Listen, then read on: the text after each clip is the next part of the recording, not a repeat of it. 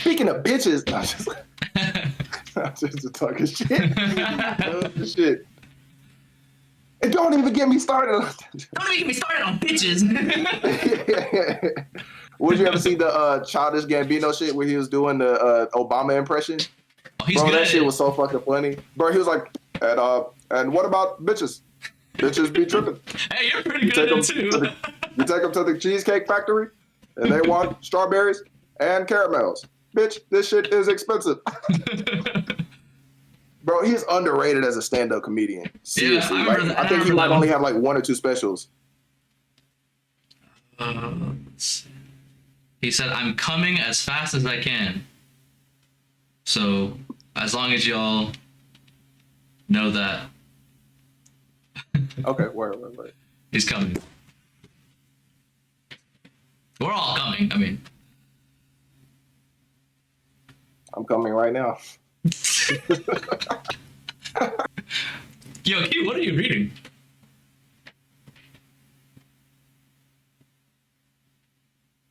That nigga reading the Dolce papers. You ever heard of the Dolce papers?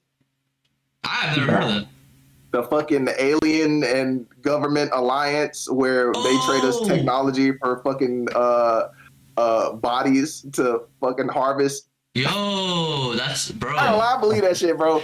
I believe that shit. I mean, hey, so Trump was saying that like he had talks with like the head of the Israeli like military Air Force or something, and they were like, oh yeah, we have a galactic Federation contract, like an actual contract with the Galactic Federation. And there's like certain things we can't do. I was like, what the? Like, this is coming out of Trump's mouth. I was like, I mean, he seems like an all business kind of guy. Like, I don't think he would play with fairy tales. So he's like, yeah, this is what I know. And I'm like, what? As soon as he got in office, he was just like, Space Force. I asked about this alien shit, and they got some information. And I'm about to say the nigga made the Space Force. Yeah. Bro, I must. Real soon. Must be for something, bro. They let you in the Space Force. They let you in the Space Force up until you're 39, so we still got time if if life gets too shitty and we're like, you know what, join the Space Force. If it's too shitty, bro, then you start an OnlyFans. I always just said I was on Team Raheem. I was like, man, we just got my CDL, but life's really that bad. But look, do y'all think OnlyFans is really that fucking easy? No. Yes. Well, easy. Okay, hold on. Because I don't know, but. Yes.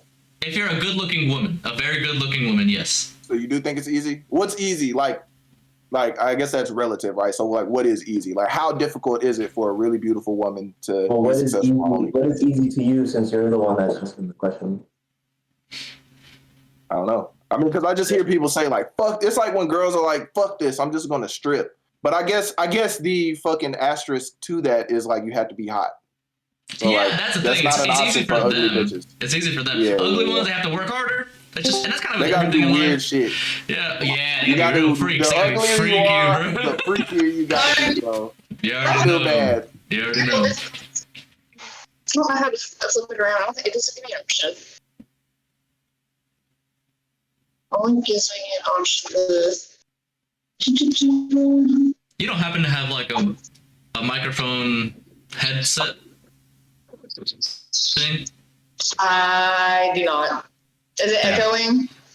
Yeah, it is kind of hard to hear, but I was maybe like headphones, the little headphones with the.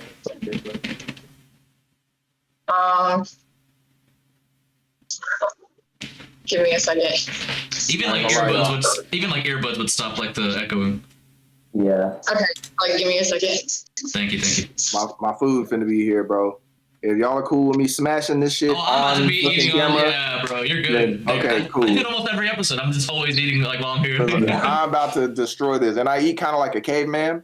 But like, I guess I got the fucking it's nachos and shit though, so I guess you won't be able to notice. But yeah, I'm gonna just demolish this shit. I got some wings coming. As long as you're not on the mic smacking them gums, bro. Oh, bro. Yeah, I hit y'all with this. And then, let me tell y'all niggas, bro, how about... It kills me, bro. And that bitch told me, and I had to motherfucking go in. You know what I'm saying? I'll back out instantly. I won't even say nothing. Yeah, I was just like, no, fuck that. My ears hold hurt. on. It's ASMR. Oh, you guys, ask me what this fucking profile picture is. I'm gonna say it's someone's nuts. Yeah, I was thinking like testicles. So look, yeah, and I named like my fucking Discord name is like balls. It's like BAWS. But anyways, no, that's not what this is. So y'all know those fucking ads of like video games and shit. That's the thumbnail for it, but that's actually like a bitch bent over like a nigga shoulder, and she's wearing a dress. So like that's a woman's dress is what you're seeing. But I was like, nigga, that shit like, but it was like that was an ad that like you know oh bro, I want to know what y'all think about that, bro. What is the conspiracy behind the whole what's that fucking game, bro? You would think they've shown this shit to me enough. Y'all know it, bro. It's called motherfucking Ebony. What's that shit? You misunderstand who I am. I don't know. Damn. Do you know what I'm talking about? Ebony Knight's Return or the King's Return or some shit like that. But it's stupid as fuck. It's like a nigga. And it, hold on, bro. I'm going to screen share this shit when I get back. I'm finna get my food, though. Yeah, I never heard of them. But I'm also, I'll be right back. I don't even think I'm much of a gamer. Like, I'm the kind of guy that played, like, Call of Duty for 15 years straight and never played anything else. I was just that douchebag. Yeah, I played like a very select few games. Yeah, I played like the few really good ones, and that's all I played. I never like, you know, there's like real, I guess you can call them real gamers who like play all kinds of games. This isn't like a real game, though. This isn't like a real game. It's like those mobile games that are like constantly advertised. Oh, like Raid Shadow Legends. Like that, but like way more fucking. Hold on, bro. Let me get my food. Bro, I gotta tell y'all this shit. Everyone's on Raid Shadow Legends, apparently. They're giving everybody the money. What the fuck is that? That'll be our first sponsorship. I'm just kidding. Actually, I would like to go no sponsorships if that's possible. That'd be great. If I ever like got any kind of viewership, I'd be like, you know what? Sorry, y'all. But then they're gonna flash that check in front of you, and you're gonna be like, oh shit, new Jordans? Yeah, that's the thing, dude. That check is that's when you're like, you know what? Yeah, I'll take that sponsorship. Yeah, I'd like to go as far as I can without anything like that, because as long as it doesn't get, you know what it is, it's like it's not a problem until it gets in between like the integrity of the show. That's when it's a problem. But honestly, sponsorships aren't bad. It's just like as long as it doesn't get, you don't sell out, you know. Right. And some people did. There's people like Joey Diaz. When he does his sponsors on his podcast, dude, it's the funniest shit ever. Like he's still being so he's like, get this fucking bag of coffee. Yeah. He's like, listen, man, you ever wake up in the fucking morning? He's like going on, he's like, give me fucking coffee. He just does. He's doing his thing, and he goes on with the show. Yeah. Yeah, I like Joey Diaz. He's a good storyteller. Oh hell yeah, dude. Sorry, what were you saying? You reach a cap without sponsors at some point. At some point, you'll get to a point where it's just like the scale and the growth just starts slowing down a little bit and starts peaking off, and then you're like, okay, it's time for a sponsor. Yeah. So that hand soap. So So that crypto gambling, huh? Tell me more about that, stake.com. I'd love to get kids addicted to fucking gambling. Why not? You want sponsorships because they're sending you free shit all the time. That's true though. Yeah, there was some guy talking about that. How he got like a free mattress for one of those mattress ones. He was like sending you free stuff. Yeah. And then you get online and you're like, hey, this mattress fucking sucks. Right, because you've actually used it. Right. Where the fuck is the co-host? All right, gang, I'm back. I'm gonna have to slaughter him. I'm coming as fast as I can. He's coming. He's still coming. How long Not can you come? Enough. Yeah, not. It's all good. All right, I'm about to show y'all this fucking game. The Kings. All right, I can't read this anymore. It's 80 won't let me do it.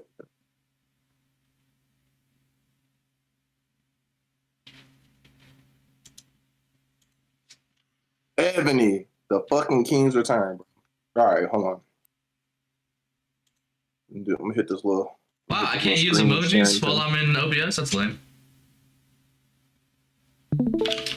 All right. Okay. So, this shit, bro. This shit is creepy as fuck. Hold on. Oh, my bad. I didn't even see it. Okay, here we go. I don't see anything. I only hear a bunch of mics.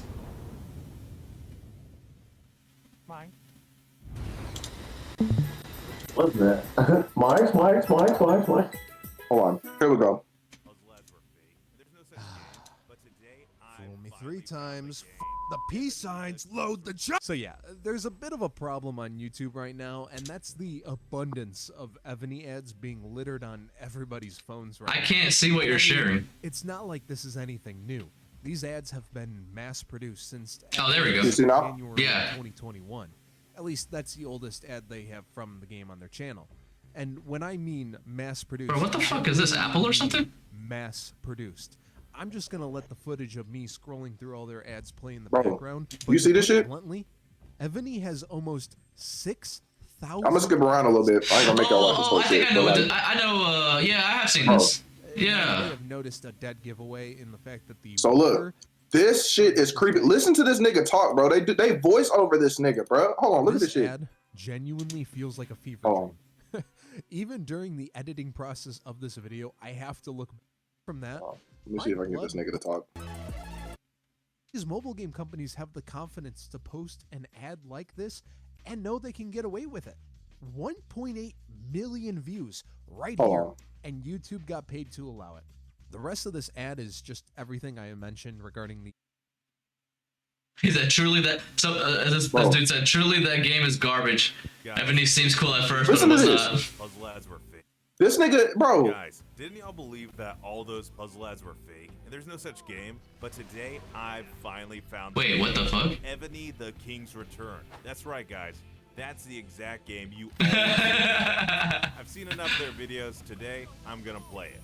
Bro. I've got to Bro, if I seen this nigga in my dream, I would shit my fucking pants, bro. It's like one of those karate movies. Yeah, bro. So, but they be doing it with other people, and they like put the same script or the same voiceover on other people.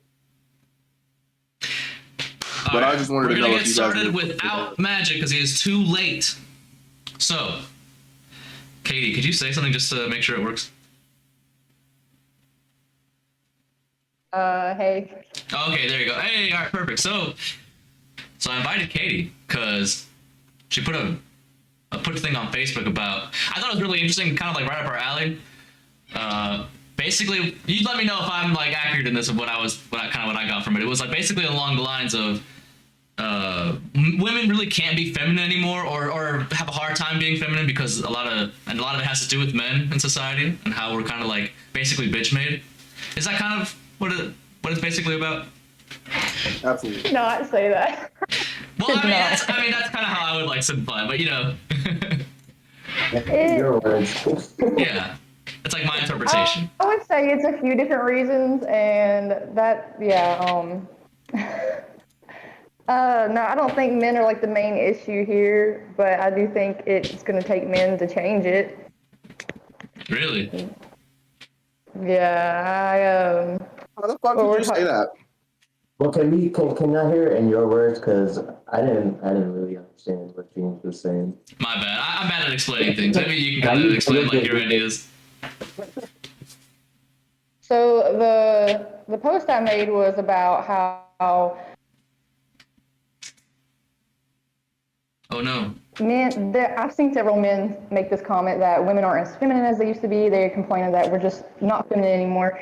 And what I believe the reason behind that is because men aren't giving women a safe space to be feminine. Not all men, of course, but it's not the same as it used to be. You know, women used to be the stay-at-home moms, like back just 50 years ago.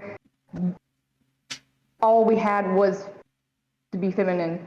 But now it's like a new age, and we're having to work, like we're all having to work and be the man and the woman, which is fine. But if men are complaining about women being feminine, then like, what are we supposed to do about that?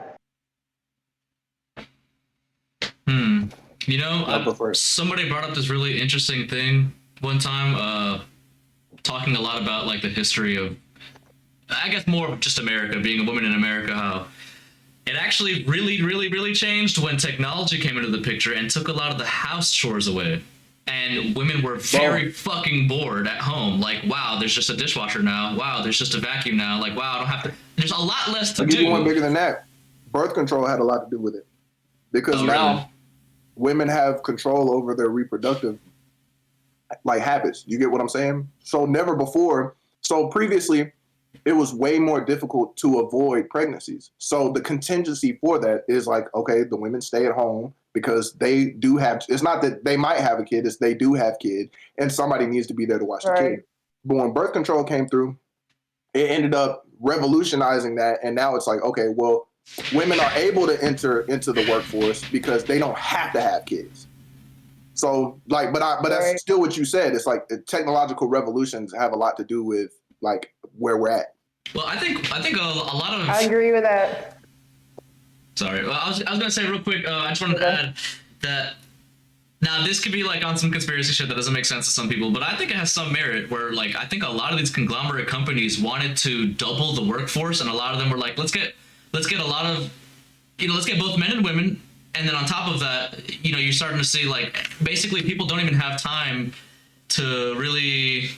I guess okay. I think right now with everyone being like super hard workers, everyone's working like 50 hours a week, especially like families. No one can really like raise the kid. That there's not really a lot of room for a man to be a father or a woman to be a mother. I feel like the whole family structure is like getting destroyed from a societal standpoint. I think it's more society than the men and women themselves. It's like kind of like the really powerful conglomerate people that just want folks to work all day and like kind of not have a lot of time to themselves. I know 40 hours is not a long time, during but the Great Depression or like World War II, when I believe it was World War II. It might have been World War One. It's one of the world wars. It's like that was around the time when women were encouraged to go into the workforce. True. So it's like it wouldn't fucking blow my mind that like they use that as an opportunity for them to just make more money based off of like labor. You know what I'm saying? Cheap labor. Yeah. Cheap labor. Like if you double the workforce, that's supply and demand. There's more workers now. You can pay everybody less. Whereas before, when it was mainly just men working and there's a lot less workers, they get paid a lot. They can take care of a whole family just working at a fucking factory. Because exactly. Right. But see, I'm gonna say this is my input. You guys, or just as far as like, sort of like okay, I agree with you. What's your name, Katie? I agree with you 100% as far as like men or like women sort of being cornered into masculinity, right, through society. I mean, you can frame that in a bunch of different ways through like, culture, technology, or whatever, but like that is kind of where we're at because the majority of cultures throughout history all have the same men-woman dynamic, like more or less. Like, okay, some of them believe in polygyny and some of them don't, but like they're all patriarchal societies. All the men go to war, all the women raise kids. And like, this is kind of like the first time in history where that's being uprooted, right? But I think where we could do something about it, right? Where that could change is like, I don't think that women reverting back to being stay-at-home moms, like indefinitely, I don't think that that's the solution. I'm not saying that you're saying that's a solution. I'm just saying like that I mean, that's a proposed solution from someone, I'm sure. But what I think is I don't think I think that started the issue. I don't think that is the issue. I think the issue has more to do with men being unwilling to step into their role as leaders. I think that has more to do with it. So let me explain what I mean by that. Yeah, so if you look at like sort of how, okay, look at where we're at right now, right? With like the whole gender politics that we're going through, like identity politics, where it's people saying like, yo, I can be whatever I want to be. I can be a woman if I want to be. I can be a man if I want to be. I think Jordan Peterson framed it as like he suspects it's delayed fantasy play, like kind of like when you're children and like you just want to like, I'm going to be Goku today, or I'm going to be, and it's kind of like that's suppressed. So it comes out at a later date. I think what's going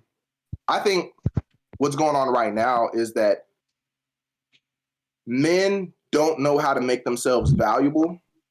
And as a result, they don't know how to I think men are under a delusion that women want men who agree with what they do. So you have a lot of slimy ass niggas that are just like ass kissers of the feminist movement, not because they really believe in that shit necessarily. They probably do at this point, but it's really like, I'm just gonna agree with whatever she says so that I can maybe get some pussy out of it. Because it's like it's a false delusion that like women want men to agree with them.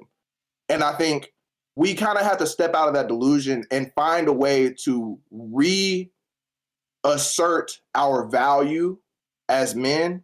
And I think as a result, it takes the pressure off of women to feel like they have to be man and woman. But I guess what I'm trying to say is like, it's more of like a spirit, not like a spirit, but like more like an attitude of like, I don't even hate to say it. I think gender roles are a thing. And I think historically they've been a thing. And I think the refutation of them being a thing is what's leading to like mass chaos. Because I mean, whether you want to look at it from an evolutionary standpoint, like I don't believe in evolution, but from an evolutionary standpoint, it would be like, yo, for thousands and thousands and thousands and thousands and thousands of years, we've built up this dynamic of like the men are the warriors. That was a necessary thing.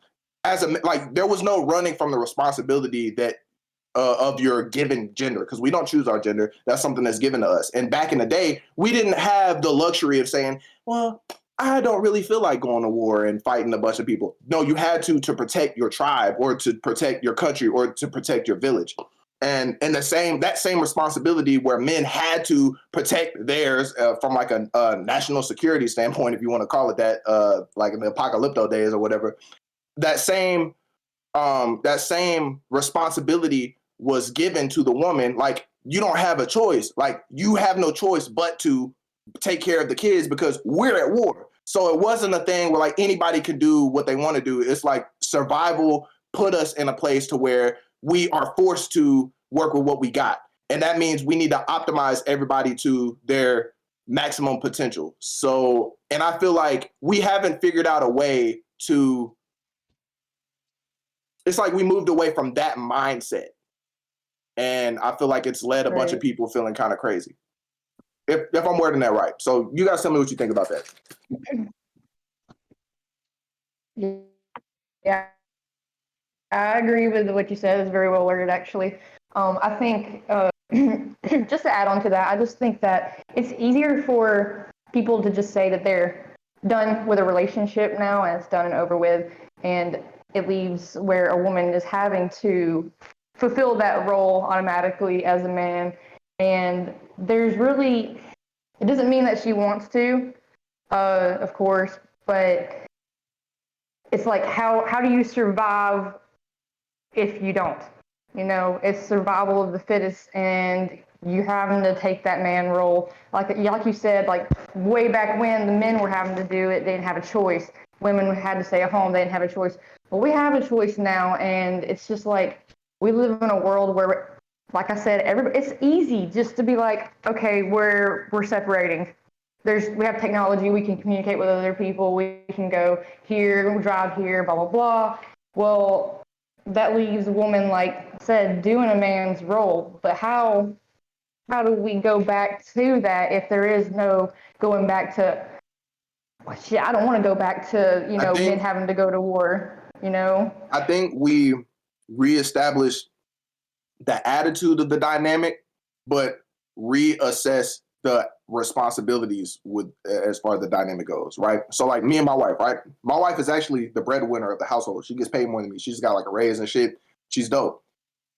The way our house is set up though, and the reason why it functions so well is because I'm still the leader of the house. I still am the person who maintains stability, right? If somebody breaks into my crib, I'm still the nigga that gotta bust his head.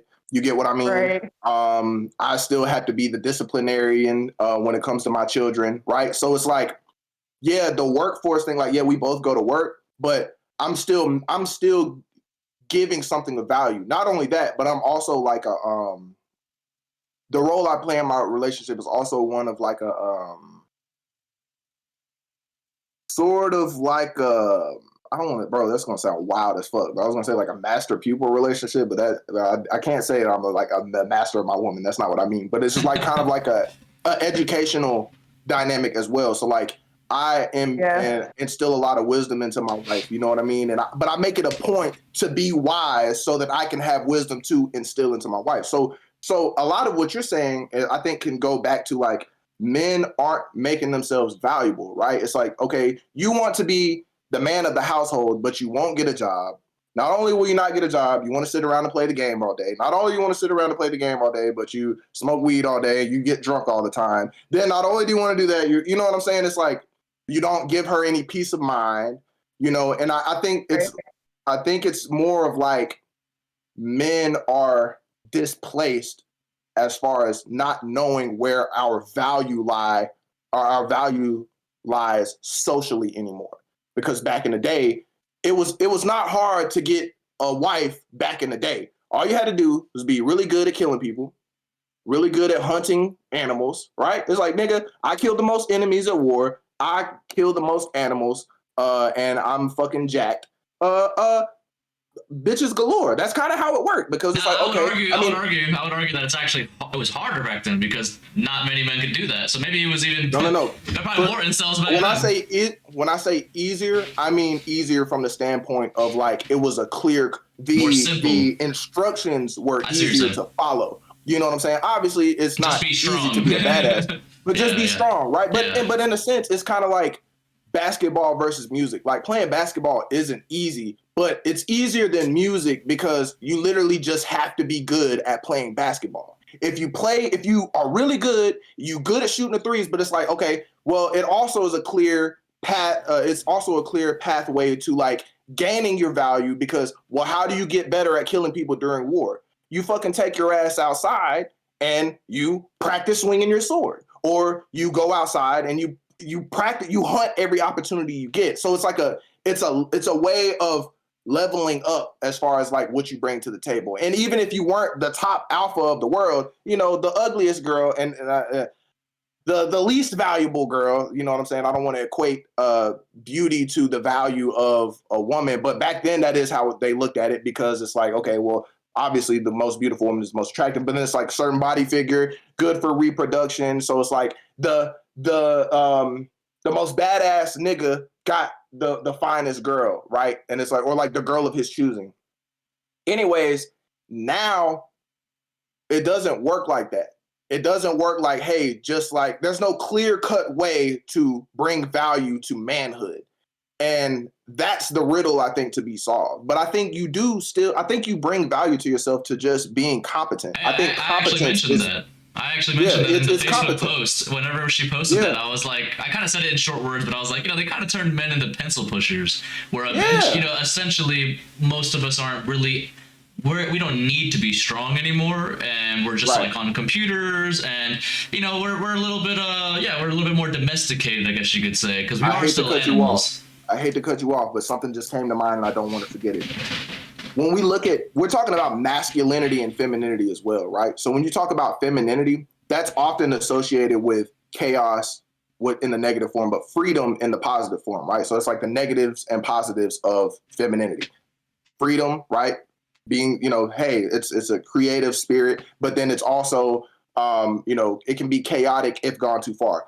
Men, on the other hand, is like orderly, but authoritarian taken too far, right? So I think I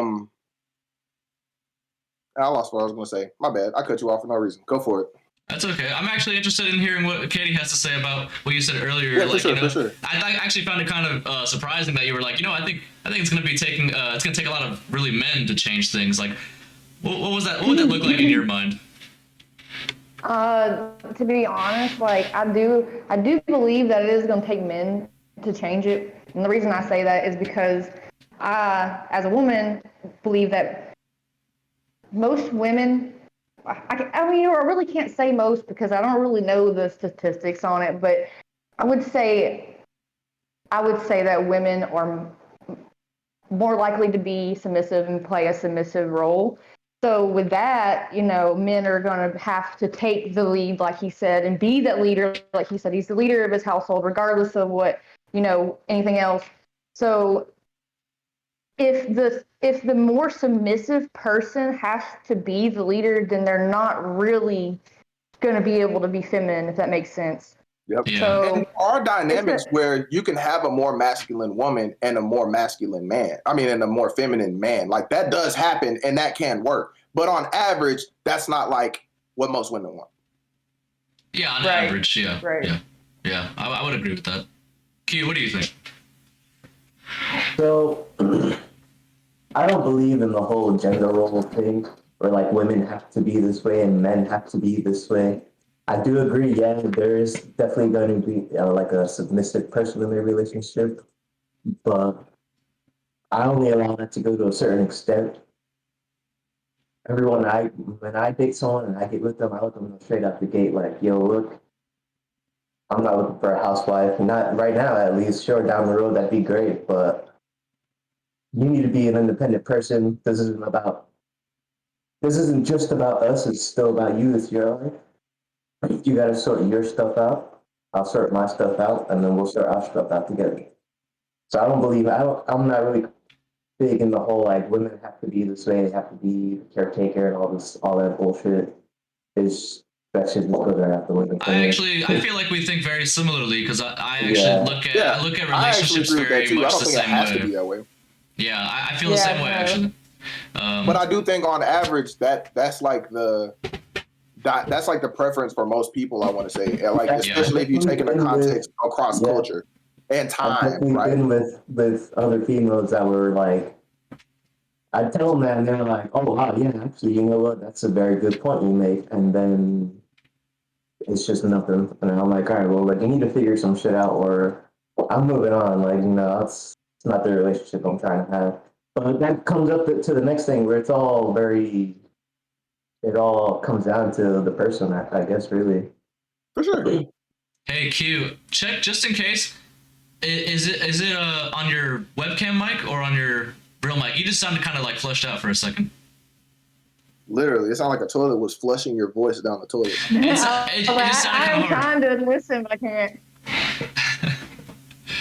I just wanted to make sure because his mic is really good, but I could barely hear him a little bit. I can hear him, but it just sounded. How's that? Perfect. Yeah, really good. Really good. Yeah, it's so weird. It just automatically swapped over like that. Yeah, I know. It's really annoying. I figured because I'm like, that mic is way too nice to sound like that. There's no way. Hell yeah. I got it off eBay. Hey, it looks good. I mean, it sounds really good now. Shit. But yeah, I agree. It's a person to person thing, and at no point, like that's why I said I don't think the ideal solution is like, all right, every woman quit your job. Like I don't think that. I just don't see that happening, right? But like I still think on average there's still a general desire for a woman to have a man as a leader, and I think it's a desire for a man to have a woman that's submissive. I think that's like that's the norm. But I do think that I think that's the norm. That's definitely a basic mindset you kind of grow up with. That's what you learn about in school. You know, you brought up World War II and about women, right? You learn about women history while you're doing social studies, and you learn, hey, women were this way until World War II happened or whatever, and they started fighting for their freedom and everything. Right. And either you start to think, okay, well, women should be as independent as us and, do their thing while we got to do our thing, or you revert back to like, all right, let's go back to before World War II, like put them back in the fucking house. I got my own job I need to take care of. I remember where I was going with my illustration now of like the chaos versus order. I think that what a potential solution may be is like finding masculine traits that can still be implemented today, right? Like on average, right? So like, okay, what about let's be reliable? What if all men made it a point to become more reliable? It's funny I'm that sure you say that the women would appreciate that. Yeah, reliability. I want to say like even things that might seem insignificant, like this kind of goes under reliability, but like what about being punctual? You know what I mean? Like an attitude of like I guess bringing order into the home. What are ways that can be done? Because like I said, if you think traditionally, a man like as a disciplinarian, right? The idea is, hey, this kid is out of control. let's bring the child back into a controllable level to where like they're not fucking shit up. You know what I mean? Like what some other traits do you guys think could be implemented for, not for the people like you, like, because obviously I think it comes down to what the common goal is between the two. Right. I think if you really boil it down, it comes down to what the common goal is. Because you're saying, okay, like how you bring whatever order into the household, but whose order? So it's just like, oh, I want my order in the household. Then you want your other person to be submissive, or vice versa. When I say order into the household, I just mean it's your view. But it's your view of functionality and it's her view of functionality. And either you guys come together on a common view of that or you don't. And that's where the order lies. So I guess that's why I said it's what the common goal comes down to at the end of the day. Chaos is, okay. Do you think that chaos is easy to identify? Hell yeah, baby. I think so too. It depends on the person, because what if your wife views something as chaotic and you don't? I love chaos. And that's what I was saying. It comes down to the common goal, where it's just like, me personally, I am a neat freak, dude. Like, if I cook, I'm immediately washing dishes. My girl doesn't do that. Let's go. My girl doesn't do that. She'll wash them the next day before she cooks dinner again, and I'm just like, no, I'm freaking out. All the shit hardens on the dishes. Fuck those dishes. I'll start freaking out, but like, that's me trying to instill my view and my order into it, and her trying to instill her, not really instilling it, but it's just like, hey, look, this is what I want in our household. I can challenge that though, right? Because she might view your like being OCD or being a neat freak. She might view that as being too constricting, but I doubt she views that as chaos though. These dishes are clean.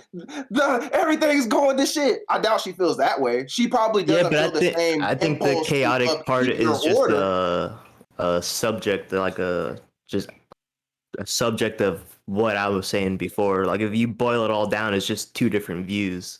Whether it's chaotic or not is what you guys decide after that. But a view can be chaotic or not chaotic. It's just how you view something. You view something as chaotic. So do you feel like there are people who walk into, like, you ever seen hoarders? You feel like it's niggas that walk into the homes of hoarders and they're like, yes, all as that should be.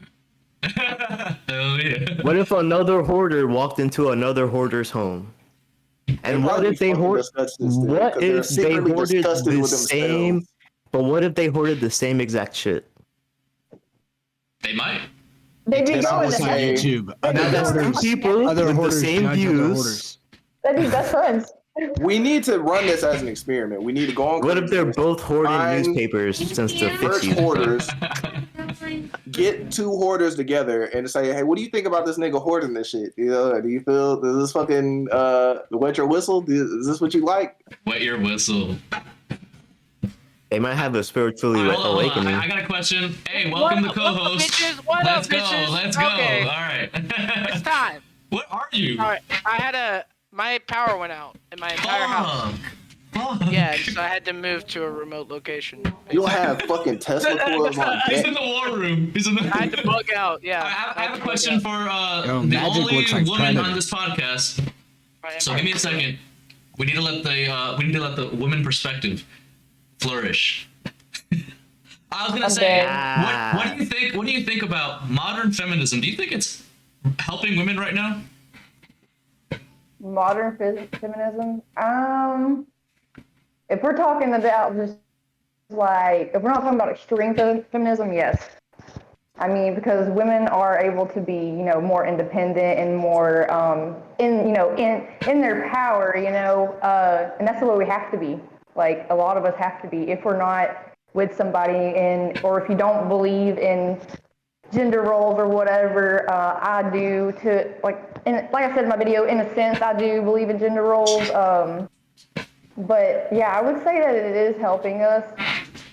Do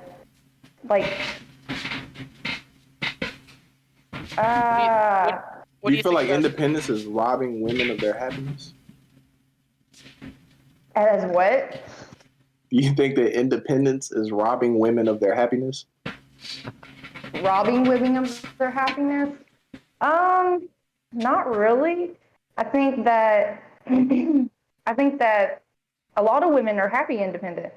I mean, I'm happily independent, but it's like I don't like the fact that there are men that will look at me and be judgy and like, oh, she's not as feminine as I would like, because I am independent.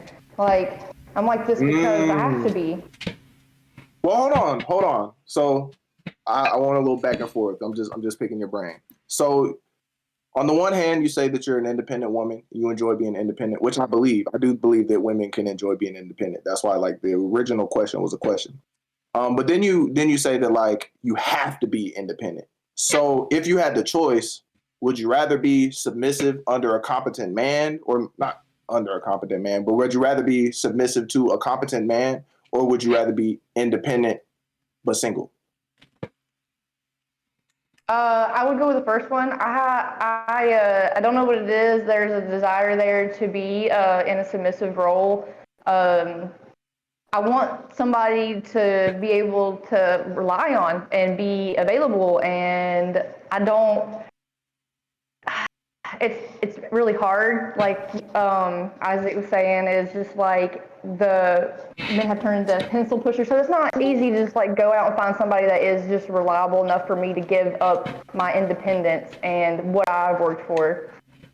I respect that a lot. I respect that a lot. I think that men and women are designed to be complementary opposites. I agree too. Yes, on average, Andrew Tate. I think that.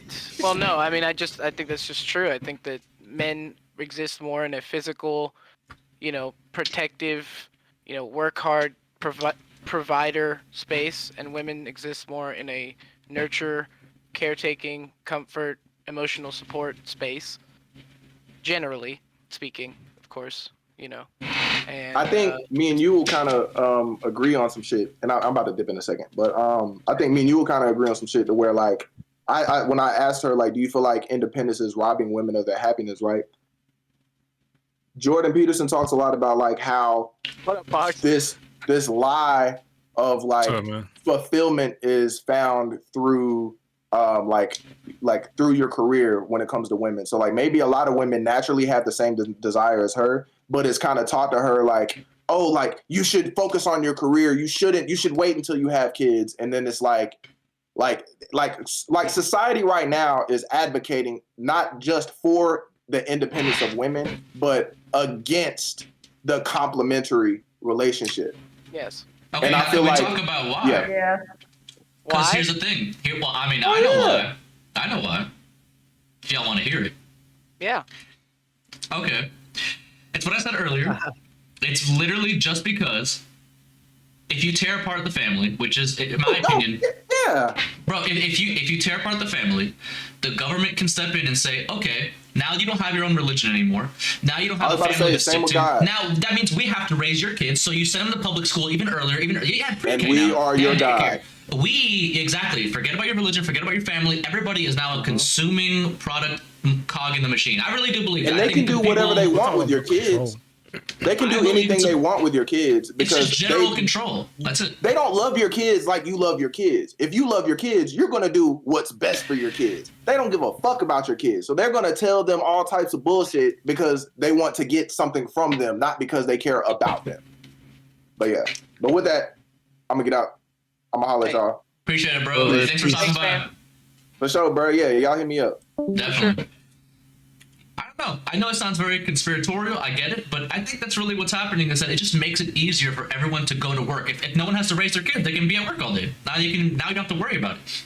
I don't know. I just feel like they get to tax twice. I do agree with that. I do agree with that because I feel like there's a few different things that are there trying to make it where people are just having to they're not allowing people to even like move up in the world. Like, why is our minimum wage not moving at all? Exactly. And it's just like, stay working. If they're doing that, why wouldn't they do something else? Yeah. Yeah, absolutely. Exactly. And that actually, Alex just said something really insightful. Yeah, tax twice as many people because you get tax breaks for being married. You file jointly. They only tax your combined income, not your individuals. But if nobody's married and nobody's having kids, then everyone's paying more taxes. And the biggest trick they played on us was for us to fight each other, so that we definitely don't get together. You know, men and women, it's all you know, it's their fault, it's their fault, it's their fault. It's a lot of it is government. I think a lot of it's government, fascist, like collusion with powerful people who just want us to be workers. It's always been the working class getting, you know, pushed down.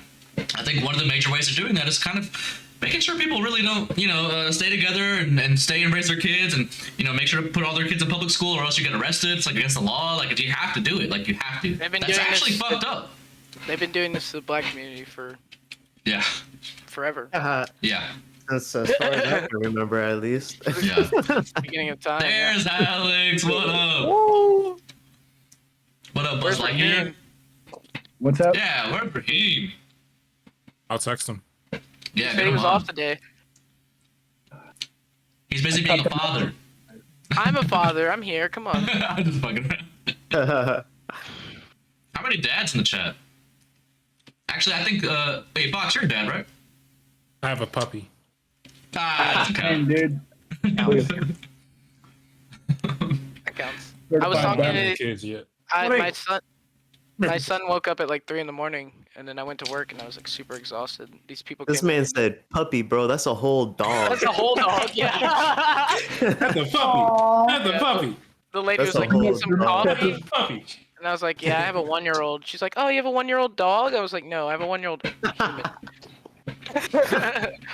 human being."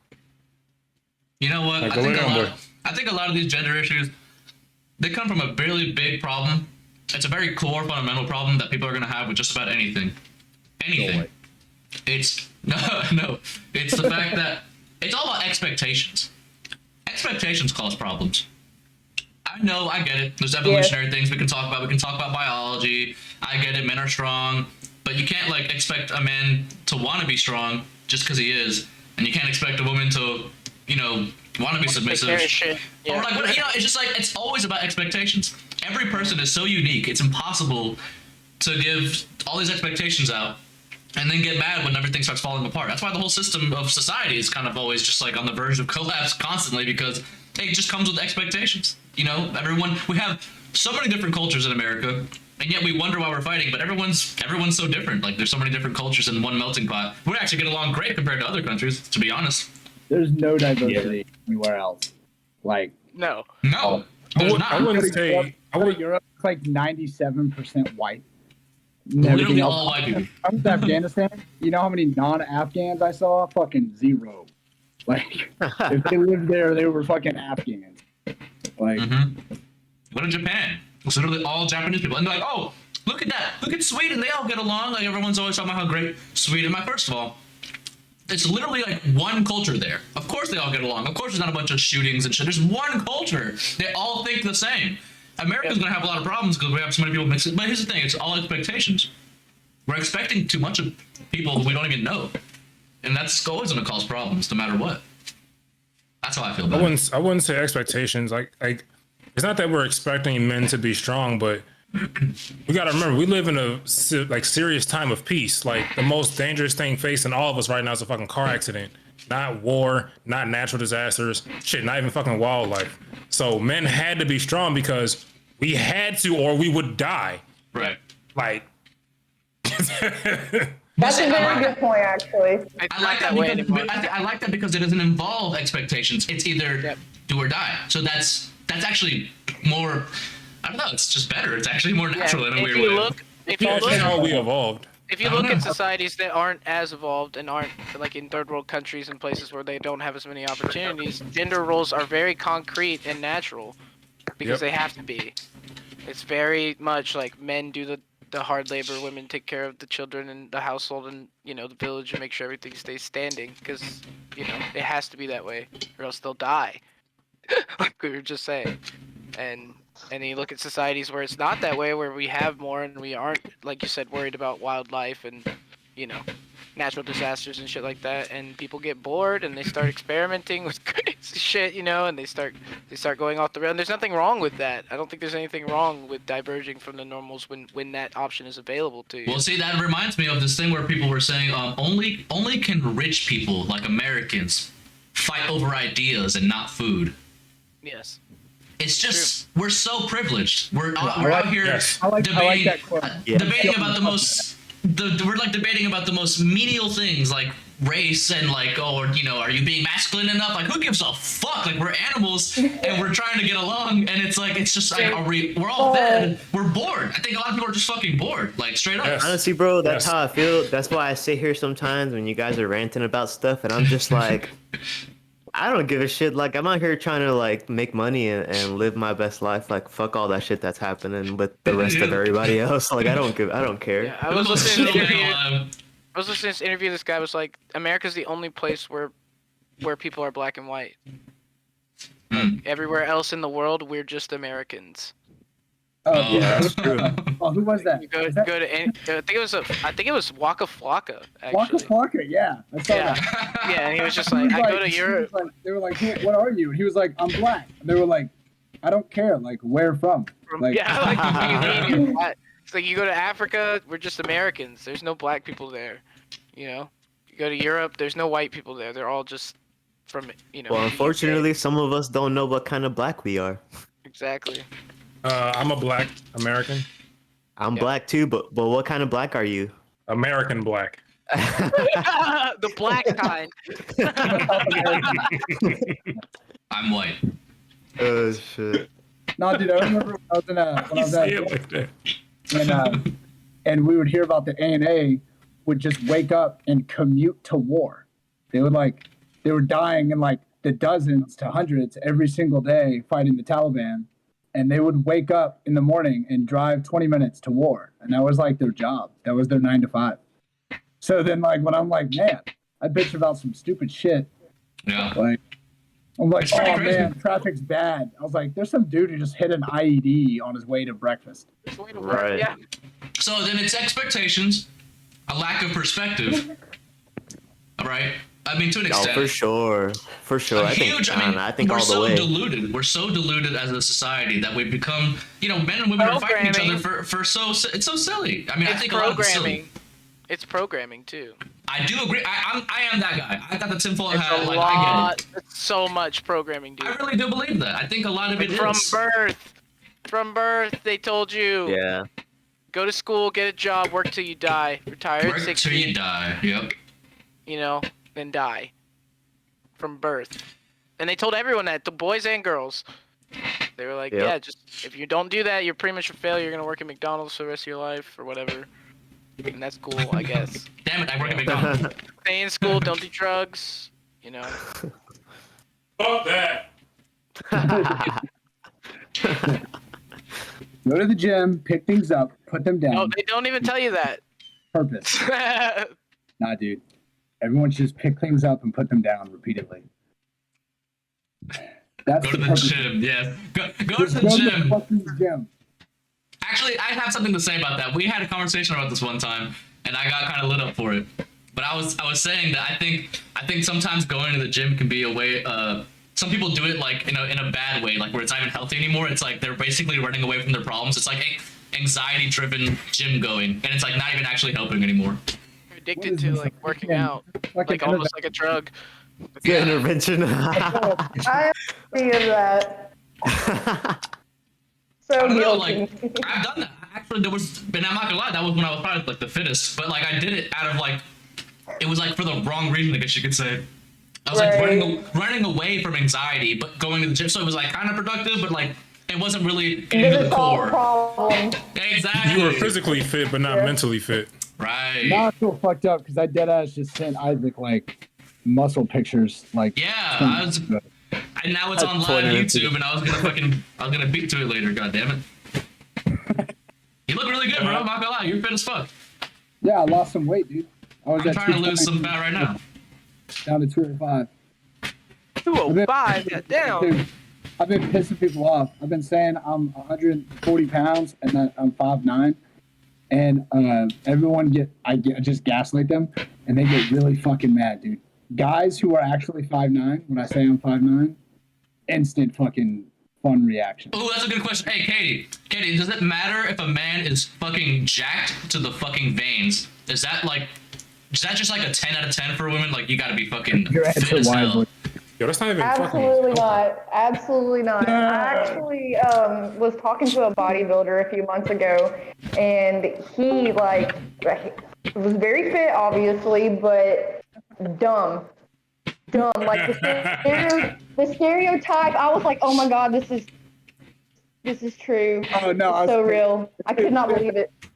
You can't get past that. Maybe somebody can. There's somebody out there that can, and it's just like, oh, he's attractive. But a lot of people know. They're not gonna look past that. All my friends were like, hell no, I'll leave. Nah, yeah, I can't be with someone who's like, who I think is really dumb. Yeah, I could never. Yeah. I couldn't be with somebody that damn buff. Like, why do I need to see your veins, bro? Go drink some water. Go drink some water. It's not healthy. It's actually not healthy. Yeah, you too. No, it's not. Like, you're like one push-up away from just busting all your damn muscles, dude. I'm not that Blow up. guy. Alex is like hiding his veins. He's like hiding all his. Put the sweater back on. There's a dude at my boy who is 6'10", 305, and he's fucking back. Bro, he kicked me across the back one time after he parried a punch, and I felt it in my balls. He makes me go like, damn, this kind of ain't worth it. 6'10", 305. That's insane. You should go sit down. That guy should be in the NBA. That's Shaq. I think he should be in the NFL. Yeah, that's pretty damn big. That's a sign here, train later. Nah, bro. If you're 6'10" or taller, you better go play basketball. I guess so, yeah. Yeah, That's pretty fucking tall. Yeah. If you're 6'6", he was American. Yeah, if you're 6'6", you should definitely go play football. But he competes in Muay Thai. He's a fucking. I want to go watch him fight. I could beat him. I would hate to fight a 6'10" motherfucker, bro. Yeah, I'll call him out too. I'd call him out too. Dude, I him as hard as I could, and if he had a cup of water on his head, it wouldn't have spilled. He was completely unfazed. I was like, all right, this is gonna suck. He beat my fucking ass, dude. He would jab me, and it felt like I got hit with a bat. Fuck that. I just shoot him. I mean, there's that too. I said I was gonna fight there. He'll eat that shit. Sorry, I have something to bring up. What do y'all think about drugs? I think they should all be legalized. Yeah, agreed. I'm fine with weed. It grows on Earth. Yeah. Motherfuckers are like, oh, this should be illegal. I'm like, you can't just ban raccoons from existence. But I said every drug. Oh, you mean like meth and shit? Every single drug. All of it. Well, I mean, if they make it legal, then that'll kind of stop the war on drugs. So the cartel probably won't be able to fucking push as much drugs into America anymore. So that would. So when you say legal, but the government won't make any money. So I was gonna say, when you say legal, do you mean legal as in you won't go to jail for having it, or legal as in the government subsidizes it? Ooh, because those are two different things. You don't go to jail for it. Yeah. How about legal like alcohol is legal? Because here's the thing. I mean, That's we what said I'm like saying. we talk Legal about like meth. Like nicotine's legal. Yeah, but I mean, here's the thing: they're all big farmers already getting people hooked on, opiates. So it's like it's already legal to them. It's like legal for some, but not legal for us. Like, but it's not heroin. Like, that's a whole nother level. No, hold on. I got a counterpoint, bro. If you have problems paying attention, they'll literally microdose you with meth. Yes. Like, that's what Adderall is. It's one molecule. They're literally like, oh man, the kid wants to play video games instead of go to school. We should give him drugs about it. Like, yep, drugs. This kid is having some anxiety and depression. Drugs. Serotonin.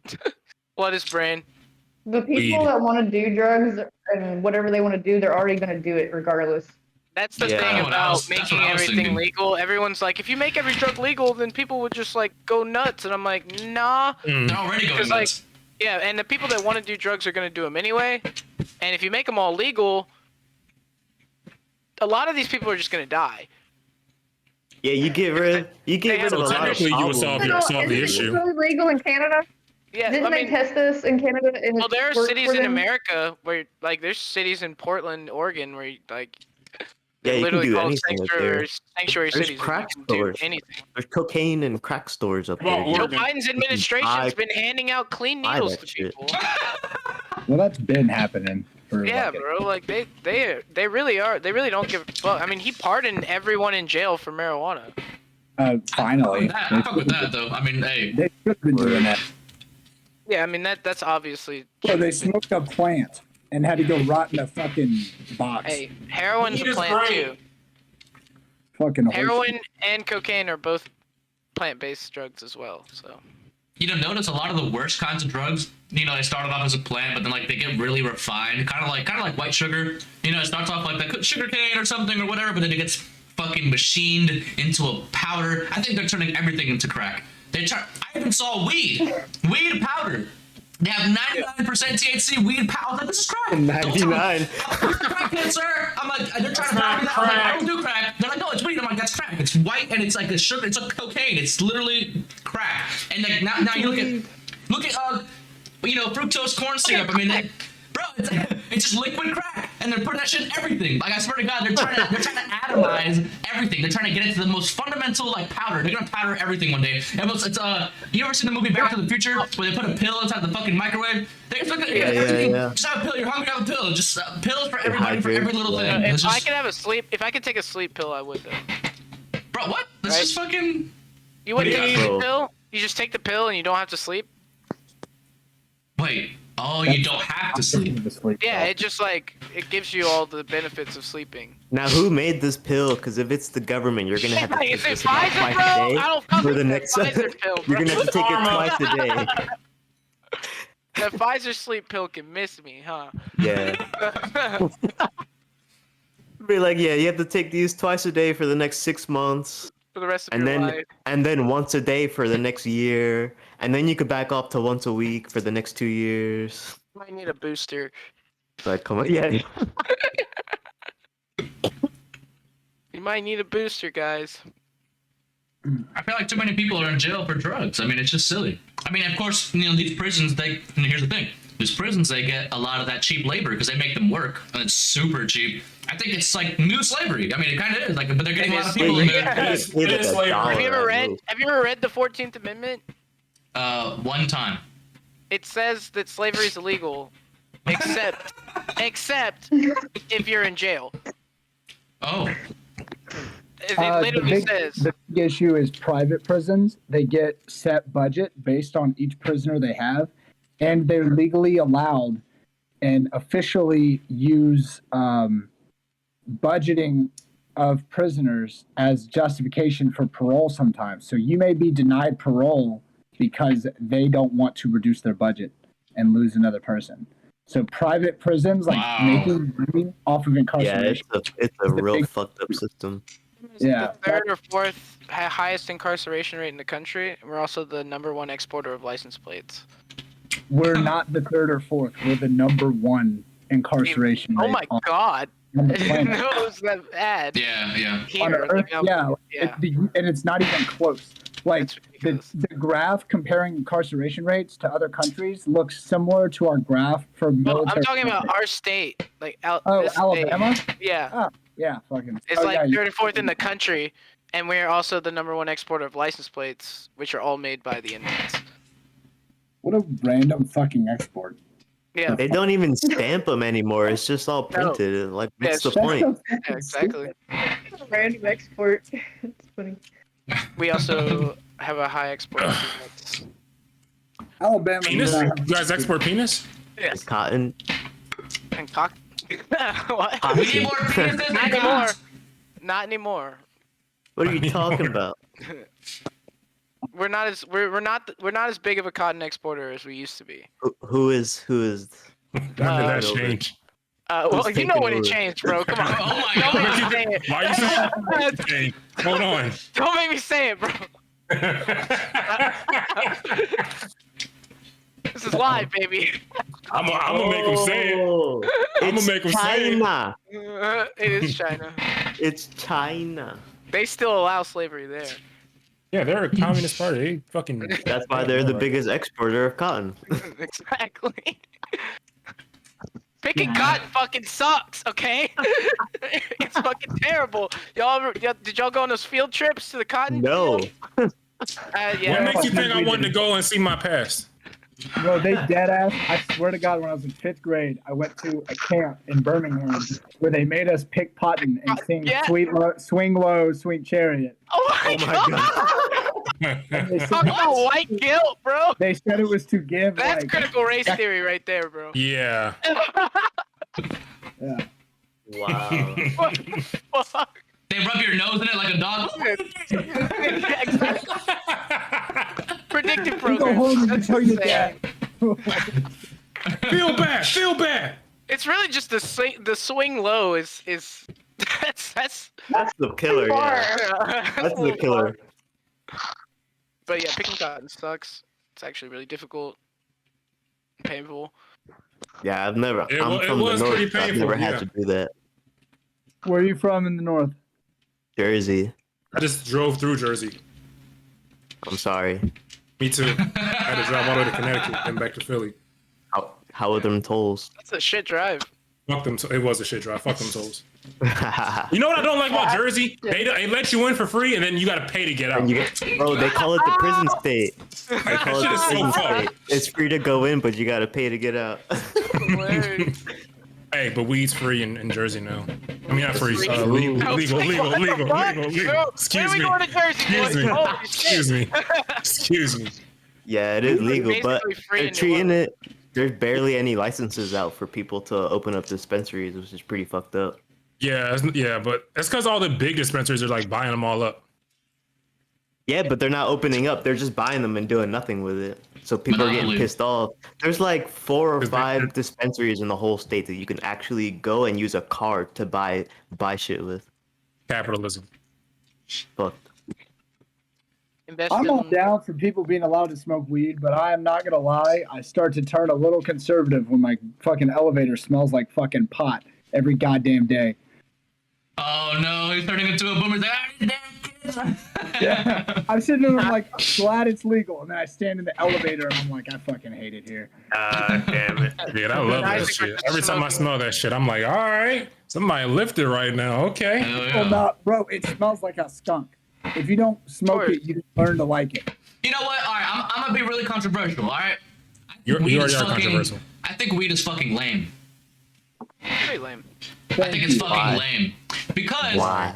And I I still think smoke that's a it. personal view. Yeah, exactly. But you know what? I think it's lame because that shit because that shit it really slows you the fuck down. I don't care what anyone says. When you smoke a shit ton of weed, you don't get shit. Actually, sativa is nice, but I mean, still, like, bro, I've never seen somebody truly like smoke a shit ton of weed and get a whole bunch of shit done. They just never do. Talk to Raheem. I have. Raheem is getting here right now. Lil Wayne. It depends on the person. Lil Wayne. Lil Wayne, bro. Lil Wayne. Dude, I'm Lil Millie, Wayne bro. forgot half his songs. Dude, his brain is fine. It doesn't Dude, matter. they were literally, you know, He doesn't need to remember them. I watched an interview. He goes in the booth and lays down 10 tracks.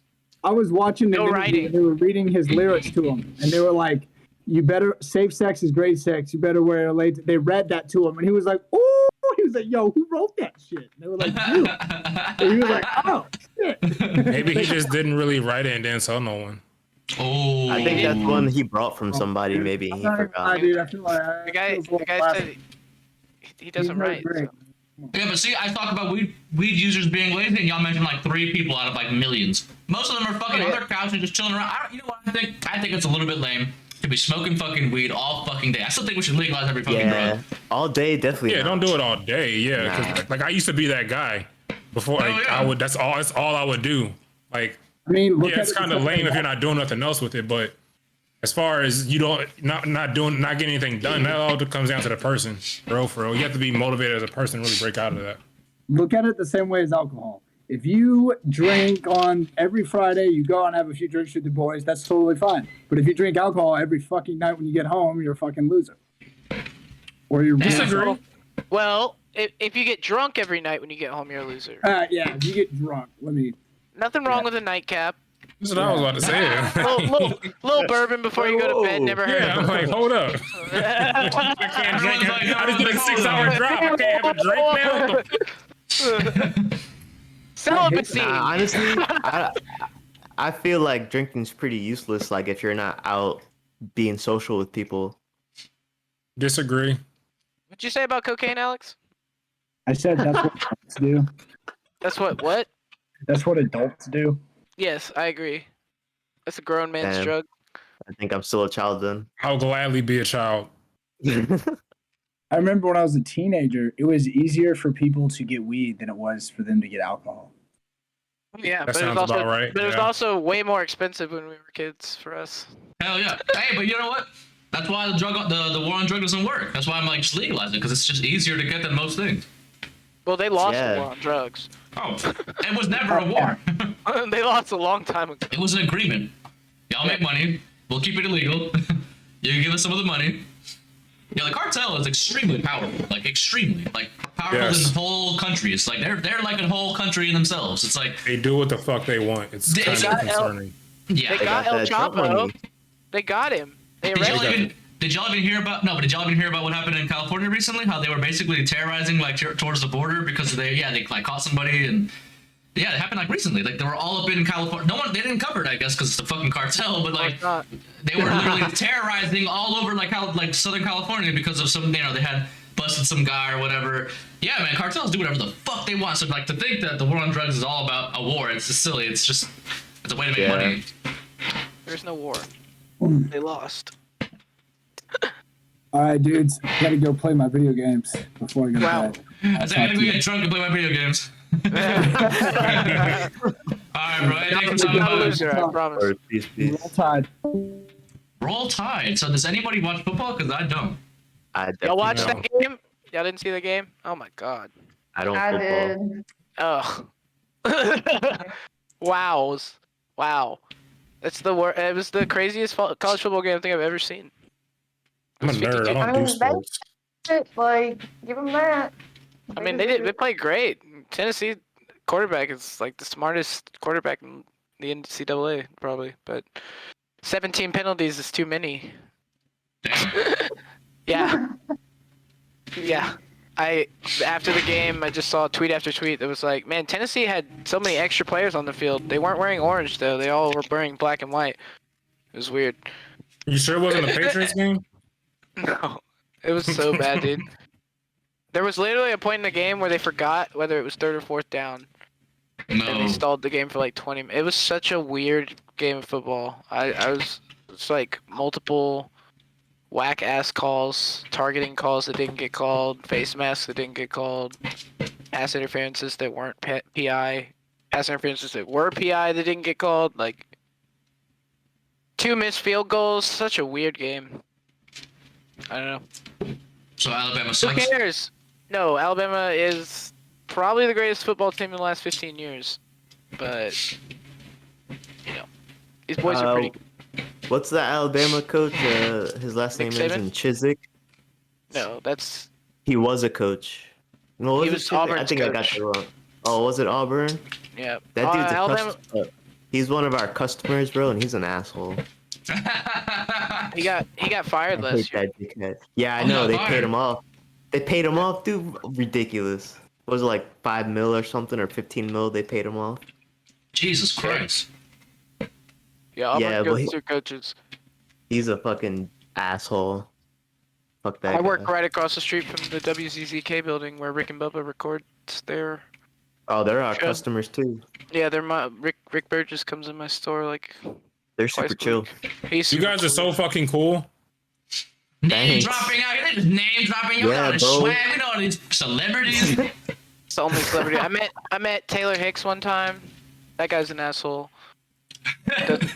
Doesn't tip at all. Oh, I got to that's see The fucking Rock in horrible. person. You gotta cup the balls to get a tip, bro. I did get his autograph though, because I made him sign the receipt. And then It's like, I thanks, was bro. like, Keeping this. yeah, and I was like, maybe I should sell this. And then I looked online, and his autograph was like $100. And I was like, I'm that's what you get for not being famous, buddy. So I got a question. Yeah. And this is kind of it's off topic. How do we get the government to implement change for the betterment of our country? Because obviously it's not working what we're doing. You know, everybody's like, oh, go to the polls, go to the polls, go to the polls. Do you want the simple answer or the long form? The simple answer is that you can't. Is it uprising? No, the simple answer is that there's nothing you can do to make the government do anything ever. Nah, I think she was right. The simple answer is an uprising. Long form answer is vote for candidates that you actually agree with and hope that they keep their promises. Every single American has to read every single bill. They have to study that shit. No, you say that, but most people just vote straight party. Yeah. Straight party lines. Oh yeah, 100%. Because that's all you're taught. I'm talking like you should look into every candidate for every office, state and local government and federal government, and vote for each person. And if everyone did that, then the amount of diversity we'd see in the federal government would be astounding. And maybe some things would get done, because I think most people generally actually agree on most things. Like I think we all think like most people know like what's right and wrong. There are some extremists out there who think like crazy shit, like Isaac. Yeah. Isaac's the most fucking sensible radical I've ever met. But in terms of like the big social issues, like I think like 75 to 80, probably more people like are just done with racism in general. Like they just think that everyone should be treated as human beings. I think the abortion thing, I think it's just like, I think we all know what that is. It's like we don't really have the right to tell women what to do, so kind of over. Do what you want. Thing with drugs, same thing. I think most people are just like, fuck it, do what you want, And I think if most people voted for people that they actually agree with, and those people were to get into office, you would see that the government is actually a lot more agreeable than it seems. But when people just vote straight Democrat, straight Republican, then you're always going to get 50-50s on every issue. Every issue is just going to be split straight down the middle. And then it's not even 50-50 right now, dog. It really is. Yeah, and that just really like bigger divide. It's like far left, and now it's gotten so far left. Like now everyone's seeing like, oh shit, nah, we really can't do this. Why are we spending all this money in Ukraine when our gas is high as fuck? Yep. Well, because it's the right thing to do. Nah, what the fuck? Why am I paying $6 of fucking gas a gallon? We got like, a lot of people didn't really fucking didn't pay attention to this shit until it was too late. At the point where 1 million Democrats are switching to Republican, yeah, they saw how bad this shit got. So okay, well, here's the thing, but I have a different answer for that question as far as what the government can do. I think the best thing the government could possibly do would be for everybody in government to pretty much just like step down. Completely. There needs to be terms on this shit for everyone, not just the president. Every single fucking person in Congress and government needs that fucking terms. I think Isaac's saying immediately. Well, yeah, obviously, but they're like not tomorrow. Everyone just quits tomorrow. And then what? And then we go into more of a community-based thing where, how we used to be we used to be called the 50 states, the United States. Now it's like, oh, just America or just USA. Federal government, way too powerful. Every state is different. And that's kind of the purpose of why this whole thing that's how we're designed. We're designed so that, Montana might be, they don't like guns there, so let's ban them all. But then, New Jersey, guns are cool here, but we don't like weed. Okay, well, weed is legal in Florida, and so are guns. And then people who like both can go to Florida. I mean, it's just like, that's kind of how it was designed. And I feel like the federal government is nonsensical. You can't have like a few hundred people govern millions, hundreds of millions of people. Yeah. It makes absolutely no sense. Government is completely inefficient, and it's all just money laundering. It's just turned into a complete big money laundering, and it's just silly. So I think we should go into anarchy, in my opinion, and just go ahead and let everyone step down. Yeah, everyone step down. But now here's the thing: when I say anarchy, I don't mean the purge. I mean like that's what's gonna happen. That's fine. That's fine. But eventually it'll get to the point where it's like, okay, we're all 50 states, we all have our own communities, you live where you need to live, you take care of your own things, and people just kind of network with each other. Like, hey, I need a carpenter. Like, you're still gonna call someone who's a carpenter when you need one. You're still gonna, like, if you need something, you just call them. You call these people. You can still start companies. Like, none of that has to really change drastically. It's just as far as, you know, the federal government needs to completely just fucking be abolished, in my opinion. It's just such a waste of time. That still wouldn't solve anything, because there still are people that have a lot of money that could still control things. At the end of the day, the dollar is going to control everything. So if not the government, there's that top 1% elite. Those motherfuckers that drop 5 million like it ain't shit. Well, that's kind of the point, though, is that, like, they would be exposed, because right now we're all fighting about the government, but those people are not. It's the people who are actually in charge are not elected. So it doesn't matter who you elect, because you're not electing someone in charge. Yeah, I'm just saying, instead of controlling the government, they will control someone else. So using your theory, okay, no government. Well, now we're doing this community thing. So those community leaders, because we're humans, we need to be led. We will have some kind of leader somewhat. That elite is going to start paying off the leaders to push whatever agenda they want to fund their business so it can get better. I mean, what you're talking about is, like, this is Marxism, right? This is like what he talks about, how, like, the eternal struggle is just the elite versus the working class. Yeah. You know? And this is why people think communism is a good idea. Because they're like, well, I don't see a way how anyone could ever get ahead when 5% of people control 90% of the wealth. And it's like, well, it's always going to be that way. There's never, even in communism, it's like that. Because like you just said, we're humans. We need to be led, and whoever's leading us is going to have all the money. There's still an elite, even in communism, even in a socialist collectivist society. There's still an elite. There's still an elite, bro. There's always going to be one. You know what? Okay, I think the reason why I think so differently about this is because I don't look at humans the same way as y'all. I don't think we need to be led. I don't agree with that. I think people are conditioned to be that way, and you don't need to be led. I really don't believe most people need that. Like, I think 80% of people are followers. We need structure. And 5% and 15% of people are leaders, and 5% of people are observers. I think I'm okay with structure. Like, that's fine. You know, that's still not like observer. a problem. Yeah, people who realize that there are leaders and followers and don't want to be either. There's always going to be somebody that's a leader. You put 8 people in a room, and you put like just a plate of food. Who's ever the fucking strongest person is going to fucking get that fucking plate. In turn, that is the leader. So now if that person actually cares about the people he's with, then he'll try to divide that food among his peers, because he's the strongest. Who the fuck's going to stop him? There's always going to be a leader, whether they need to be led or just by strong survival of the fittest. It's always going to be one. I mean, it's like I don't want to use the word society, because if we're talking about we're talking about devolution and, like, you know, becoming less constructed and, like, you know, controlled, but most things are based on hierarchies, and most hierarchies are based on competence. So whoever's the most competent in the situation is always going to dominate in the hierarchies, which is, like you just said, going to be the leader or whatever. And that's just it's like a biological fact. Just like the way it works in, like, every situation, in every biome, like everything. Like, it's just there's always even animals. There's the wolf and pack of wolves. One of them is the alpha. Yep. I mean, it's in everything. There's always a hierarchy. Like, even in plants, like the way that, like, certain plants like feed each other. Like, the trees make sure, like, the fungus, like, you know, there's always a hierarchy. There just is, and it's based on competence. And they're always. I think, Isaac, the reason you feel that way is because you probably feel yourself as a leader of your own life.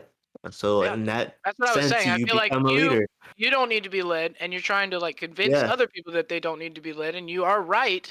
But at the same time, most people aren't going to do that. They're just going to follow the leader.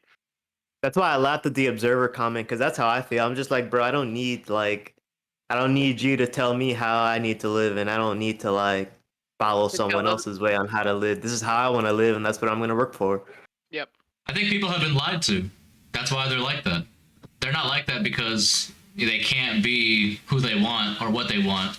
It's just since the beginning, they've been told exactly what you're telling them. I think that kind of thinking is part of the fundamental problems, that we tell them, well, you're just bound to be it's not a lie if they don't bring it up.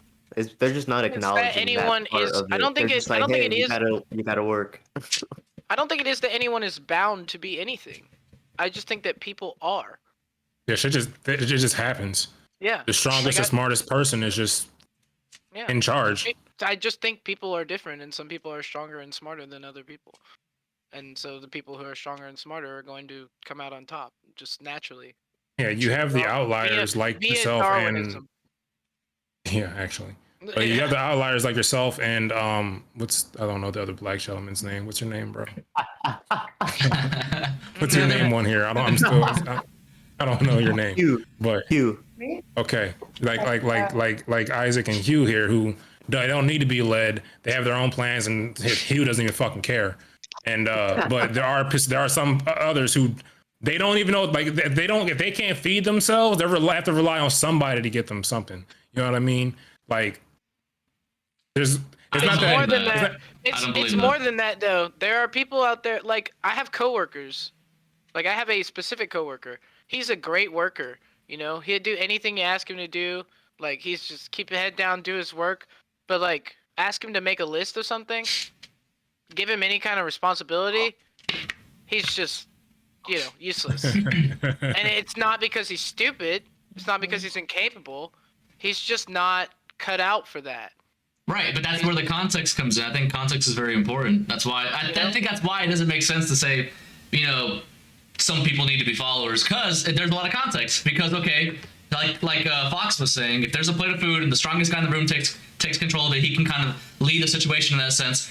But if there's something else, let's say like in a societal sense, where the strong guy, he just got a new job at this tech company, and now the nerdiest, scrawniest dude is the leader, and he's like, yo, you suck. I'm gonna have to train the hell out of you and show you how to do this. Now he's following. It's not that he needs to or doesn't need to, or not that it's natural or unnatural. The fact of the matter is, it's very contextual, and people are way too unique. People are extremely unique. It's if you're out in the wild, like let's say you go back down to, if you guys want to bring it down to evolutionary standpoints, I mean, yeah, some person's gonna be good at fishing, some person's gonna be good at this, but you don't need to follow. It's just the thing that we're telling people, that they need to be this, or like they're most likely going to be a follower. You don't even have to tell people that. Like you don't have to, like, for instance, if I'm sitting in this chair and okay, here's a real scenario. So like if people are out there and let's say they're out in the woods, like in some Neanderthal type shit, and there's a tiger.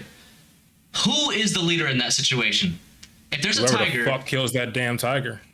That's the thing. I don't think anyone's going to give a shit at that point. If they're relaxed and not expecting this, and a vicious tiger comes out of nowhere, everyone is going to make their own decision. Does not matter what the leader says. Everyone's going to make their own decision. This is where context comes into play. You said just out in the wild. Is this out in the wild like it's a community of people that all know each other, or is it just like 8 random motherfuckers? If it's 8 random motherfuckers, then of course everyone's going to fucking run. Yeah. That's where context matters. I keep bringing it back to wildlife and evolution and stuff, because that's where there's just an example to show you that humans always need to be led, whether it's through strength, through intellect, through experience. Because like you said, the nerdy, scrawny guy telling the fucking big buff motherfucker that she used to date that can't think on his own. I did not know I was talking to him. But like, of course, obviously he's going to lead him and train him to do it properly, because he's more experienced. He can be expected to do that's what a whole another job. The hierarchy is based on competence. Yeah, right? Yeah, okay, It's not about intellect or strength. It's about competence. Like if that in this reverse situation, the scrawny guy is trying to become an MMA fighter, who's going to be the leader? Oh, the big buff dude, because he's more competent at getting strong. Mm-hmm. You know. And that's so this is okay. So this is why I wanted to bring that into the context thing, because now that we understand that it's all on the table, it's safe to say, nobody has to be a follower or a leader. It just depends on the context, really. There is no static leader. Like it doesn't exist. I think that we agree with each other, but we're like misunderstanding. It's no, like I said, completely know what you're saying. It's very easy to understand. It's just that I don't agree with how you're saying it, because it doesn't actually make sense. Well, I'm not saying that people have to be leaders or followers. They just are. They just are naturally, bro. Well, my point is, earlier y'all did say some people need to be followers. You did say that. But that's what we meant. Like they need to be that way because they are. Not that someone's making them that way. People are naturally inclined to follow people, so therefore they need a leader. Like they need one. For what? Because they can't think on their own. They can't. they'll die without someone to follow. I don't know what to tell you, bro. Yeah, I think it's just a mindset. It's a mindset type of deal, really. They'll literally die. They will not produce or do anything with their lives if they don't have someone telling them what to do. And I've seen it countless times with people. And maybe they are brainwashed into believing that, but at this point in their lives, when they're 25, 26 years old, their brains are fully formed and they're not going to change. You know, no matter what you tell them. Once they're 30, it's over for them. Like, Critical thinking is a skill that a lot of people don't I think possess. that's ridiculous. Yeah, That doesn't that's make any rough. sense. No, that doesn't make any sense. I don't think you've seen enough stupid people in your life, man. Like, it is almost indisputable that once you turn 30, like, you are who you are for the rest of your life. No, that's completely ridiculous.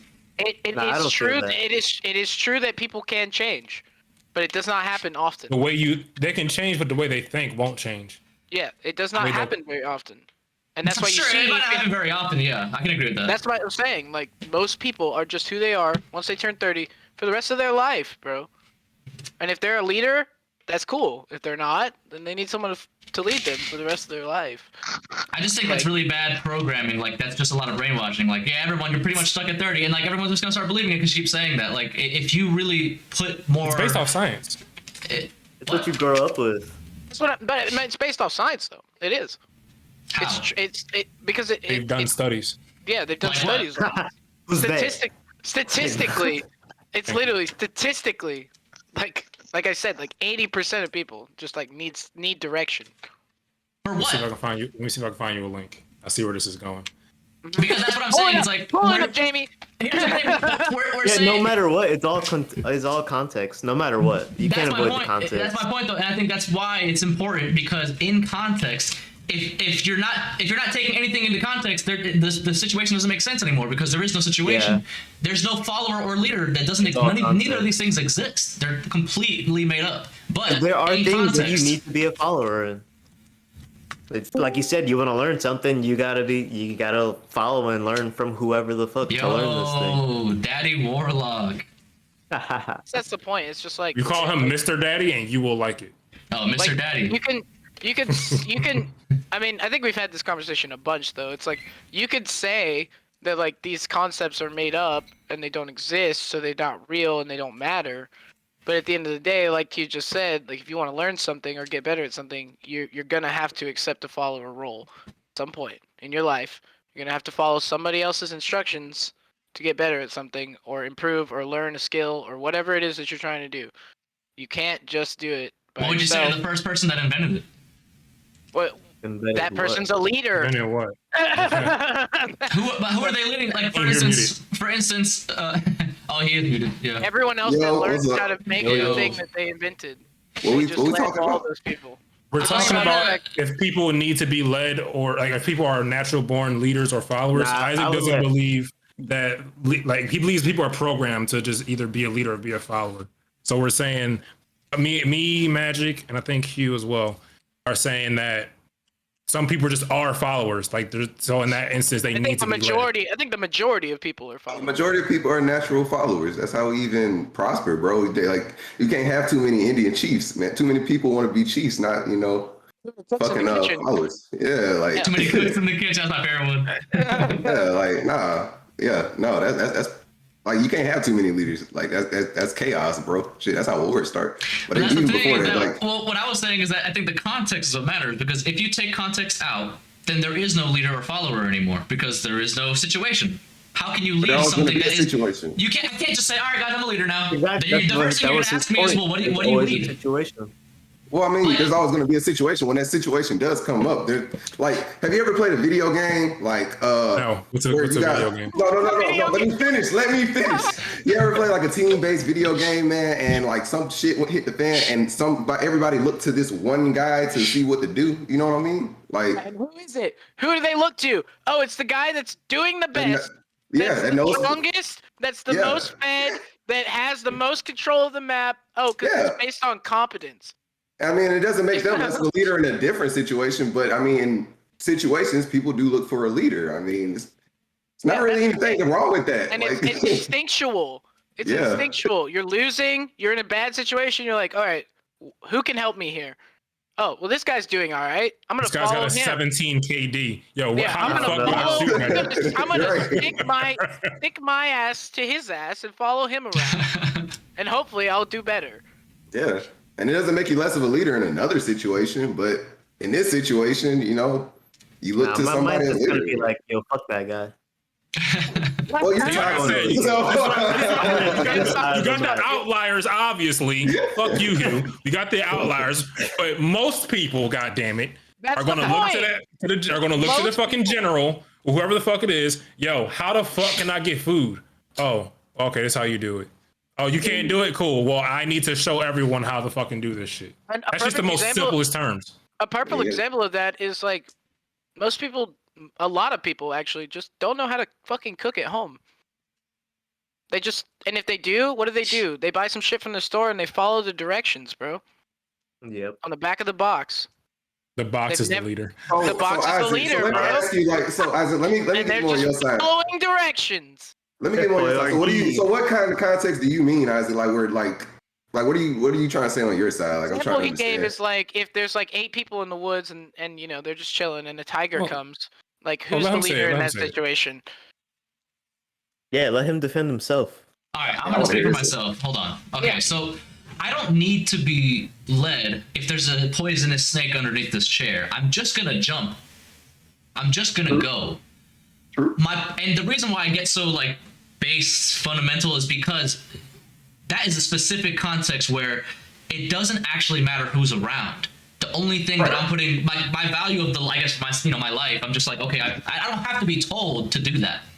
Right. But yes, for certain things where it's a bit more, I guess you could say artistic, like, making a pizza, like you're saying, like reading directions on a box.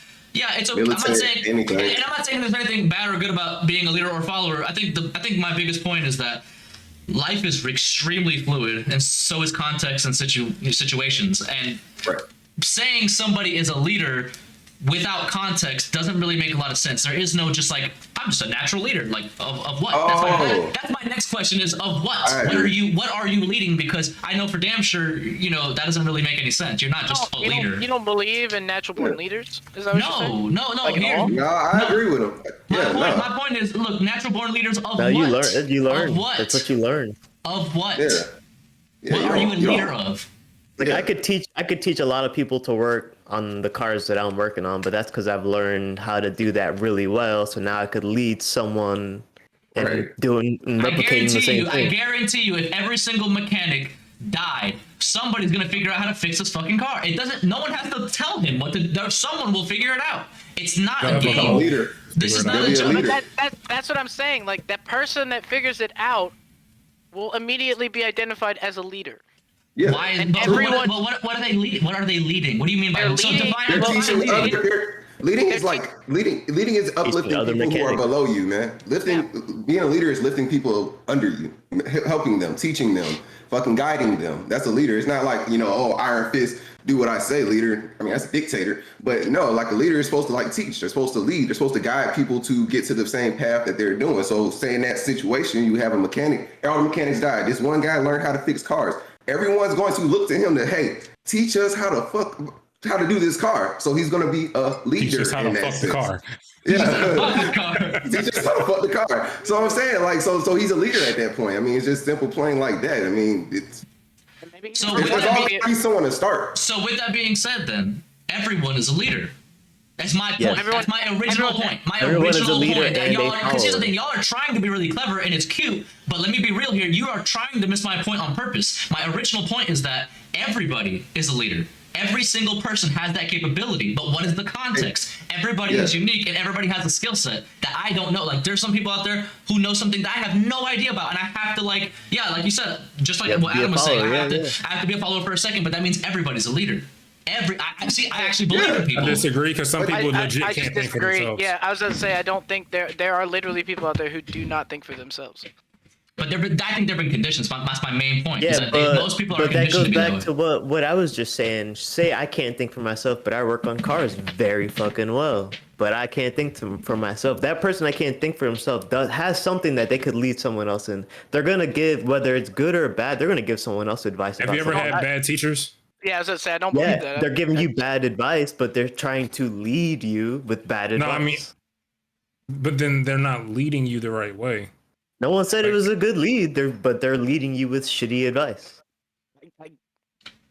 You know, in theory, but a leader is supposed to, and it like works he on said, paper. he's supposed to uplift you and guide you in the right direction. If he's guiding you in the wrong direction, we look to our government to lead, and look what's going on, bro. Yeah, we chose the wrong leaders. Exactly my point. What you just said, the wrong leader. both of y'all, like, I mean, both sides at this point are right, though. Like in Isaac's context, you know, everyone has the capability to be a leader. Hence, use that word. Everyone has the capability to be a leader. And then on our side, it's you know, everybody. And then on our side, I mean, no one's, like we said with the whole thing with mechanics, I don't know shit about no cars. So I'm going to look to the guy who knows cars to guide me to learn cars. I mean, it's both sides are right. There's really no. Well, the only reason it seems like a confusion because they tried to get clever and they were saying things like, well, somebody has to be a leader in this one situation. Yes, fine, in one context. But my problem, I'm thinking a little bit bigger here. Like it's very fluid. Life is there's a lot of different things to do out there. And my point is that yes, you can be a leader of one thing, but that's just one thing. There is no I can't just call myself a leader because the next question would be. No one was saying that. No one was saying that. No one was saying that they were just going to be just a leader. That's how you took it. No one was trying to be that clever. Something to say, right? Do you want to say something? No. Who? What? Where? I was asking Katie if she wanted to say something. If she had anything to say. Listening. Okay. I kind of like. Wait, I want to finish this. I kind of agree with both of y'all. Like as I said, it depends on context, but also like. Yeah, there are some people that are going to put their best foot forward before other people do. If that makes sense. Yeah, I agree with. I think you're just defining what a good leader is. I agree with Isaac that everyone has the potential to be a leader and that everyone has capability to be a leader. But that does not change the fact that most people aren't. Yeah. Yeah. And that's my point. It's easy today. Of what? Of anything, bro. Like literally anything. It doesn't matter. I think that's what I'm saying. I think fundamentally, I just look at people differently. People are not like. I don't think you met enough stupid people. I really think you have not met enough stupid motherfuckers in this world right now. Because there are some people that legit cannot figure out. Yo, hold up. How simple is a phone for you? Yeah. Oh, it's true. I work with phones. Holy shit. I bet you can figure out how to reset your password, right? No, I need to lead motherfuckers to reset their damn passwords. Like, there are a lot of stupid fuckers out here.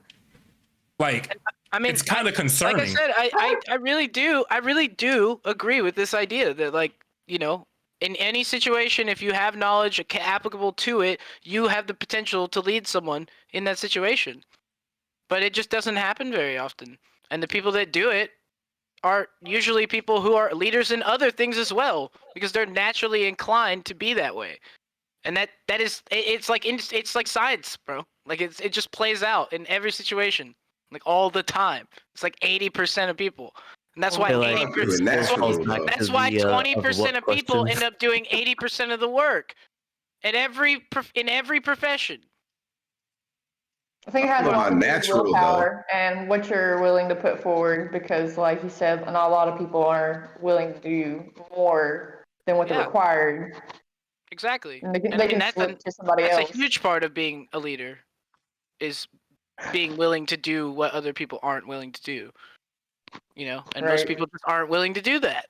Literally, it's like majority of people are just like, this is my job, this is what I do. I come, I clock in, I do my work, I go home. I don't do anything extra. I'm not looking to move up. I'm not looking for, you know, I just want to get my shit off and go home. Yeah.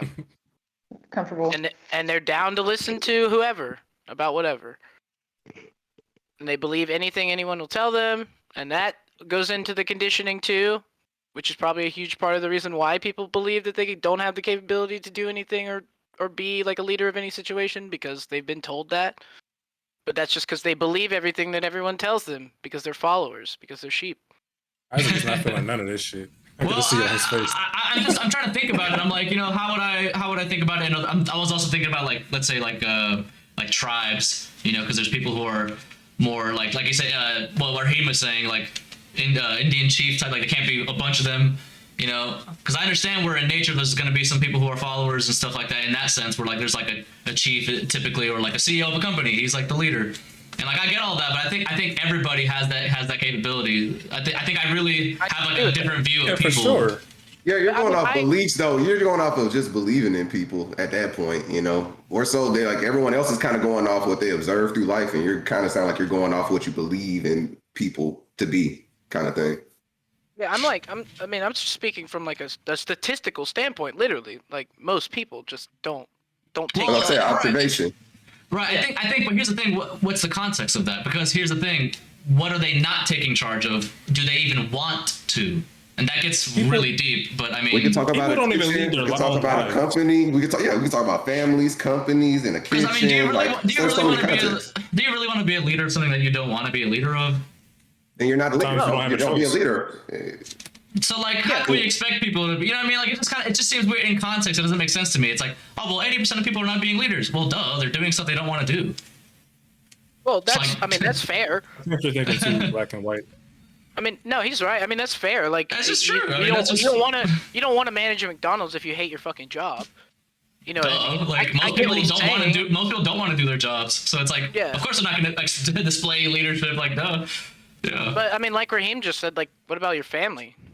Like, are you taking charge in your household, or are you like letting yourself be pushed to the side? Like passive. Yeah, exactly. What about? I think it's too egotistical to pretend like you can control your family. You can. Well, it's not about control. You legit. It's not control. But you legit guide your family. Yeah, it's about leading. You can lead all you want, but like, you know, that's kind of where once they turn into teenagers, like let's say like your children, like they're gonna do whatever the hell they want anyway. Oh, for sure. You're supposed to let them go off. Yeah, when they're teenagers. Yeah. Part of leading isn't controlling them or dictating; it's guiding them into making sure they're making the best decisions for themselves. You're talking about a dictator. You're talking about control. Yeah, that's where it really sounds like coming from. Like control. Hey, that's the word I heard. I heard control. I was like, hey. Yeah, no, it's not like a dictatorship. You can be. Earlier, when we were talking about leading in a household and stuff, because like women need a leader, not a dictator. You know what I mean? Like if you're dictating, there's no way that household is going to be able to function if you're not having that mutual understanding, like your friend earlier was talking about. I agree, and I mean, like, yeah, like I think all of us agree that it's not about just telling your wife or telling your child what to do. It's about trying to put them on the best path that you can to make. There's like big situations, and they look towards you. I mean, like they're just naturally going to look towards you. Like, hey, you know, what should we do? You know, you're kind of de facto leader in that kind of moment. You can't really be passive about that. And that goes back to what he said about reliability. If you're reliable, I'm going to automatically look at you as that leader. Yeah, and then it just, like I said, it just plays out in like most situations. Somebody's going to take charge, because if they don't, then everyone's just sitting around like on their hands, like waiting for someone to do something. Yep. Look at the next guy. Would you say I give human beings too much credit? Yes. No, I think you just give people the benefit of the doubt. Yeah. Too much credit. Too much credit. I don't think it's credit. I think you just I think I was saying, yeah. I think you just expect too much from people, even though you like believe, or even though you don't believe in expectations. That's what I was saying. Like, I don't believe you met enough dumb people. Well, I've met plenty of people, but the thing is, I just don't. Not enough dumb. I would hate to like put these expectations. You know, these are all. That's how programming works. That's how conditioning works. Is that my beliefs just get put on someone else? Like, you're most likely going to be a follower, so good luck. Like, I have no idea. Like, you could be anything. Like, I don't think I've ever looked at anyone and said to them like, "Hey, bro, you give off pretty strong follower vibes." Give off follower vibes. You're straight NPC, dog. Hey, bro, just quit! Everyone's an NPC and I'm the main character, kind of like. Yeah, I'm a beater. I think that's a good way to put it. I think everyone's the main character. I really believe that. Everybody's the main character. No matter what, it's impossible to get away from that. That's how I look at the leadership thing. It's like every single person is the leader of their life, the main character. You can't take that away. It's impossible. It's a lot of That's bots. what I was saying. Like in our last podcast, I was like, life is pretty much like an MMO, man. Like everyone's a fucking main character. But in the same token of like we're saying, like hell, if you go do a dungeon or raid or shit, anything, you know what I mean? You're looking towards the guy who knows what the hell they're doing to lead you to get through that kind of thing. You know what I'm saying? And that's that leader for that raid that day. He's that leader for that day in that context right there. But tomorrow he might not be. It might be, you. It might be Ariel. It might be Maggie. You know what I'm saying? Yeah. Once you followed and learned, the next time you're gonna be like, nah, fuck you, nigga. I'm the leader here. I'm the leader. Yeah, I already know what I'm doing. I don't need to follow the strongest is the leader. And there's nothing wrong with that. And I agree with all of that. But at the same time, every time you do a dungeon or a raid, there's only one leader. And there's like 50 people following. Yeah. And the math, But also, how many times have you be more followers than leaders? Sorry, go ahead. I was going to say, I think we're about to say the same things. I was going to break that down even more because, like, how many times have you done a raid? No matter how many times you've done that raid with that same group of people, there's those two motherfuckers that don't know what the fuck's going on. Me. It's always there. Those people have to be followers because they can't think for their fucking selves. Who the fuck has ever played Destiny? Yeah. Yep. Because you got that person in your head right now. He's done the raid 79 times every single week on all three characters. He still doesn't know what the fuck to do next. He's like, where's the objective? Yeah, that's true. Some people just gotta be followers, man. Some people just gotta be followers.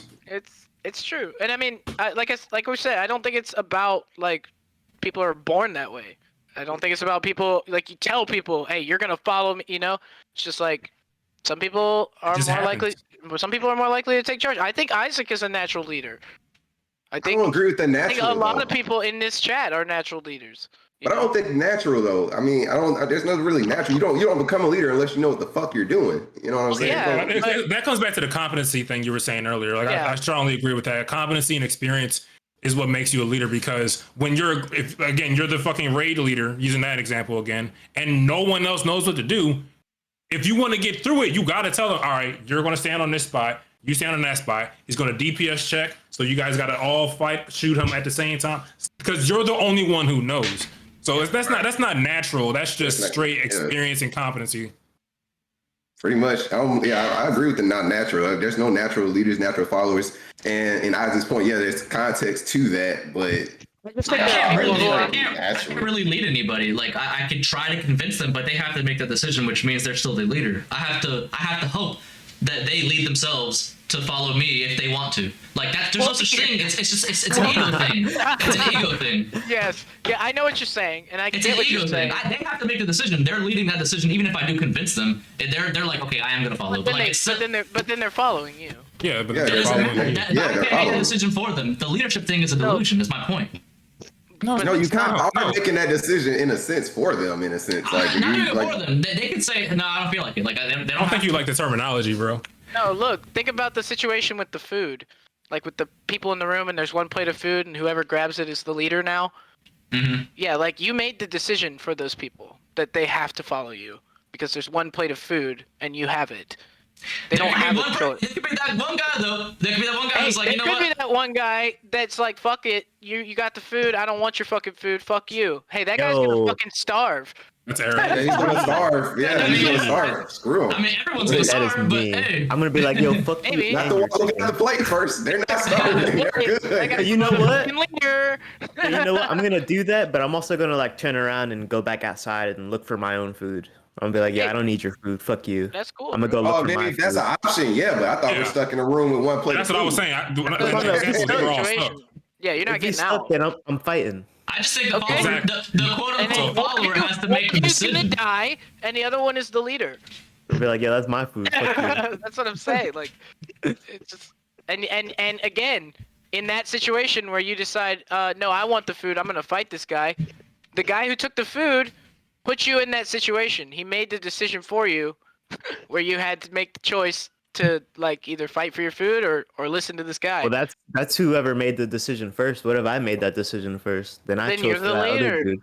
Yes, exactly. Like this. At the end of the day, we're fucking animals, man, and animals look towards hierarchies and shit, bro. And the fact is, like, people are gonna look for a follower, and there's gonna be leaders, but not one leader is going to be the leader for fucking every single thing. You're only going to lead what you're good at, what you dominate in. Yeah, that's what I was saying before. Which like that's the only that's pretty much it. You can only lead what you know. He was saying it was like a competence you gotta follow. Yeah, pretty much. That's what it comes down to.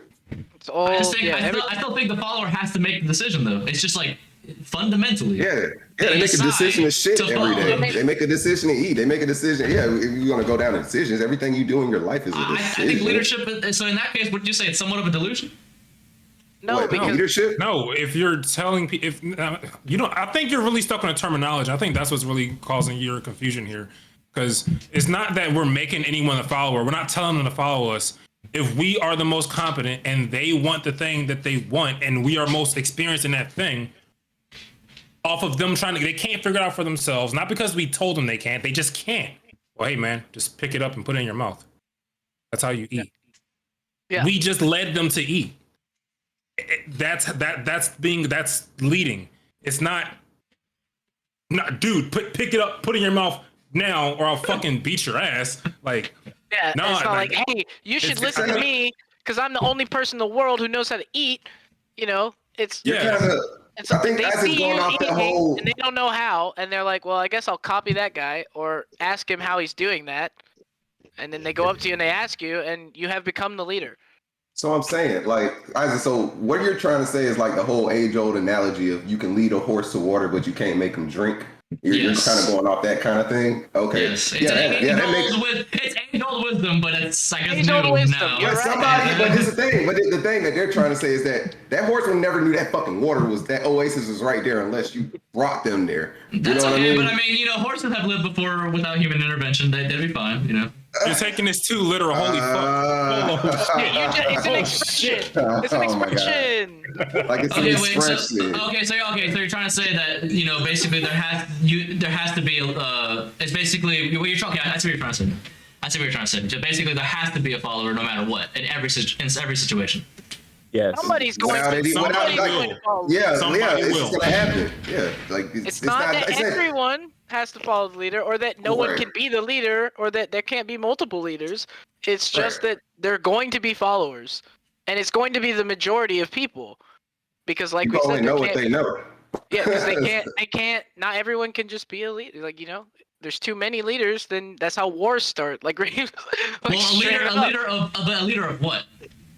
Of what? You're thinking of just. We can literally sit here all night and do context on context, make situation after situation after situation, and we can decide then and there. But that's what I'm telling you. It's so nuanced, bro. It's very nuanced. Like there's no set thing. That's my point. Is that? But the fact is still there. It's still there. That's what I'm saying. No matter which situation you bring it to, that fact's still going to be there. But it's going to change around depending on the situation, where you're firefighting, cooking in the kitchen, raising your family, fucking driving a plane. Like, it's going to change. Doing a raid, it's going to change all the time. Right. So there's always going to be someone that needs to be told. I just wanted to hear that out loud, because that means that pretty much proves my point. So my point is still standing. Yeah, I mean, your point's right. Your point's right. I think we all agree that anyone has the potential to be a leader. Yeah. Right. It's just that they're always going to be more followers, though. That's fine. Yeah, I never said no to that. And that's the thing. I never, just to be clear, I've never said no to that. That was my original thing I said that started this entire conversation, is that 80% of people are followers, 15% of people are leaders, and 5% of people don't give a fuck. Right, and I never said that wasn't the case. I think the only thing I ever really tried to say was that everybody is a leader. Well, they have the capability. Right, that's my point. Everyone has the capability to be a leader. And yes. I can agree on the deeper level that everyone is the leader of their own life. Yes. And they do make their own decisions at the end of the day. Because everything's a decision. And that goes into the whole horse water thing. Sure. And their decision is to be a follower sometimes. Yeah, some people make the decision to follow people. And then you have leaders and followers.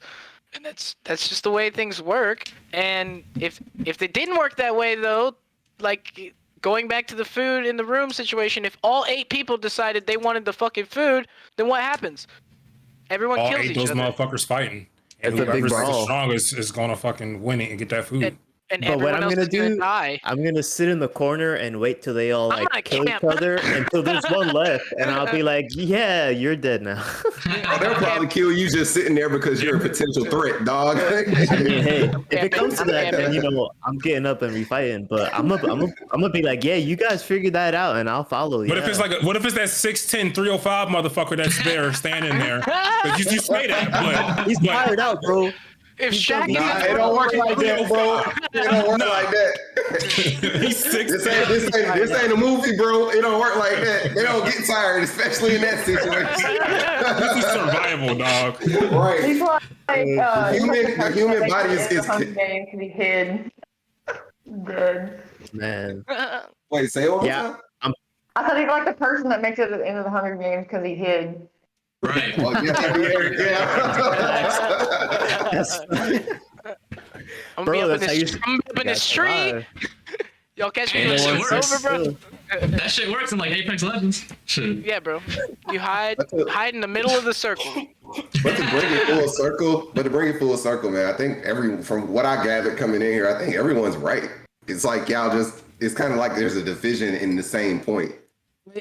I'm so glad Cam's not here. I think the problem is that I think they want me to say that I only think everybody's a follower at all times, but that's why I try to mention context. But I don't think that either, though. No, so then why are you arguing with me then? Well, but I never said that. It was the delusion thing that kept throwing everybody off. That's kind of obvious. So I think it's just obvious. But everyone just kept explaining something else. But it's not obvious because it's scientifically proven that it's not a delusion. No, I'm not talking about okay. I'm talking about something a little bit more abstract here, like the actual. Okay. You can't bring statistics into a leadership follower. Like, this is an abstract train of thought. Like, this is not like a 1 + 1 = 2 thing. We're talking about context of life. We're talking about fluid, situations. This is way more than just some numbers, dude. Like, no offense, man, but like, you can't prove everything with science. Not yet, at least. It's just not that simple. Like, this is really something artistic, I guess you could say, about human life. They have no way to quantify consciousness. Like, we're talking about conscious beings here. Like, this is completely different than like some Lego blocks. So what my point yes, dude, we are. No, we're not. No, we're not. We're first of all, we're talking about a general concept. You're the one who's taking it super literally and deep and like trying to contextualize everything. And that's not my point. My point is that the majority of people are followers and the minority of people are leaders. But you said you agreed with me. You said you agreed with me. I agree that people make their own decisions and that everyone has the capability to lead. But that doesn't change the fact that the majority of people don't lead. Right, but no one ever said that wasn't the case. But who are you arguing with? Because you're strawmanning. I'm not. It's just a fact. I know, but I'm just saying. My point is that I never said, and we have it all recorded. I never actually said that wasn't the case. I'm just saying everyone is a leader. That's not true. Yeah, that's where he's arguing with you. He's arguing with you that everyone is not a leader. That's not true. Everyone is not a leader. That's a statistical. I mean, that's just but not you just true. now said that you agree with me that with I said everyone has capability. Capability. Yeah, that was the main point. Capability. That's why I made emphasis on that one. Is everyone's capable of being a leader, but that doesn't make them a leader. I mean, we can go even more abstract and be like, well, yeah, everyone's the leader of their lives. They make their decisions every day. I mean, yeah, you make a decision to shit. You make a decision to go cook. I mean, decisions are decisions, bro. But like, when it comes down to it, people are gonna look to like somebody that knows what the fuck they're doing to guide them to get to where they're trying to do. I mean, I always agree with that. But like, my point is, since there are those fluid situations where anyone can be a leader in different scenarios, that means it's not really as static as we're pretending it. Well, it's static. It's not static at all. It's not. Really. It's not about staticity.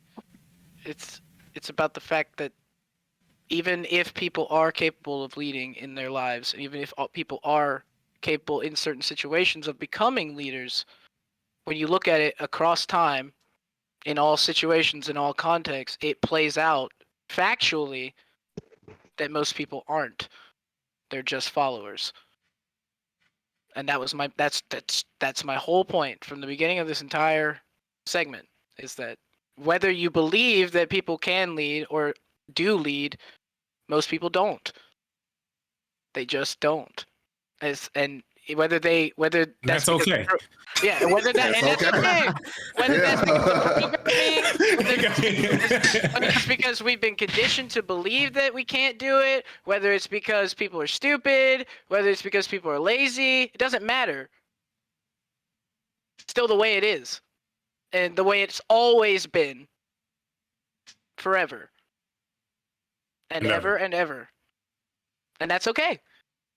It works on. It happens even without being Homo sapiens, being any other species. Anything. It's not just animals. It's everything. Everything has a hierarchy, and they're all based on competence.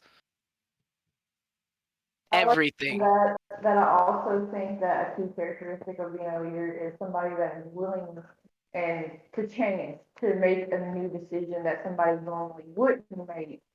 And be open-minded. Yeah, I can agree with that. Yeah, I would actually. That reminds me. The other day, I was telling somebody, I was like, I think the worst leaders are the ones who can't follow. Yes. They're actually the worst leaders. Yes. They're always that's where the egotistical thing that you're talking about comes into play. Yeah, it's actually a big problem that I see, because when a leader can't follow, when it comes to that the contextual thing, where like, well, hey, right now you can't be the leader because you don't know what you're doing. You know, that's where that's where that dictator bullshit comes into play. No, I am always the leader. That's where like the politician thing starts to come in place, where they're like, "Oh, I've been a leader for so long," and like, I'm always gonna be the leader. Yeah, that's why I don't agree with the whole natural born leader. Like, there's no, I don't think that's a thing, bro. It's a concept that we created, but I don't think it's a real thing. Like, you can't lead anything that you don't know what the fuck you're doing, bro. Like, you're just gonna lead us down the cliff like some lemmings, dog. Like, it's not gonna work.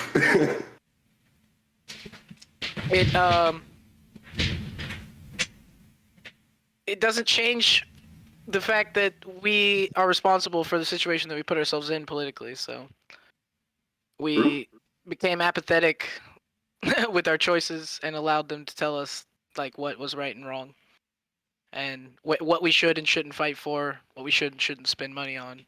Apathy is definitely like a first world trait, that's for sure. Yeah. People are super apathetic here.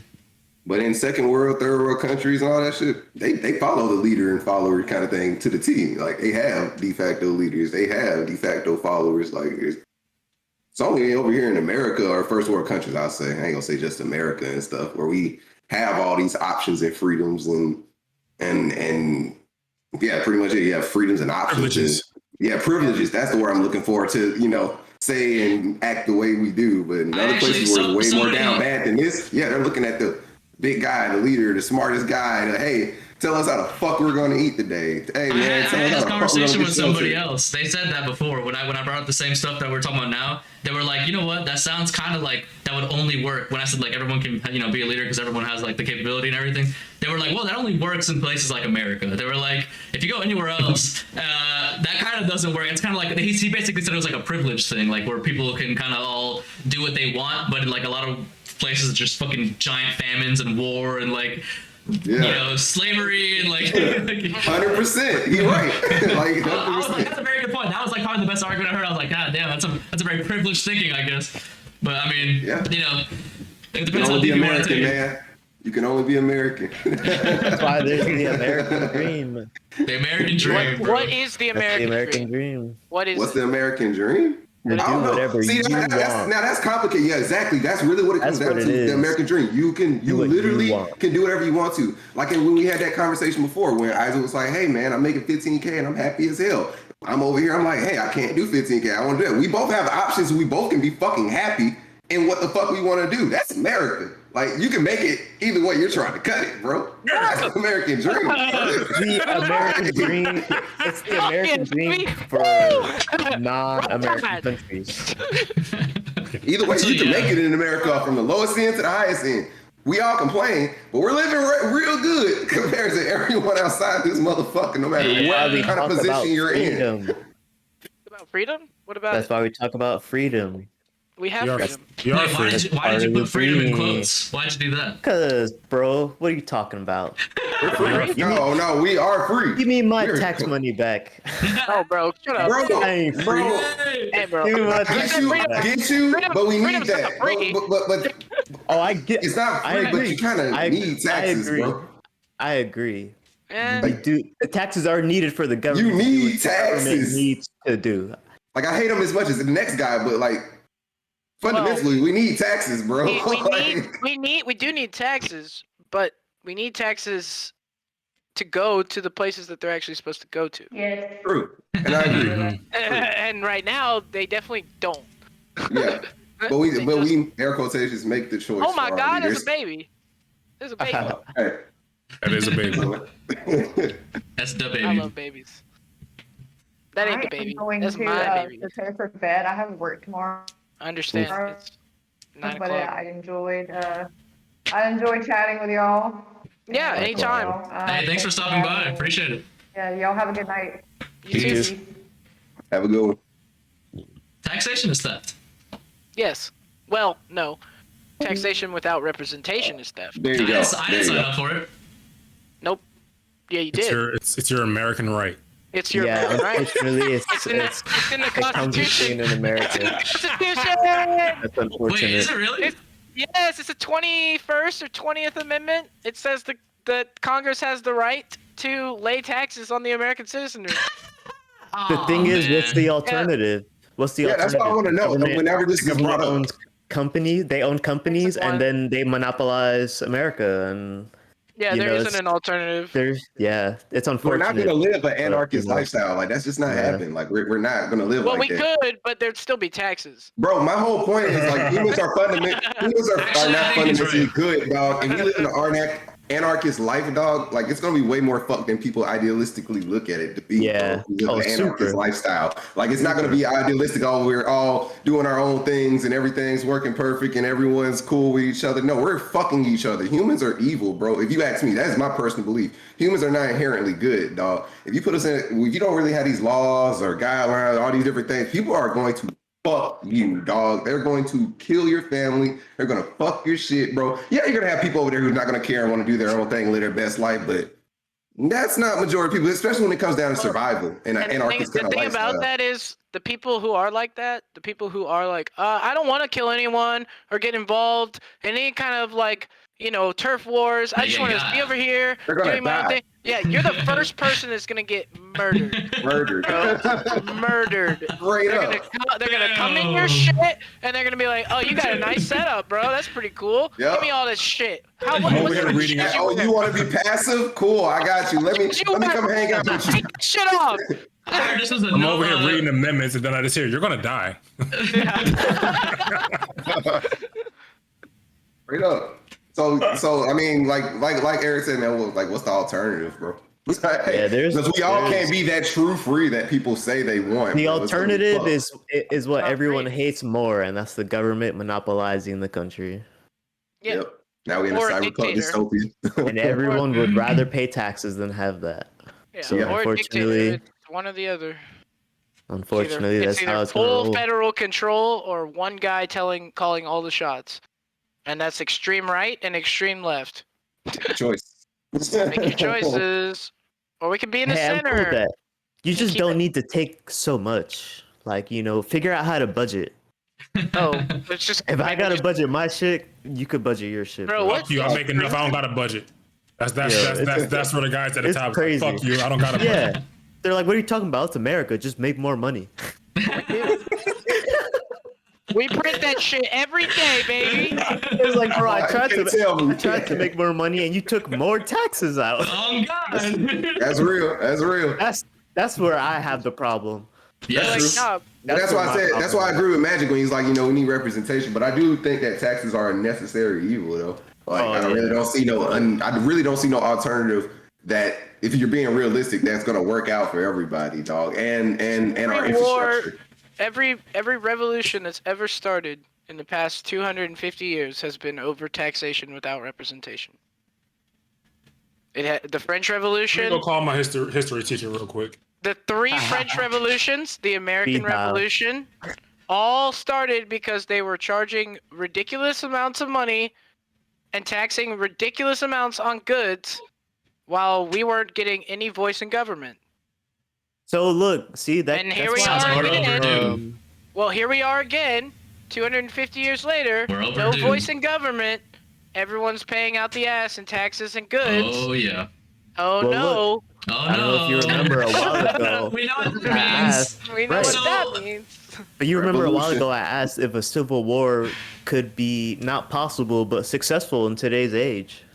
That's why I asked that a little while ago because not on the ground. Sure, we can't revolt. How are we going to? Yeah, I dead ass knew the technology we have in the military. Most of the average American citizens wouldn't even try, bro. Y'all wouldn't even try. Like, y'all just really wouldn't try. Everyone's gonna die. There's no. We all got ARs and we're gonna make it. Fuck no, that ain't gonna work, bro. We got so much technology. We will fuck everyone. Not we, because I'm not part of the military. America. We need an outside source. We'd have to go to another country. Who can fuck with us? Like, be like, yo, look, China. Look, that's Russia. That's the only one, and that's still questionable, bro. South Africa. I mean, if the American people are like, yo, China, come fuck them up. We'll do it too, and we'll be Chinese.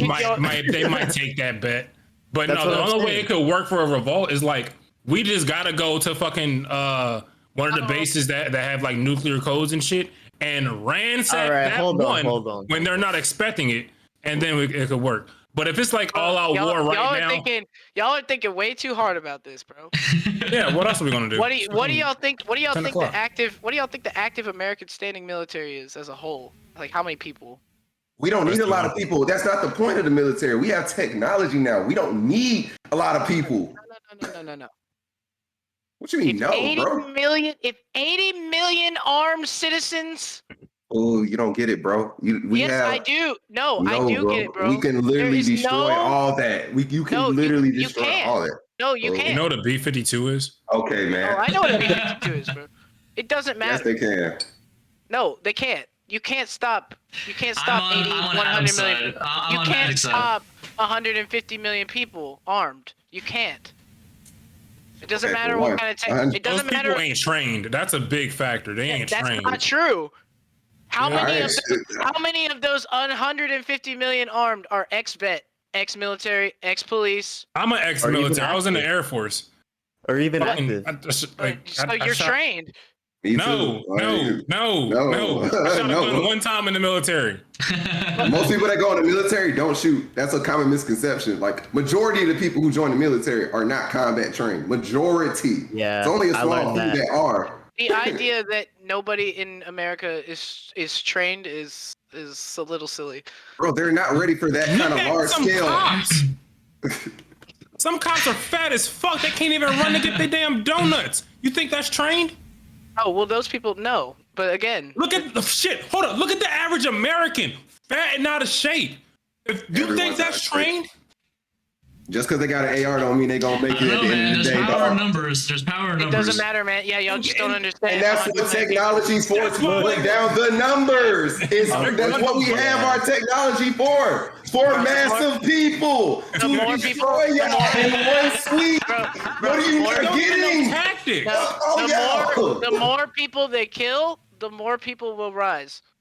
Oh my God! That is very idealistic, what's gonna happen is going to bomb they'll bomb Philly or New York, one of the biggest fucking cities. Let's say the entire New York state tried to fucking revolt. They will bomb that entire state, and then the neighboring states will be like, "Damn, I ain't trying to end up like that." You think everyone has this thing, or they're gonna be like, "Oh, we just saw New York get nuked." Yeah, man, that brings more fire in us to keep going harder. Man, a lot of people gonna get even demoralized off that, dog. Y'all really think the American government would nuke its own country? That's not the point, but if there's a revolution, they will use if there was a civil war revolution, they will use whatever the fuck, bro. Maybe not a nuke, but they have other bombs and shit. Like they don't have like I said, the B-52, they can just bomb an entire block. They can bomb Times Square, all the motherfuckers in Times Square. What if a large part of the military took part in the revolution? That's what I was saying. That's what I was thinking too. Because like not everybody, especially if it's like a revolution type thing. That's fine, but the technology doesn't belong to them, unfortunately. You guys really don't understand the technology that we have. Like, that's really why I'm getting this whole basic. Like y'all really don't know. You think you know, but you don't know, bro. Like we can literally take out all the people you're talking about in one fell sweep. There's one plane. Nothing you can do about it with one plane. Like you have the reason that no one fucks with America is because we put most of our money in the military for a fucking reason, bro. We're fucking death gods over here, dog. We can literally kill all that shit, bro. Yeah, it's not the B-52. It's a drone. Damn. Don't just use a drone. Yeah, it's one drone. One drone. Yeah, that's what I'm saying. I hear what you're saying, Adam, but like the technology doesn't belong to the people, unfortunately. It belongs to the government. So if we're going up against them, and it only takes like 5. They own that. They own that shit, not us. But if we made it and we had our own version, there's so many fucking people in this country who are capable of making the technology that you guys are talking about.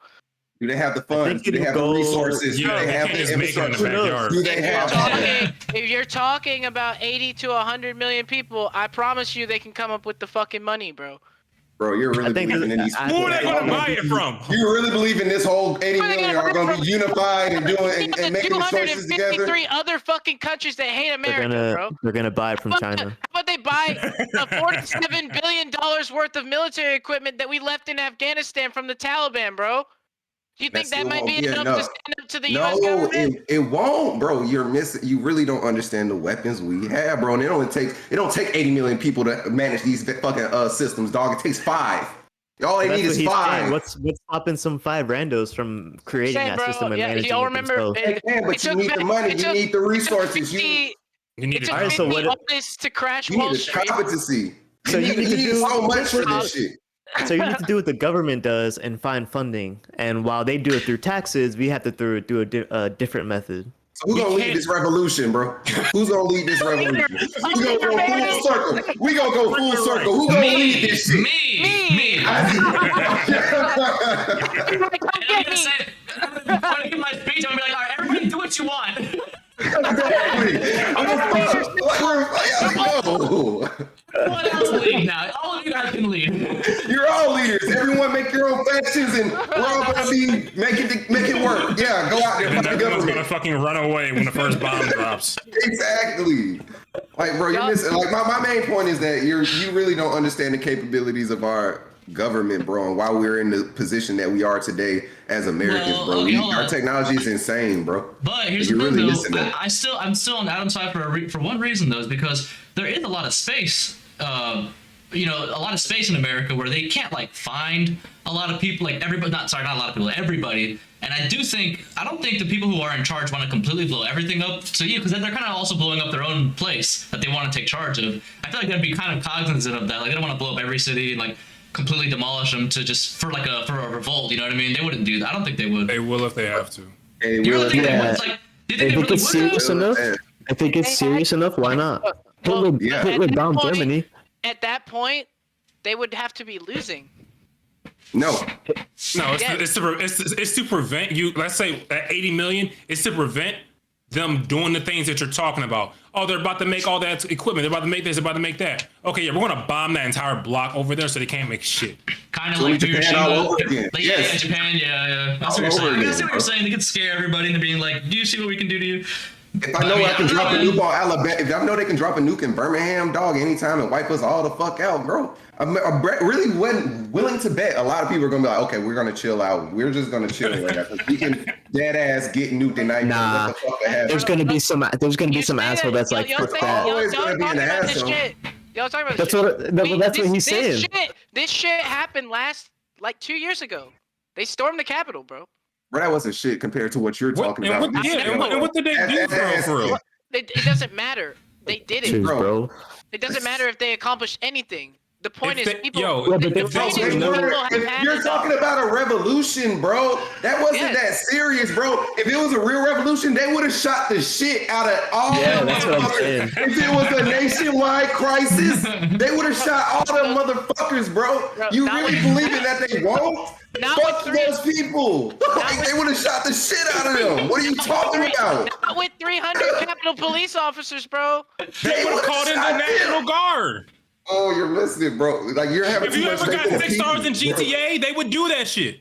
Bro, you're having a lot of faith in the people, bro. Okay. They call in the National Guard. 100,000 troops armed. 1 million armed American citizens. Who You wins? can't even get that many people together to agree on. There were a million people in the Capitol that day. You keep talking about people, bro. I fuck the people. I'm talking about technology. At least the technology I've even seen, bro. We don't need people. You don't need people with technology, bro. We can bomb this shit. We can fucking destroy fucking cities, bro. With just 5 people and 2 planes. Like the technology is insane, bro. You don't need 80,000 people. That's child's play to 1 plane, bro. Like if we're talking full scale revolution. Everyone's fucked. Everyone's fucked, bro. Everyone is completely fucked. People are just going to get the technology from other countries. What makes you think that the military or the government would allow that? If they got to get it from another country, we got satellites to see where shit's coming in from. Every war has worked. That's how every war has worked. Every war has worked. Literally. So why would the government allow the people to get something imported from somewhere else? They control that shit. They just won't know. There's ways around that. How would they not know? There's ways around that. Come on. Smuggling is a thing. We have sea, land, and air. I mean, there's plenty. Come on. We could get a B-52 in here real quick. But in all that time that it took, in all those times that it took those Americans to get them funds to get those things together, the military still have 50 of those same thing that they can use, bro. That's all I'm saying. Like you can making this and make that and work this together, but you're only gonna have 1 or 2 compared to them having 100, bro. It would only take 1 billionaire to be part of the revolution for us to get the fucking equipment. It wouldn't take any time or any funds. We trust the billionaires to help us out. I trust them to help us out. Okay, that makes whoever is willing to help. It's gonna be who starts first. You're going off a lot of hope, bro, and I'm just telling you, bro. The technology that we have now in 2022, bro, that shit it just won't fly, bro. It just won't fly. Everyone's gonna die. Everyone's going to die. And I know you want to.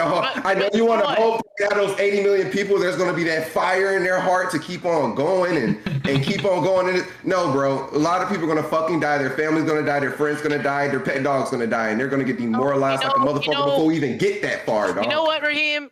I promise you that the people that didn't join the American Revolution said the same thing to American revolutionaries. So, like, how the fuck are you gonna go up against the UK? They have all these fucking equipment, and they have full armies, and all these cannons. We live in a different time, fam. We are in a different time than them, bro. We are literally living the future. We have way more shit than they can even fathom, could believe. I can show those same motherfuckers on radio and they'll go crazy. You're just going off the idea that American people don't have the capability to acquire the same technology. Yeah, because they can't, bro. They can't mass produce in the same amount that we did. We've created this shit over years, bro. Years to amass. I'm telling you, they can't. And they're gonna get wiped. They're gonna just bomb that location, bro. Like, you don't understand the capabilities of our fucking United States government, bro. What does the U.S. government gain by wiping 2/3 of the U.S. population? Control. One, they won't. One, they won't do that. I mean, for real. One, they wouldn't even do that. They wouldn't even do that because the people are going to get too scared to even go that far to die that many people, bro. Like, that many people won't even die because people are going to fucking quit before they even get that far once they see the power that they have, bro. You remember the Area 51 raid, bro? You're trying to wasn't real either. That wasn't real either. You're a fucking martyr, dog. Like, people know they can't really go raid a fucking military base. They didn't even have guns. They don't got cars. So what? You were just nobody did. So what? So what? They have guns. So what? When they're unarmed, bro. You're missing. You're thinking about guns. Fuck the guns. Fuck guns. We don't need guns, bro. Yo, they'll tear gas you motherfuckers. We literally have cannons that shoot at Mach 5, bro. They don't even have to be near you, bro. Right now, you can buy a gas mask on Amazon. $25. Oh, you're having too much gas hope, goes through your skin as well. This ain't 1776, bro. Like, we're fucked, bro. We got too much technology, bro. Wait, so hold on. Okay, so if we're so fucked, then damn, what is it just inevitable? Or are we just gonna be completely enslaved? Isaac, just live your fucking life and die. Just live your life how you want to in America. That's what you do. Stop worrying about that extra shit. Why did you get close to the mic? Because I gotta make my point. I've gotta make my point. Live your fucking life and die. Stop worrying about attacking the fucking government. If you don't like America that much, go to France, go to Spain, go to UK. If it's that fucking serious. Otherwise, don't worry about that shit. Just live your life and die. FBI, we're not trying to incite no violence. FBI, these are all hypotheticals. I'm I just wanted to make that asking point earlier. if it's so futile, if it doesn't matter, if we're so fucked, then why do they keep trying to take our guns? Because make us weaker, I guess. They want to have more control over us. That's why. Right. Yeah, like that's there's also the other side that's trying to have us keep our guns as well. But if the guns don't matter and they don't do anything, and we're just using them to kill each other. I mean, but that's a democratic government. We're living under a democratic government right now, so I mean that's just what they're doing right now, bro. I don't know what to tell you. If we had a Republican government, it'd be the opposite way. Like, I mean, what is it? If they take our guns, we're living they in don't right have now. to bomb their own property later when they fight us. They're Right. just like, "Are you stupid? You ain't even got a gun." I have to pee. I'll be right back. Okay, good luck. I mean, there are a lot of people though. I just feel like if it comes down to a revolt type of thing, I don't think. I think there's gonna be some moles in the. I think, yeah. There's gonna be some like secret. good plan. That's the way to win, I guess you could say. Would be like to get on the inside. That's the only really because you're right. Bro. I think you are right about the technology part where like it's just too strong. But like if we got on the inside. That's all I'm saying. I know civilians, y'all only know what y'all know, bro. But I'm telling you from even the shit I've seen, bro. Like we literally have technology that people can't fuck with. It don't matter how many guns you have. You can have 100 million people. It don't fucking matter, bro. That's why I say even active, because he was saying like civilians and like retired vets and stuff, and I was like, well, what about the active? Like even them, they might be like, hold up, I'm trying to join this revolution too. Let me see what I can do. True. Yep. And they're gonna get killed too. They get caught. That's why I say. I believe this because as Americans, because I'm saying as Americans, we live in this idealistic mindset of we believe in the greater good. We believe in we can overcome. We can believe in all that stuff. And I understand that we're Americans and shit. But like from what I truly know and from what I've truly seen and the stuff I don't even know, bro. Our technology is fucking insane, bro. Like we can't fuck with it, bro. There's no way. And if you get inside, cool, that happens, bro. Like in all these other revolutions that have happened before, and they had moles and stuff. Those motherfuckers been killed too. Same like in World War II. Same like in World War I. The same shit happens. Yeah, that's gonna happen. But like, no, we can't fuck with this right now, bro. There's no way. Like, don't even worry about that shit. That's the best way to go about it. Cause like, we're on the side where we're protected from the rest of the world with this insane military budget that we have and the same technology that we have, bro. Like, it's just futile to even try, bro. I'm not trying to be a defeatist. That's not the kind of guy I am. Yeah, but I'm realistic as fuck. But I'm being realistic as fuck, bro. Like, you only know what you know, and I'm telling you what I know and what I've seen. We can't fuck with it, bro. You remember when Korea, when they were talking about, oh, Korea was going to attack us, or Korea's going to invade us. You know what they were saying? They were going to attack Anderson Air Force Base. That's where I was. I was staying there the whole time when that was going on. You know what we were doing? We were partying the whole fucking time while America was over here on Facebook, Twitter, freaking the fuck out, being conspiracy theorists, going crazy. We were just drinking and having fun. Why? Because we literally have fucking cannons around the whole island that shoot at Mach 5. They even shoot a missile at us. If they shoot a nuke at us, we will blow that shit before it even takes the fuck off. That's the kind of technology that we have nowadays, bro. We're not worried, bro. America's fucking insane. We no one can fuck with us. That's why we're a world global power. It's for a reason, bro. We wouldn't be this way if our fucking citizens can just take us over like that. That makes no sense. Even lower governments fucking deal with that shit. We don't deal with that for a reason. You can go to Afghanistan, yeah, they can do that shit. You can go to Madagascar, they can do that shit. You can go all these other places, Siberia, not Siberia, but just any of these other places, bro. And yeah, the people can rise and take it over. And yeah, they can do that shit back in 1776 when we were having these flintlock guns. But no, we don't have that shit no more. We got way more, bro. We're fucked. I wouldn't even try that shit, bro. Damn, man, I don't want to hear this. Fuck, I'm gonna kill myself. Be right back. No, but I don't know. It would definitely be interesting. That's what I think. We'll be It'd be interesting if you want to see a lot of people die. A lot of people are gonna die regardless, whether they blow us to smithereens immediately, or it actually is a like long drawn out conflict, a lot of people are going to die. That's an inevitable. That's an inevitable fact of revolution. Yeah, you're gonna lose. They'll just honestly, they'll just gas the people before it even gets to that point, though. Straight up. So much technology, bro. So like, it won't even get to that point. They'll just keep gassing everything. It wouldn't even get to that point. They'll just show you a new TikTok and put you on the fucking couch. Sit down. Actually, he's fucking right. Yeah, they'll show. Go watch some Amaranth. Sit down. Yeah. Yeah. Get back in bed. You don't need to. That's half your army right there. Go sit down, watch TikTok. That's half your army. So now you're down to 40 mil. And what were we talking about? Asking China to help us out? Ask anyone. Ask anyone that hates America. Who do you think will help us? Who do you think would be the right choice to help us in this situation? Who would you go to call to help personally? Who would you go to call? Hypothetically, who would you go for? I'm going Russia. You're going Russia. I'm going Russia first because I feel like China would help and then take control. Yeah. Whereas don't think Russia would do that? Yeah, no. Russia would want. Why would they want to? They've been number 3 for a long ass time. You don't think they want to be number 1? Well, if they help us, and we're successful, then they would be rank 1, because we would. Yeah. I mean, we would be dead. Yeah, and then they would take over because they just defeated our government.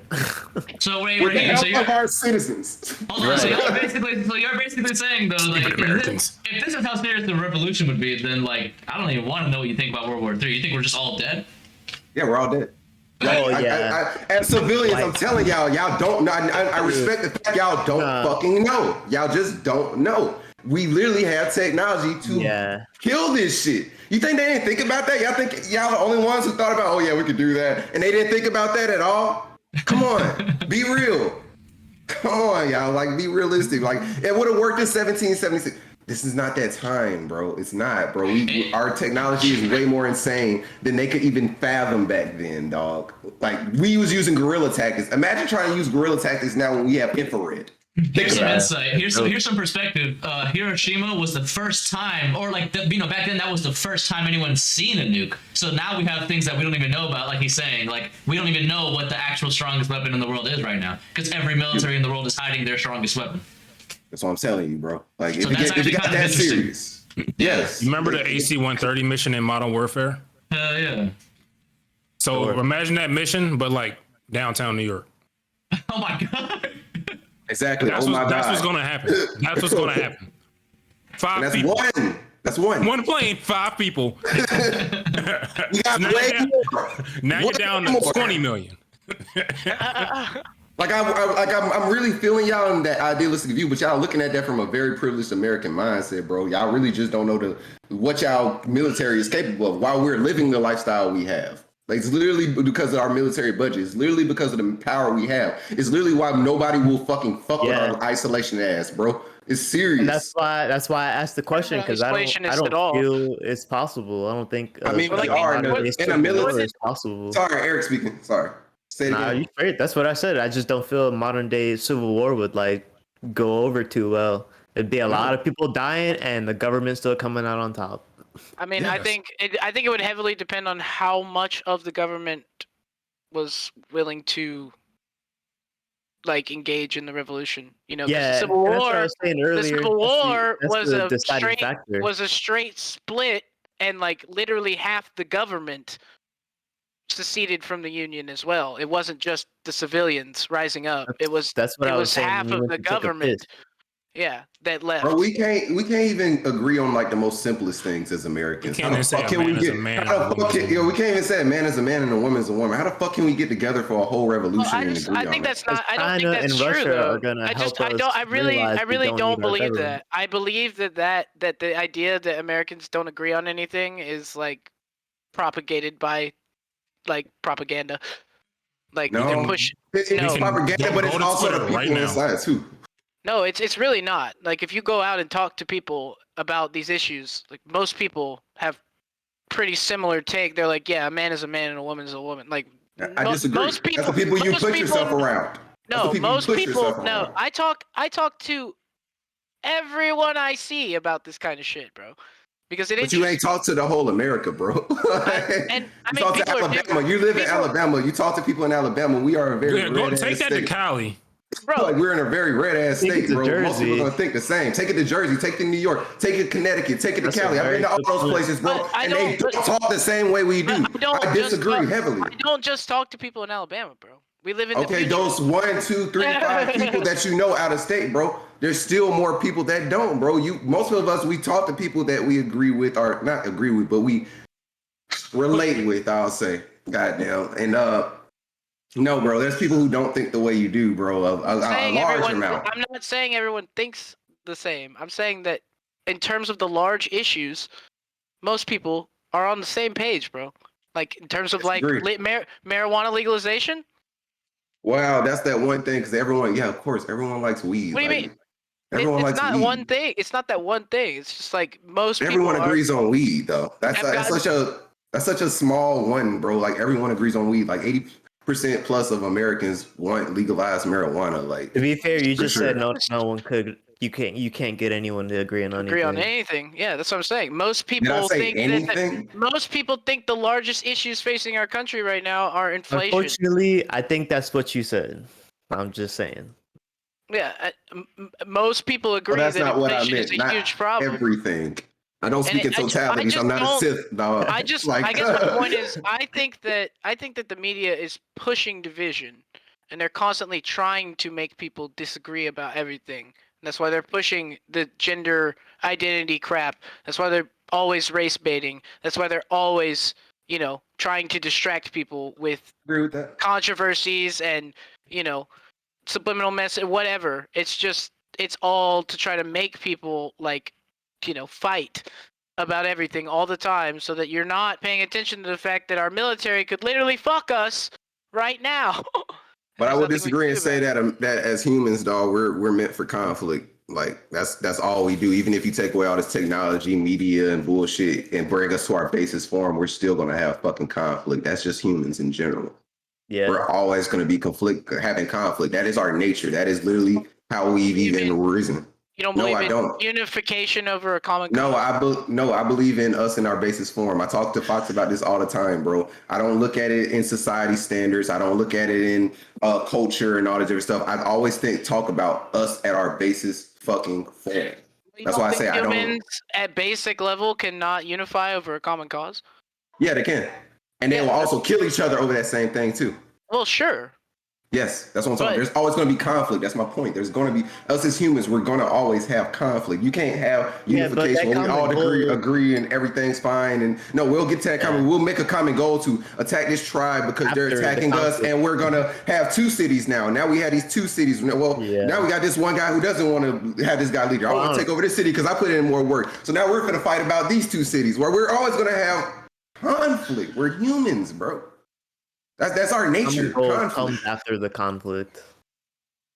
Yeah, and there's going to be a conflict after that common goal too. It never stops. That's my thing. It never stops. We're always going to have conflict. We're always going to disagree with each other. We're always going to want to fight each other. We're always going to want to kill each other. We're always not going to see the same kind of ways, bro. And we're going to go. We all might not, but other humans going to still go that extra link to make sure their point is ruled. That's why they say history is written by the rulers, dog. I mean that. I agree that conflict is human nature, but that doesn't mean that people can't get along at all, or just destined to never, What do you mean by people get along? Like completely get along? No, what do you mean by get along? Not utopian. I'm just saying get along. In what way?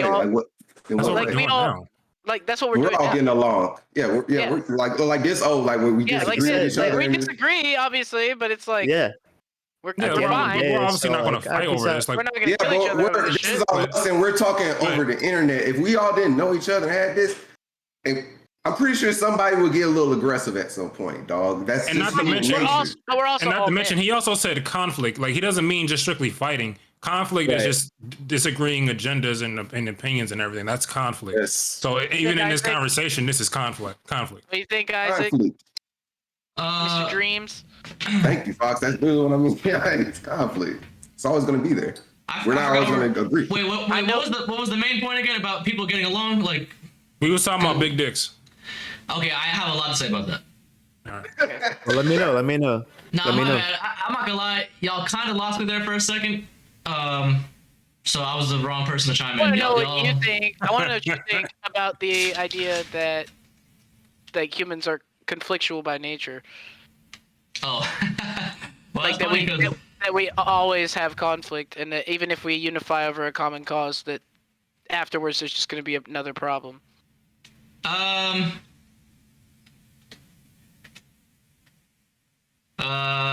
guess okay. I guess it's always gonna happen. Yeah, but it's not a rule that it has to.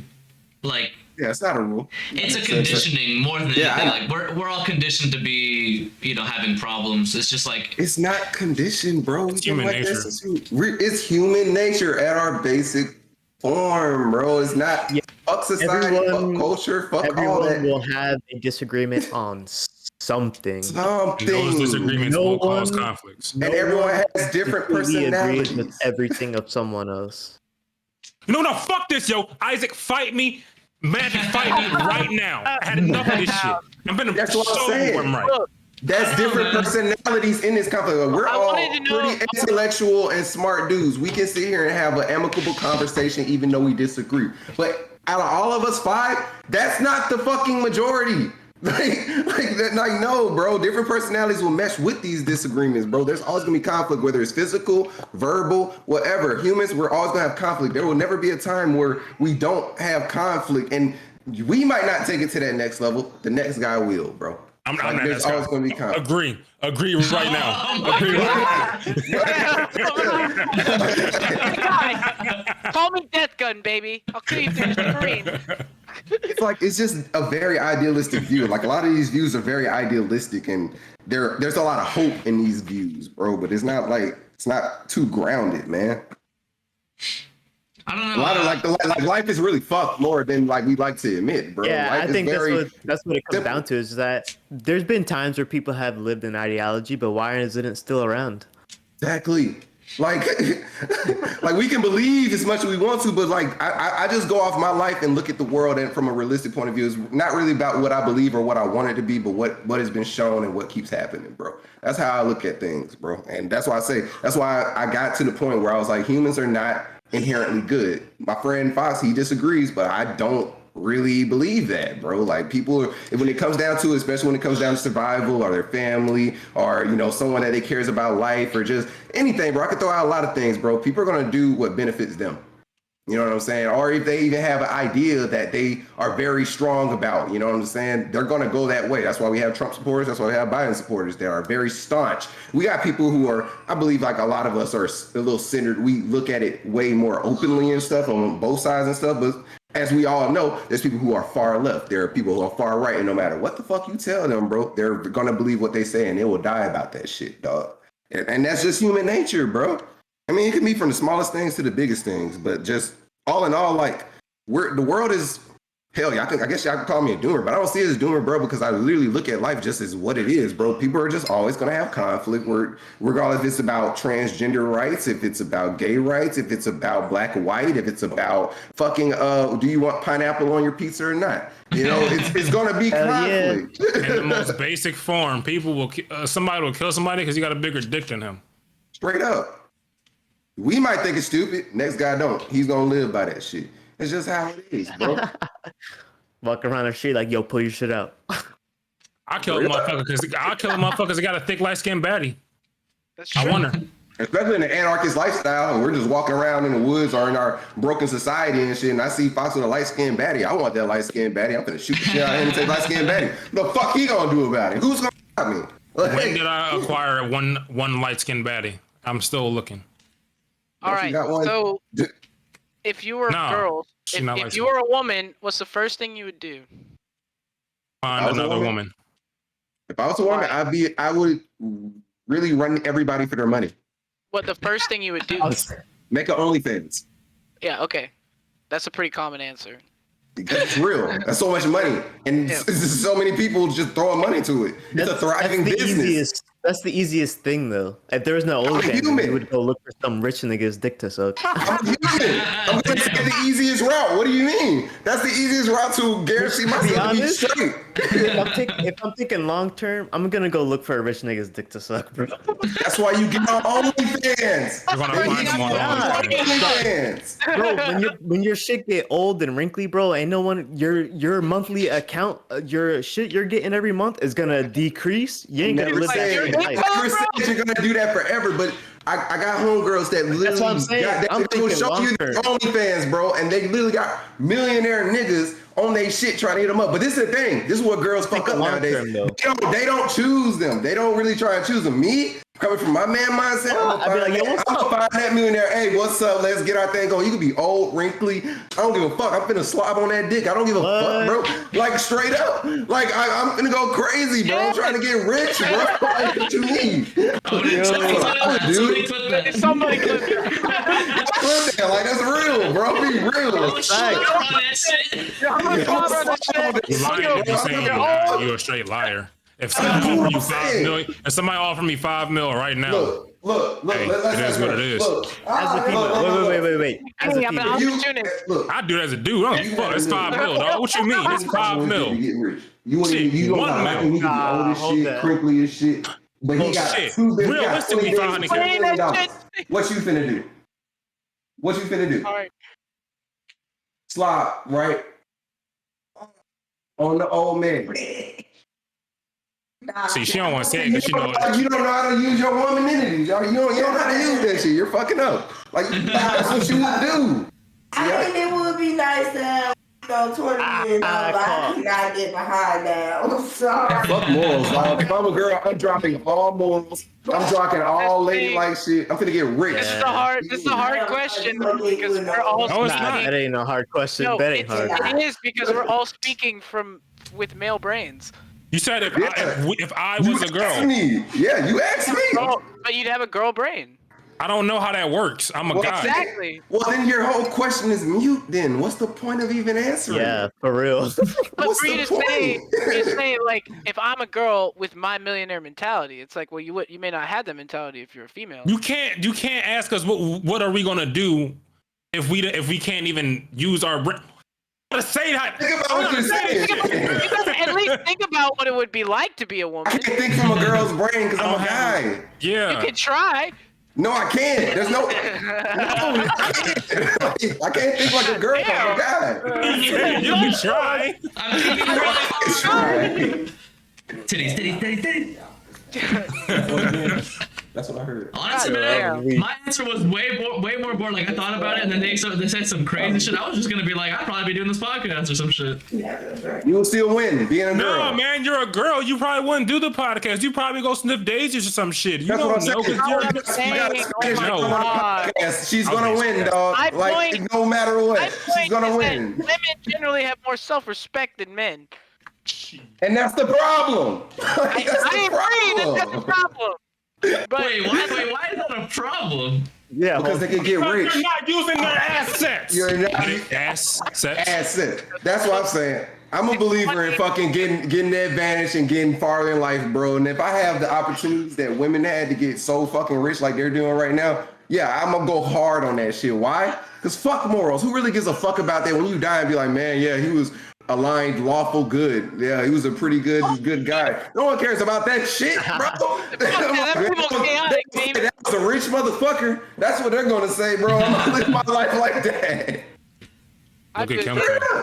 No one cares about my alignment. Look at Kim K. And look at Kim K, bro. Famous for sucking dick. Is go get fucked by a rich guy. Yes. Or start at OnlyFans. That's like those are the most two common answers. Because that's literally the easy route in life. Like this is the one time in like history where women have literally the easiest opportunity to become millionaires, bro. There's a lot of women becoming millionaires every month off OnlyFans, bro. Just because niggas really want to. Who was like, I asked him this question. They were like, I'd probably like go start a family, you know, like settle down, have some kids. Yeah, with a rich guy. Yeah, with a rich motherfucker. Yeah, I'm actually just gonna go sell my feet. Yeah, I'm finna go sell my feet.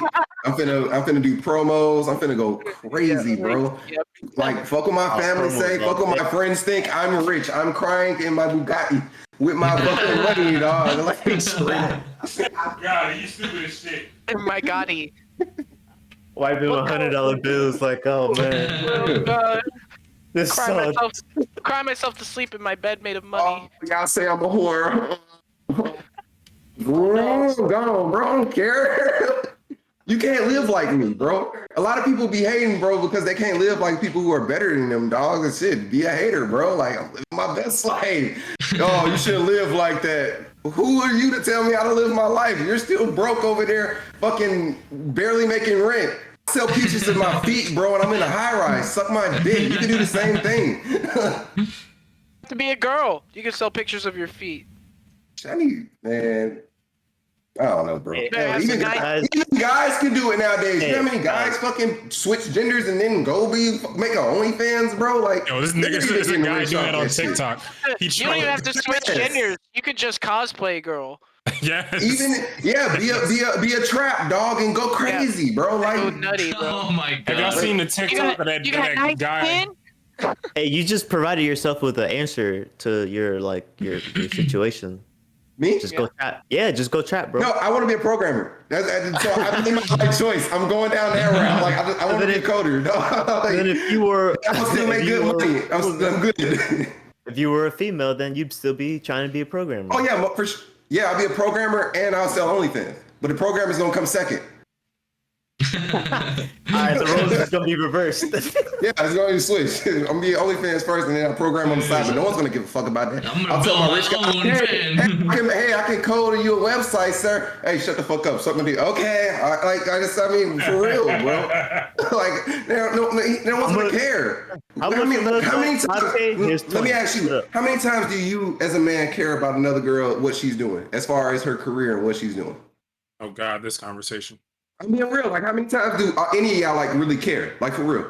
A rando, or like bro, a friend? A girl that you are interested in. How much do you care what she actually does? Well, it depends. I mean, if it's like stripping and that kind of thing, I'm not usually okay. Like, I wouldn't date someone like that. But okay, I respect that. But the next guy, he will. Okay, I understand. What about you? I'm saying, like, how many times do we really care about that? Yeah, nah, right. I guess not. I guess what he's saying, it depends on really what you're looking for, what type of interest.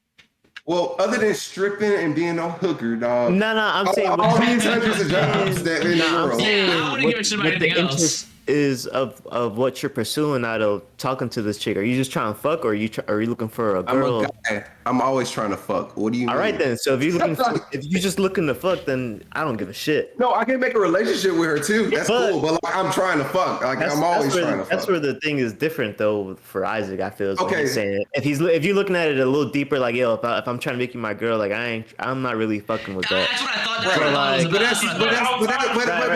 But that's two jobs out of the thousands that we have. I'm really talking about the majority jobs. Not every girl's a hooker, and not every girl's fucking, All right, fuck the job. I'm still talking about it. Depends. I'm talking about regular jobs. Like, how many times do all of us really give a fuck what our girls doing? Nobody gives a fuck. Yeah, nobody cares. So that's what I'm saying. I could be doing OnlyFans to be a programmer. I don't even have to mention that, bro. He's not gonna give a fuck. He's just gonna care that I'm looking pretty, tits are up, ass straight, fucking doing the best for him, bro. Like, ass up, tits are straight. Doing the best. Yeah. You ever seen some crooked eye tits? Yeah. I'm just being real. It's not. It might sound crude. I really hate it when the ass is down. It sounds cruel, but I'm being real. Like, that's like I said earlier. I'm just looking at it from a realistic perspective, bro. That's my perception of realism, dog. Like, it just is what it is, bro. So just I'm gonna do OnlyFans, be a hoe, call my day. I'm gonna get an old man. He's gonna be 50. If I was a girl, I'd probably do the same shit I'm doing now. I'm not gonna lie. You're wasting your assets. Yeah, you're just kind of wasting your shit right there. When you're gonna see your homegirl over there selling pictures of her feet, and if you were talking about we're being girls, we're thinking from girls' mindset, not a guy's mindset. And you see your homegirl over there selling pictures of her feet, her little butt shots and stuff, and making fucking 10K a month, you're gonna sit there and be like, you know what? Why the fuck am I just sitting here? I can just sitting at home and doing this and getting bread, bro. If I know you for how I know you at least, goddamn, you're like, well, I'm gonna get this more money. It's like, it's right there. Why would I not? What, morals? Come on. Yeah, fuck that. I don't know if I could do that. Though. That's crazy. Like You're that's a guy. Of course you don't want to sit there and flop your dick like me spin on OnlyFans. That's what you're thinking about, bro. If I could get paid to fucking throw my dick around on OnlyFans, I would. I mean, yeah, we all would, but like I'm talking about from a girl's mindset. Like girls don't gotta do anything. You could be like a fucking 4 or a 3 or an average ass girl. Wait, hold on. And still make bread on that shit. But we bro. don't. So maybe we have more self-respect, Adam. What? Oh yeah. Wait, no. Say it, wait, say it again. He said we're not out here meat spinning. So Right. Because no one's trying to fucking buy it. Right. If there was an actual market for Did you it, try? How do you know? Did you try? because everyone goes on OnlyFans for women, not men. Bro, No. Did you try? I'm gonna tell you, no. It's literally facts out there. Like, do you understand how the porn industry works? I'm aware of sex sales. I'm aware of that. Sex sells for women, not for men. These porn actors that you see, bro, they don't really make that much money. We could talk about the silent majority, the small majority that makes good money. That's true, like, but there's less male porn stars than females, though. There's one, he's got. Women don't care about seeing dicks that much, man. Regardless, though, that's besides my point. That's besides my point either way. That's kind of the point. You're saying there's. But I'm trying the to point was that understand there's no market for it. The point was there's no market for us to be. There is a market for it. There is a market for it. Not the market like selling feet. That's all I'm saying. It's not the same market as being a girl. There's a market for it. Yeah, of course. But it's not that profitable. I would make more money doing what I'm doing now instead of throwing meat on OnlyFans. You don't know that. Yeah, I do. There's not enough. I agree on the fact you don't know that there is a market for it. While I'm saying it's not the same market as women. You will never make the same kind of money every month as these women are. Guaranteed. I don't like speaking totalities, but that is a very big totality. You will never make as much money as these women. The point of that but the point of that is easy money. I'm gonna say that, especially for a guy. I wouldn't say that. No, I got a couple homies that do OnlyFans, bro, and they make. So then, what's easier money? They make okay money, but compared to the homegirls that fucking do OnlyFans, they're making thousands. These niggas are only making a couple hundred, bro, because they big ass dicks, bro. So they're just like they're making a little bit, but they're not making this. My point is they're not gonna make the same like these women are. They're just not scaling their OnlyFans business the right way. If that's what you believe, bro. Men are not that as women, bro. Tell me how to work it, bro. Tell me how to work it right now, and I'll do it. No, tell me exactly what I gotta do. I want 5% though. I want 5%. You gotta sell yourself, bro. Only 5. Everyone who's aspiring to be an OnlyFans, just listen. That's gonna be enough. My point is, you don't have to be a girl to sell your feet. Yeah, that's what I'm saying. But to make great money, that's what I'm saying. I'm talking about the money. The money accrued. It's not about great money. It's just about easy money. Yeah, people will pay the same price for your feet. That's easy true. money ain't. I'm thinking about real money. I'm thinking about making money. It ain't real. You can't spend it. Oh yeah, it's real. Well, you know what I mean, bro. Look, it's literal, dog. Come on now. Speaking lingo, bro. Leave me alone, dog. Like, I'm speaking heavy lingo. Leave me alone. But you know what I'm saying, bro. Regardless, though, I was coming at Adam with that one anyway. Yeah, I mean, you're right. Like, I see what you're saying, and I do think that it does have a little bit to do with the fact that like men just aren't as generally interested in selling their bodies as women are. But I don't necessarily think that's because we have more respect for ourselves. Because I'm a man and I know that's just not true. We're disgusting. Yeah, we're just such dogs, bro. Like, I would Some live. of us don't even wash the ass, bro. Yeah, I would live in filth if it wasn't for my wife. There would be so much trash. You still haven't since that conversation? What? No. I'm No, what? You're fucking better. I'm playing. What a Go watch the last podcast, viewers, so you can understand that. You said you had to ask Isaac a question about his name. Last time we were talking. So question, man. Dreams. Where'd that name come from? I actually just made it up on the spot. I was like, I want something that's has no meaning to it so that nobody questions it. Okay, well, you're getting questioned.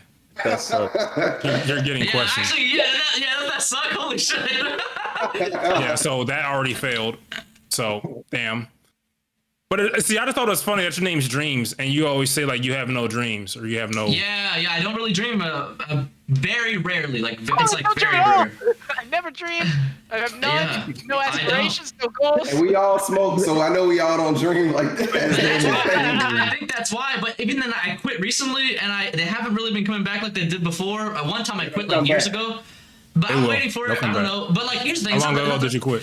It's not that I never. Oh well, I smoked like yesterday, but I mean, thanks. You didn't quit. Oh my fucking god. Oh my god. Everything about 24 hours. Isaac got stun locked, bro. He was in hit stun. He was in hit stun all night long, bro. Yeah, I couldn't even. He said, I quit. We were in a fucking gaming tournament. We were in a middle tournament. I could barely move. I could barely react to people. I was like, oh my fucking god. He got Shoryuken through the fucking roof, bro. It was gone. Yeah, I was gone. I'm sorry, I had to cut that out. Go back what you were saying, Fox. I just had to break that one in. Wait. Of course. So anyway, I was gonna say though, I really don't have dreams. But I am also in that like symbolic way. What we said about not having goals and stuff. I am trying to like, or not trying, but I'm starting to understand that like removing the goals and dreams is like a better way to more efficient way to live. But yeah. But anyway, yeah, I don't really have dreams like that. It kind of sucks, but I mean, I guess I don't really care either. I don't think they have that much meaning, so I don't like miss them or anything. You know, everyone says how they don't dream while on pop, but I'm a vivid ass dreamer. Even when you smoke, do you smoke? I am high right now. And you still have You're dreams? not high enough.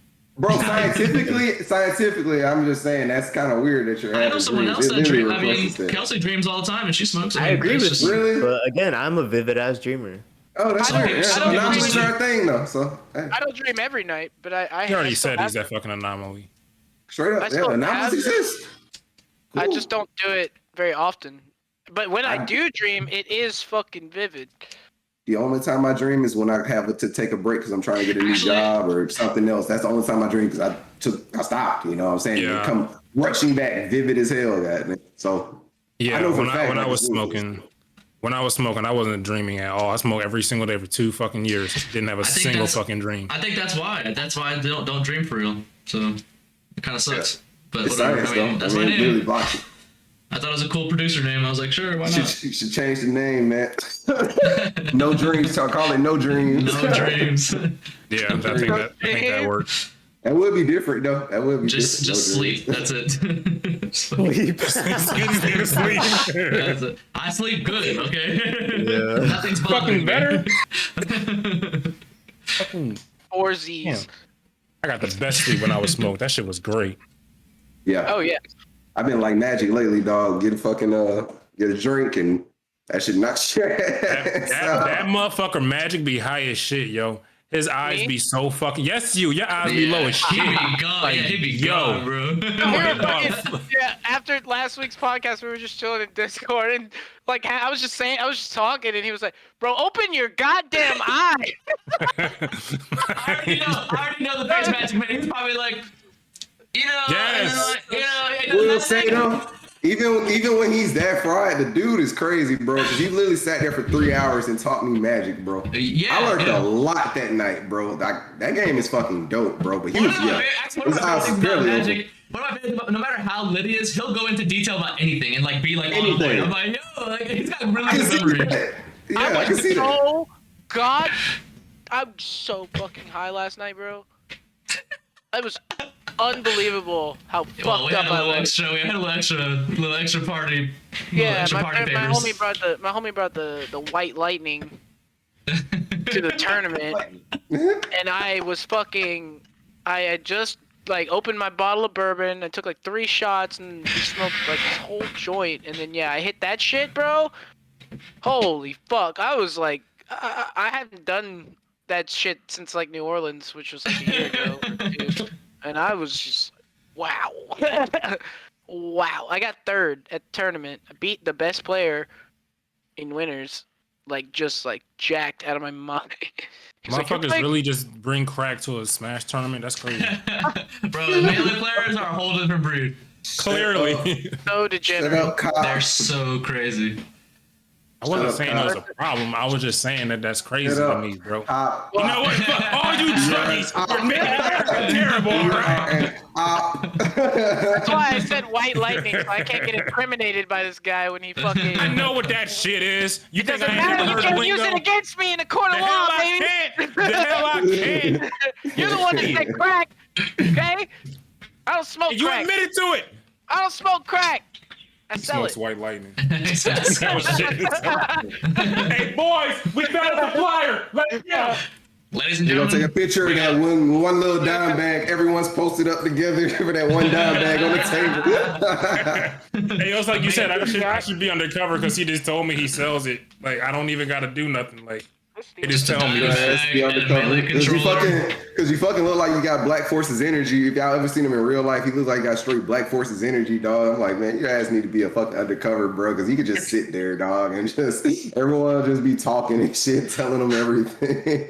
You always end up in them damn situations. Smiling. I mean, it's just easy. smiling, cool. No one's paying no attention and just talking all this shit. Yeah. Where you say you live again? Oh, all right. Birmingham? Okay. Okay, bet. That's cool. Yeah, you said Smash tournament? Yeah, where I need to show up. Oh, okay. Bet. I'm bringing friends to this tournament, bro. But yeah, I woke up this morning with a pretty raw nose. I didn't understand what that meant. Yeah, I can imagine. I mean, I was thinking about it when I woke up. I was like, yeah, I know these boys are probably like just went to sleep an hour ago. Like, I went to bed at 5 a.m. I got up at 1:30. Yeah. Hey, good thing you were off, bro. I was. God. Oh, it was so funny. bad. I played Magic till like 3 a.m. And then I just sat there and talked to. I was almost stuck out there. Thank God I got it right. I was gonna be like I'm so gonna take pissed. my dog out. I'll be right back. Holy shit. I thought he was a puppy, bro. Yeah. That's what I be telling him. I'm gonna go take my puppy out. I'll be right back. That's a grown ass man, dog. That's what I'm saying. Puppy. That's half a human. But anyway, on this coding shit though, so we got all the programmers in here now. What's up? So I got my first coding project. Coding is dead. Coding is dead. Coding is dead. Learn WordPress. Motherfuckers, you're wasting all your time. Ew. Wasting your time, bro. But 70K, 70 to where's the real 100K money a at? year. being an 70 actual to fucking 100K. full stack engineer, being full stack. Yeah, that's what I'm saying. Be a full stack engineer. Fuck that shit. I don't want to. I'm looking for more than 100K, bro. Oh, okay. Here's the thing. So if you want the real money, then is hiring the full stack engineers to build those insanely big projects. That's where the real money is. That is a way too, but I actually like coding, so I'm gonna be that guy. Yeah. And the best part is you can always work for yourself with that kind of trade. Well, exactly. That's what I always thought when I hit my 30s and 40s. I was like, I'm just gonna go straight freelance and just do that and be retired and not give a fuck. You'll never go hungry. I just found I'll my never first go hungry with these skills. Yeah. I got my first fucking client, and I'm fucking ecstatic. So thanks to thanks to Q. So actually, I owe him some money because he got the finder's fee. So I got you on that.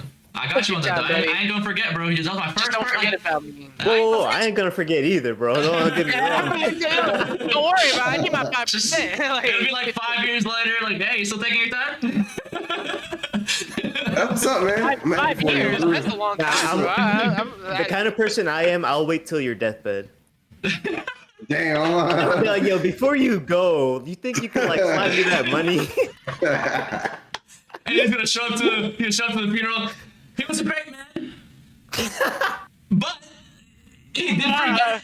He was a little late on his payments. Well, see, the thing with Q is he's thinking 15% of what you make. If I wait till you die, then goddamn. Yeah. That's a long time right there. It's a fat check. There's a fatty. But nah, regardless. But on that WordPress note, man, like I saw about that early in my coding career about going that route and stuff, and that's for me, that's just too easy of the route. It's possible, you damn sure do it, but it's like, no, I know I'm not thinking about what I can make now, I'm thinking about what I can make down the line, you know what I'm saying? And it's like being a full stack engineer, I'm gonna make way more than I ever would being a WordPress, guy, because anyone can do WordPress. Honestly, hell, most of coding is just Googling. Honestly, that's why I said the same, they because can figure it out. I'm already in my career. I'm just looking for like something down the line to like jump out of my current career and make some good cash with, instead of just trading jobs. I don't want to trade jobs. I'm looking to like trump what I'm doing now. Yeah. Right.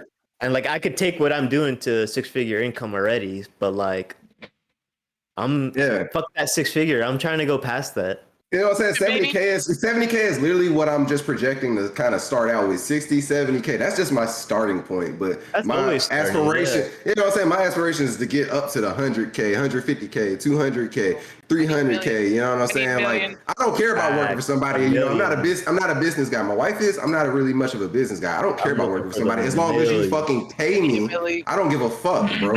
Like, pay me good. I don't really care. I need 1 milli. 1 milli. What are you gonna do with that? Nothing. Like you said, you hire all these full stack people. I'm not gonna do anything with it. I'm gonna continue to live my 35K a year life with 1 milli. That's all I like to hear. Never mind. That's all I like to hear. That's what you. That's all I had to know. Just what you gonna do with it? Like, because a lot of people get that million and they just blow that shit. Like it's always shown. People get this money and they blow that shit, unless it's like sustained in some kind of way. But fucking yeah, if I got a milli, bro, that's what I tell people, bro. I'm still gonna live this 50K lifestyle. I'm downsizing with a milli, Cooling. Trying to get rid of bills. I might spoil myself once every now and then, but like I'm not going on trips and quitting my job. Hell, I'll still work with $1 million in my bank. I'll make another milli. Like I tell people all the time, like I projected to work until the day I died, bro. Like I don't really care about working, because I see in my life, like I'm always around old people. I grew up around old people, and hell, even in my 20s, like I'm friends with a lot of people who are 40, 50, and 60 and shit. And one common thing I've always found with people older than me is that when they retire, bro, they always go back to work, because they always sitting at home, they're bored. Hell, they can go on trips, but shit, if you're retired, you're not gonna blow all your money all year, every year on going on trips. Let's be realistic and practical, you know what I'm saying? So a lot of times, they're just kind of, they do their little hobbies and shit, and they go home, but they get very bored, so they just end up going back to work at 62, 54, 50. You know what I'm saying? So I always told myself, like, I'm not gonna stop. I'm just gonna keep working until I can't no more, bro. Like, it is what it is, because it's gonna keep me active. It's gonna keep me moving. It's gonna keep me doing things. I mean, it keeps you alive, bro. I work with a guy right now who is like a multi-millionaire. His dad owned a bunch of project buildings out in Chicago, and when his dad died, he picked it all up, collected money off it for a while, and then sold it all. Recently, this guy's got money, and he's still working. And I asked him why, and he's like, "What am I gonna do at home? I'm not gonna be doing shit." He's like, on top of that, it's Alabama. Like, what the fuck am I gonna do, bro? So I'm gonna just come in. He doesn't do 8 hours a day. He comes in at like 10, 11 o'clock, bounces at like 2. Because no one's going to tell him shit. He's going to be like, fuck you. I don't need to work here. The fuck? You know what I'm saying? That's real freedom. You know what I'm saying? I can work. Work ain't really a necessity. Right. It keeps me going. Like, it keeps me working. I get up every day. I do things. I can stay at home and get up and work out. The mindset changes when the money comes. Yeah. Now you're working to do something, not working to survive. Exactly. That's why I see myself. That's what I'm trying to get out of, working to survive. I don't want to work to survive, bro. I just want the money. And if I want to work, I'll work. I like working on cars. But I don't mind work. Yeah, I like doing stuff. They say when you stop working, you stop working. I mean, in a sense, yeah. Like your body stops. People die. People die after they retire, for sure. And that's what I see with these older, and that's what I see with the older generation. That's why I tell myself now, I'm like, bro, people like to talk about retirement or stop working when they're 40, 50. I'm like, nigga, I'm going to be 70 and still probably be working if I'm able to, bro. I don't care. Like, but I'm going to take a little break first. Yeah, but you have that power to do that. You know what I'm saying? But it's the point. You're going to come back to it. Why? Because it keeps you going. You know what I'm saying? It gives you something to do. Because when you're 60, bro, you can't. It don't necessarily need to be a job neither. No, like, it could be some other shit.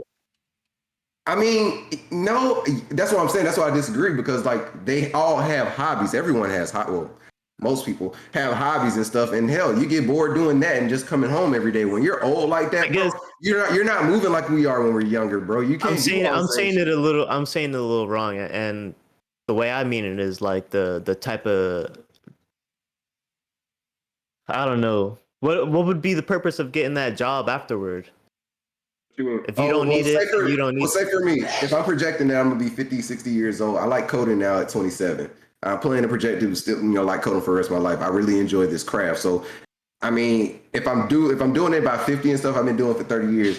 God willing, if I still enjoy it by that point, it wouldn't really be work to come back to it. It's like, oh yeah, I'm just doing these little kiddos code face. You know what I'm saying? They're back in, they're playing, whatever the fuck, and it gives me something to do rather than just sit at the house and use my VR and just be in that virtual world all day. You know I feel like that comes down to that being a hobby at that point, though.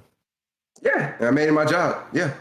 Well, that's what I'm saying. So at that point, once you've got you transition out of that mindset of working to survive, and it's just like, cool, I got the money to survive. I'm just doing this because I like to do it. It doesn't have to be a job that you go back to. It could be some other shit that you still put that same whatever that energy into. It don't gotta be a job. I agree. I'm just always thinking about income coming in. Like even with my retirement or whatever I got, it's like it's still just money coming in. I still just fuck around with. And that's what I was gonna say too. Going back was there's multiple ways of generating money. So do you enjoy them though? What happened? Do you enjoy them those ways? I mean, that's what I'm saying. When you're old and stuff, yeah, you make money, but you're gonna want to do something that you enjoy doing. Right. But that comes down to the person at that point. Of course, that's what we talk about every podcast, though. Like when it all comes down to all of our opinions and all of these things we talk about, it's just personal choice, what you believe in. I mean, that's just life. I mean, we can always go back to the basis of that. That's why we argue with each other, because some of us speak on personal and a lot of us speak on masses. Exactly. Yep. Yeah. Pretty much. Well, I mean, I think it's important to make a distinction when you're trying to make a point, though. Right. It is. I think it would solve a lot of these issues where we kind of like miscommunicate, where we're just like, like, well, if you apply it in this context, it's like, yeah, well, we're talking general, In general, but that's never if it's never established, then like you can. I think that's fair. I think that's pretty smart. That's fair. Yeah, for most of our conversations, like that is typically where things go, right? It's like, okay, well, we're talking more either generally or like more specifically. I think that comes with the question though, with the questions that come, because the only reason I responded was that is because he was like, "Do you?" Like we were already speaking on general, but then he asked me personal, like a personal question, "Do you?" And I was like, "Cool." I gave him a personal answer, but then that gets filtered right back into like, okay, well, cool. Well, now the masses is like, whoa. You asked me personal, not masses. So it comes down to the questions that are being asked, because it always starts off on a general basis. Right. But the questions come down to personal shit. Yeah, it's like, okay, well, that's cool that most people like think that. Like, what do you think?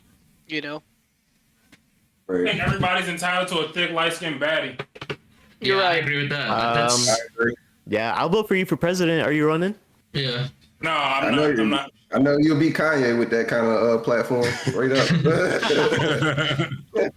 Bro. Yeah, he's out there screaming about Does anybody know what's going on with Kanye? Like, what's going on? Bro. Like, can someone explain me TLDR? He wore a shirt with Candace Owens saying "White Lives Matter," and everybody got offended because they said that that's inciting hate, and that's the short version. Okay. That's it. So what's the longer version? Like the longer version is that black people are not allowed to think for themselves. Yep. They're not allowed to think for themselves. This is actually a crazy question. What do y'all think of Candace Owens? I fucking love her. I like her. Yeah, I like her. I don't agree with all her points, the same as like everybody, but I do agree with some of her points. Yeah. I don't hate her. I can't hate anybody, bro, for their opinions. Like, just Nick Fuentes, dog. He said some real controversial shit that, as a black man, I should not like and I should hate. But I'm just like, damn, bro, that's wild. But I don't hate him for it. It's like, damn, that's wild. Like, I agree with most things she says, but like obviously, like, I'm not 100% there. Like I think I disagree with her stuff with abortion. But I really don't give a shit. I don't care too much about it because it's abortion. It doesn't really affect me. Most things she says though is pretty. I'm on her same side as that. And also he wore that White Lives Matter shit because he wanted to show the hypocrisy between Black Lives Matter and how everyone can say that and everyone that's accepted. But if you say something obvious, like, because of course, obviously white lives matter. Well, now everyone's fucking losing their fucking minds. So both him and Candace wanted to show that they're losing their mind. It's hate speech. Yeah. They consider that hate speech. White lives matter is hate speech. White lives matter is hate speech. Okay. Yeah. That's how. Yeah. So that's how does that make it hate speech when Black Lives Matter is a thing? I'm not saying my opinion. I'm just asking, like, what makes a difference? I'll tell you, because I've studied the game, and what they're saying is their retort. The whole point is they're saying you are devaluing or taking away from the black movement, and by but I don't agree with that actually.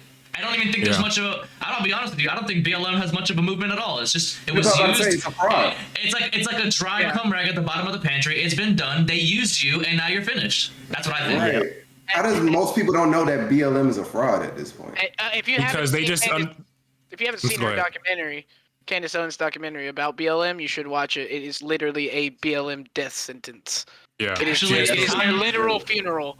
Kanye actually mentioned it in that podcast. He was like, "Have y'all seen the documentary? Like, it was insane. Like, he really went in on that." I've been getting ads on my Facebook and stuff about it. You should watch it. Actually, we should all like react to it or some shit. Yeah, it's on the Daily Wire. Dead ass, bring it up right now. I have a yearly Daily Wire. Oh, you got it right now. Yeah, I can bring it up right now.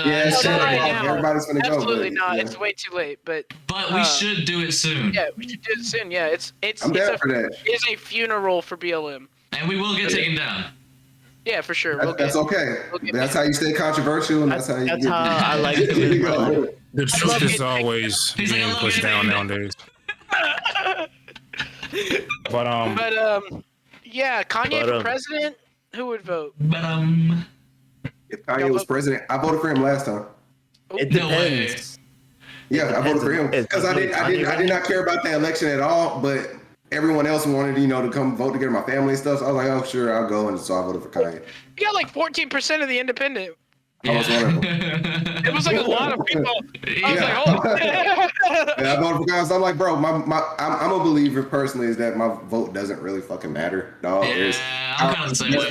There's literally powers beyond us that us as civilians that we will never understand. There's always things going up above, and everything is kind of more calculated than we like to believe, bro. And personally, they like to make us believe that our choice matters and our vote matters. That's why they do all spend billions on fucking advertisement, to get us to do that and stuff. But to be real, when I see how the world works and all the different things that's affected over the past 20 years, I'm like, bro, our vote really doesn't fucking matter. Hell, like when Obama got voted in last time, regardless of what the fuck thinks about it, bro, that nigga was gonna be in there regardless, bro. You know what I'm saying? Like, it don't matter what you thought, here's bro. Something that we can get canceled over. Same thing. Here's one thing we can get canceled over real quick that I'll mention. And this is crazy. No, it's the World Economic Forum. Yep. So they have admitted, what's his name? Charles Schwab? Klaus. So he literally admitted that they are teaching people, like they had this thing called the Young Leaders Group, YLG or something like that. I was like, YSL? I was like, oh, something crazy like that. And literally they are actually, I guess this is the right word, they're penetrating world governments all over the globe with Justin Trudeau was one of them.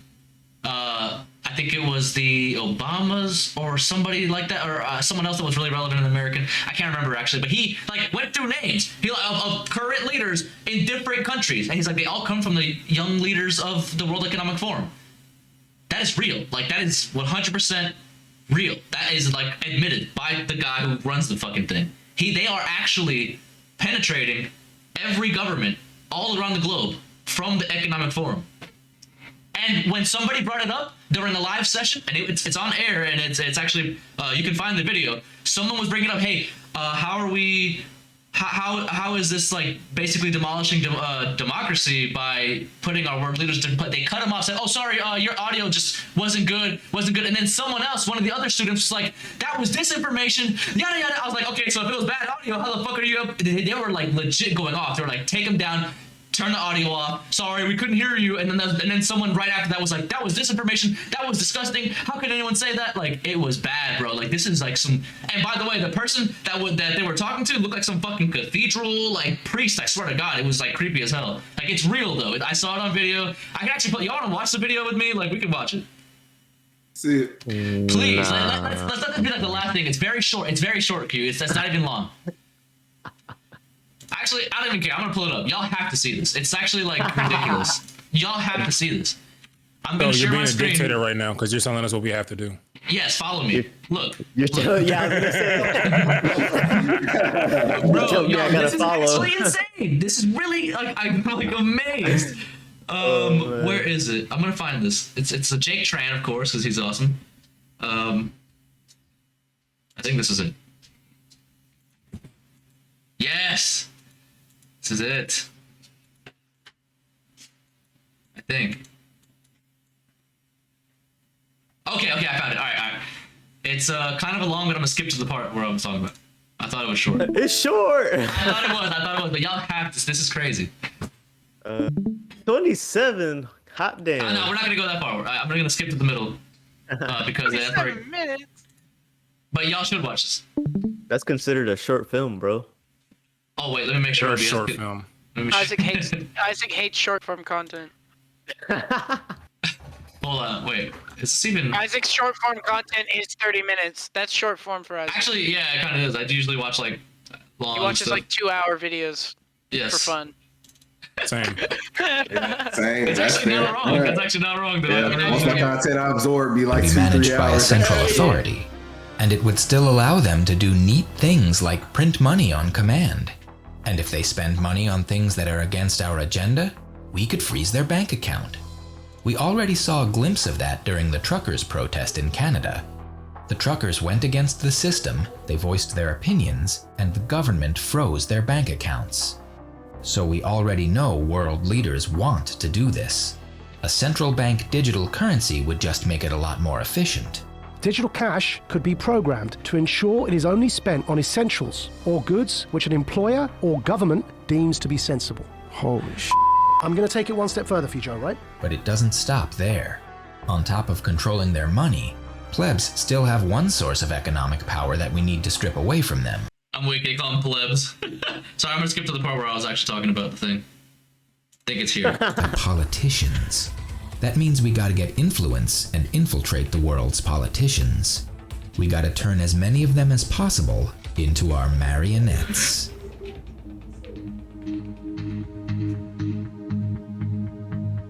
That's the guy.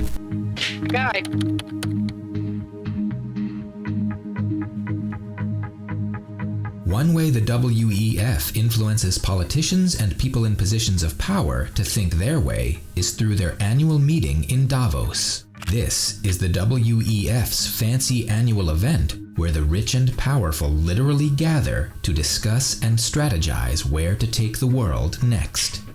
Artificial intelligence, climate change, cybersecurity, the metaverse, and other buzzwords like that are all discussed at Davos so all participants can feel special and important.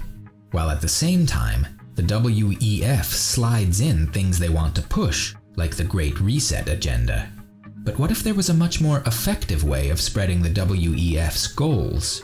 What if instead of waiting until Davos to try to convince politicians to agree with you once a year, what if you could avoid all of this in the first place? What if politicians from around the world were already bought into the WEF's philosophy from the start?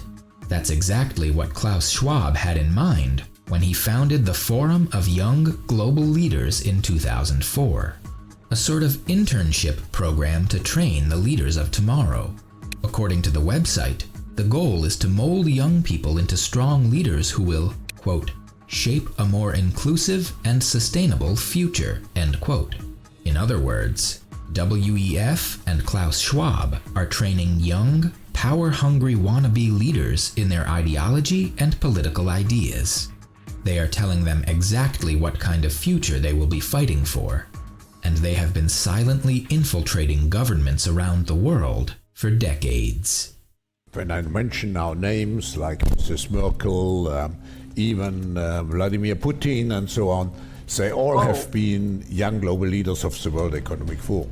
What we are very proud of now, the young generation, like Prime Minister Trudeau, President of Argentina, and so on, that we penetrate the cabinets.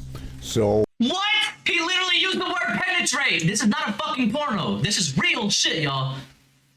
I'm just saying. All right, I'm gonna keep playing. My bad. Yesterday I was at a reception for Prime Minister Trudeau, and I know that half of this cabinet, or even more half of this cabinet, are for our actually young global leaders of the World Economic Forum. But no one knows exactly what they are teaching those leaders of the future. No one knows what they're being trained for, their political agenda, or how much power they will eventually have over certain countries. And when people start asking questions, strange things happen. Thank you, Mr. Speaker, and I listened to my colleague's speech. I had a constituent that wanted me to ask a question about outside interference to our democracy. Klaus Schwab is the head of the World Economic Forum, and he bragged how his subversive WEF, World Economic Forum, has, quoted, infiltrated governments around the world. He said that his organization had penetrated more than half of Canada's cabinet. And I was wondering, in the interest of transparency, could the member please name which cabinet ministers are on board with the WEF's agenda? My concern is the deputy. Order. I know that the member was in a really good question there, but the audio is really bad, and the video is really bad as well. And I apologize. I don't know if the member. Okay, let's try again. The honorable member for Timmins James Bay. Mr. Speaker, that member was promoting open disinformation. That's not debate. We have to call out disinformation. We'll get into debate again. Strange. I didn't have any trouble hearing the question, and apparently the other member of parliament heard well enough to dismiss it as disinformation. And voila, there you have it, the Great Reset and how the WEF plans to get there.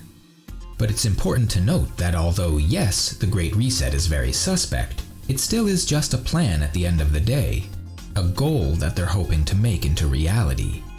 Sure, they have a lot of money, influence, and powerful people that believe in it. They have all the good news is that all of this is still your choice at the end of the day. You get to choose whether or not you put up with more surveillance in exchange. Okay, yada yada. They're basically saying, don't fall for it. But yeah, so that's pretty fucking crazy, y'all. Like, I just needed to show you that. Level Freemasons. He admitted it. I mean, he's literally said we are penetrating these governments with our leaders, that we're growing. And he said Putin? That's... He said Merkel, too. Merkel? That dude, like, real big leader, like, people who run governments are, like, coming from the World Economic Forum.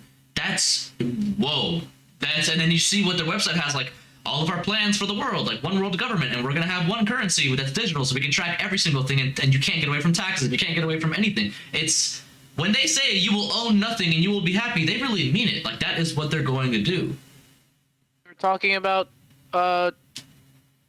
like, putting all of your medical information on, like, a chip underneath your skin. And, like, they were talking about at the WEF, and one of the members was like, imagine the control. That's what she said. Like, quote, imagine the amount of control that you would have over people if we could get this, like, implemented. Not, like, imagine how revolutionary it would be or how great it would be for society. Imagine the control. That's all they care about. Yeah, that's all they ever want. They just want to control everyone. Yeah. It's pretty scary, man. And then, if everyone is as black pilled as Raheem, like, we're fucked, because we're all gonna be like Wally. It's just straight up Black Mirror. That's next. We can't do anything about it. The first episode of Black Mirror, we're all. I'm sorry, I heard Raheem say it again. What I was like, if everyone's as black pill as you, that means we're all gonna be enslaved, and that's it. So is that what black pill is? Well, just like the doomsday, like that, like like we can't fight the government, so they're basically just gonna take over us completely. I mean, but the people that don't believe that, do they know what they have? I really think it's a lot of misinformation. Like, we all sit here and just be Americans and believe in this greater power, greater good, and rise up and all that shit. But like, this, it's America's fault for making us think that way. You know what I'm saying? But I'm just saying, like, everyone has this kind of like American ass mindset of that. And like you just brought up, you know, the whole American Revolution and all stuff. Like, we got all this piped in us, but like, do anyone really know the capabilities of our military? At least on that point, like, do anyone really know, or do they just know what they believe? Because like we talked about that conversation, it was a lot of foot soldiers talk. That's all like, oh, we got guns, we got people on the ground with guns. I'm like, fuck them people. Like, I want to be enslaved by Carl Schwab. I can't even say his name. Carl's. What do you mean by enslaved? Carl. What do you mean by that? They want a surveillance See state. the other baby? Oh my Another goodness. baby. Oh my gosh. Two babies. Two babies. So we're gonna talk about doomer mindset, son. I'm a That's what you're gonna learn today. Oh no! Don't touch the keyboard. Government is too powerful. They're too powerful. Don't rise up. Sorry. Don't rise up. Learn from a young age. Just watch Twitch, sit on your couch, you got work in the morning. Yep, you got work in the morning. You got bills to pay. Taxes are always gonna happen. So you got taxes. Live your best life. Don't trade crypto. Don't trade crypto. We'll have to. Oh no, trade crypto. Have to challenge you to Mortal Kombat. You're doing crypto. Like, honestly. That's happening. You said you want to run Mortal Kombat? Only if my son is a crypto trader, then one of us has to die. What? But yeah, that's all you need to learn through life. Don't fight the government. They will kill you. And, yeah, you got it from there. Make some money, son. He's like, nah, man. I'm fighting the government. Money and die. That's the American way. Shout out idea. Got an idea. I played that shit last night after you left, Isaac. I put that shit on because we were talking about shit. But no, seriously, I'm just saying, like, we just all speak from a very American point of view, bro. And like, the thing about us Americans, we're arrogant as hell, dog, and we really always believe in we're gonna win at the end of the fucking day. And I respect that. I don't want to be enslaved. What I'm saying? And I get that, but you're not. What do you mean by enslaved? That's what I'm asking. Like, what do you mean by that? What is your definition of enslaved? Because we're all not gonna go in chains and pick cotton all day, or fucking get resources. Like, what are you doing? You don't know that, bro. That maybe not right now, but it could get worse. Governments change. It's in the amendments. They can't. It's in the amendment. What are they you gonna can't do? enslave us. It's in the. It'll be a whole bigger issue if we got to that. I think they've proven that they don't give a fuck about that piece of paper. But I'm asking you, what do you mean by enslavement? What do you mean by that? I guess what I mostly mean is kind of similar to what China's getting to, like a whole social credit system. Like, if you don't behave the right way, like what the government thinks is okay, you start losing points and you lose privileges. And I think it's really fucked up. It's kind of like cattle. Oh, social credit. And it's only going to get worse. My point is, like, right now, it's like, oh, it's okay, people are living decently, but it's going to get like really bad later on if it keeps going in that direction. Isn't that kind of like communism?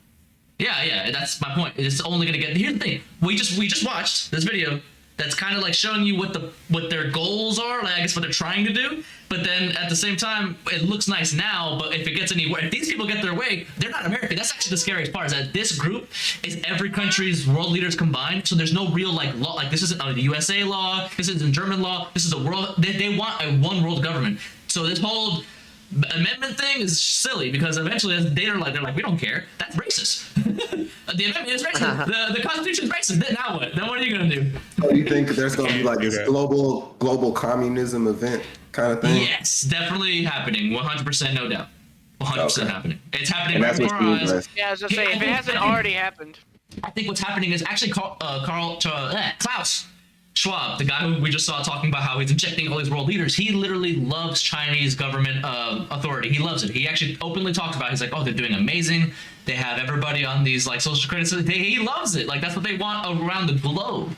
And that's why they're trying to get everybody on like digital money. They're trying to remove cash slowly. Like, they're trying to implement all these things because they need to track every single thing that you do, everything that you support, every idea you have online. Like, they want to make sure that they can keep an eye on everyone. And it's true. Like, I've noticed like this one video of a guy in China like kind of littering, like throwing trash outside, but he missed the dumpster and it fell, and like they marked that as like a bad, like he couldn't, he couldn't fly on a plane for like years or something. So you know, that's kind of how it works. Like they just see you on camera doing something that's like, oh, you're using too much of your carbon footprint this month, so you can't go to the movies or something. Like that's where we're going. And they already have that with social credit. Like we already have like the credit card system, which has been like oppressing certain kinds of people for a long time, and we're already used to that. So like it's not that hard to imagine that it's gonna get like a little bit more and more worse. Now they're canceling people. They've gotten the mobs of citizens to go after other citizens, so the government's not to get their hands dirty. They just inject these ideas into people, and now they have social credit with like canceling. You know, everything's racist now. Everything's this. It'll be super sensitive. Now they have us policing each other, and like that's where it gets really communistic, like really dystopian. Right. It's starting to get pretty bad. Right, yeah, and the technology that you're talking about is the scariest part, because that's what I'm saying. It's not even just the kinetic weapons, it's the mind control now. Now it's really deep. It's like, oh, they're really forcing people to move just by Twitter.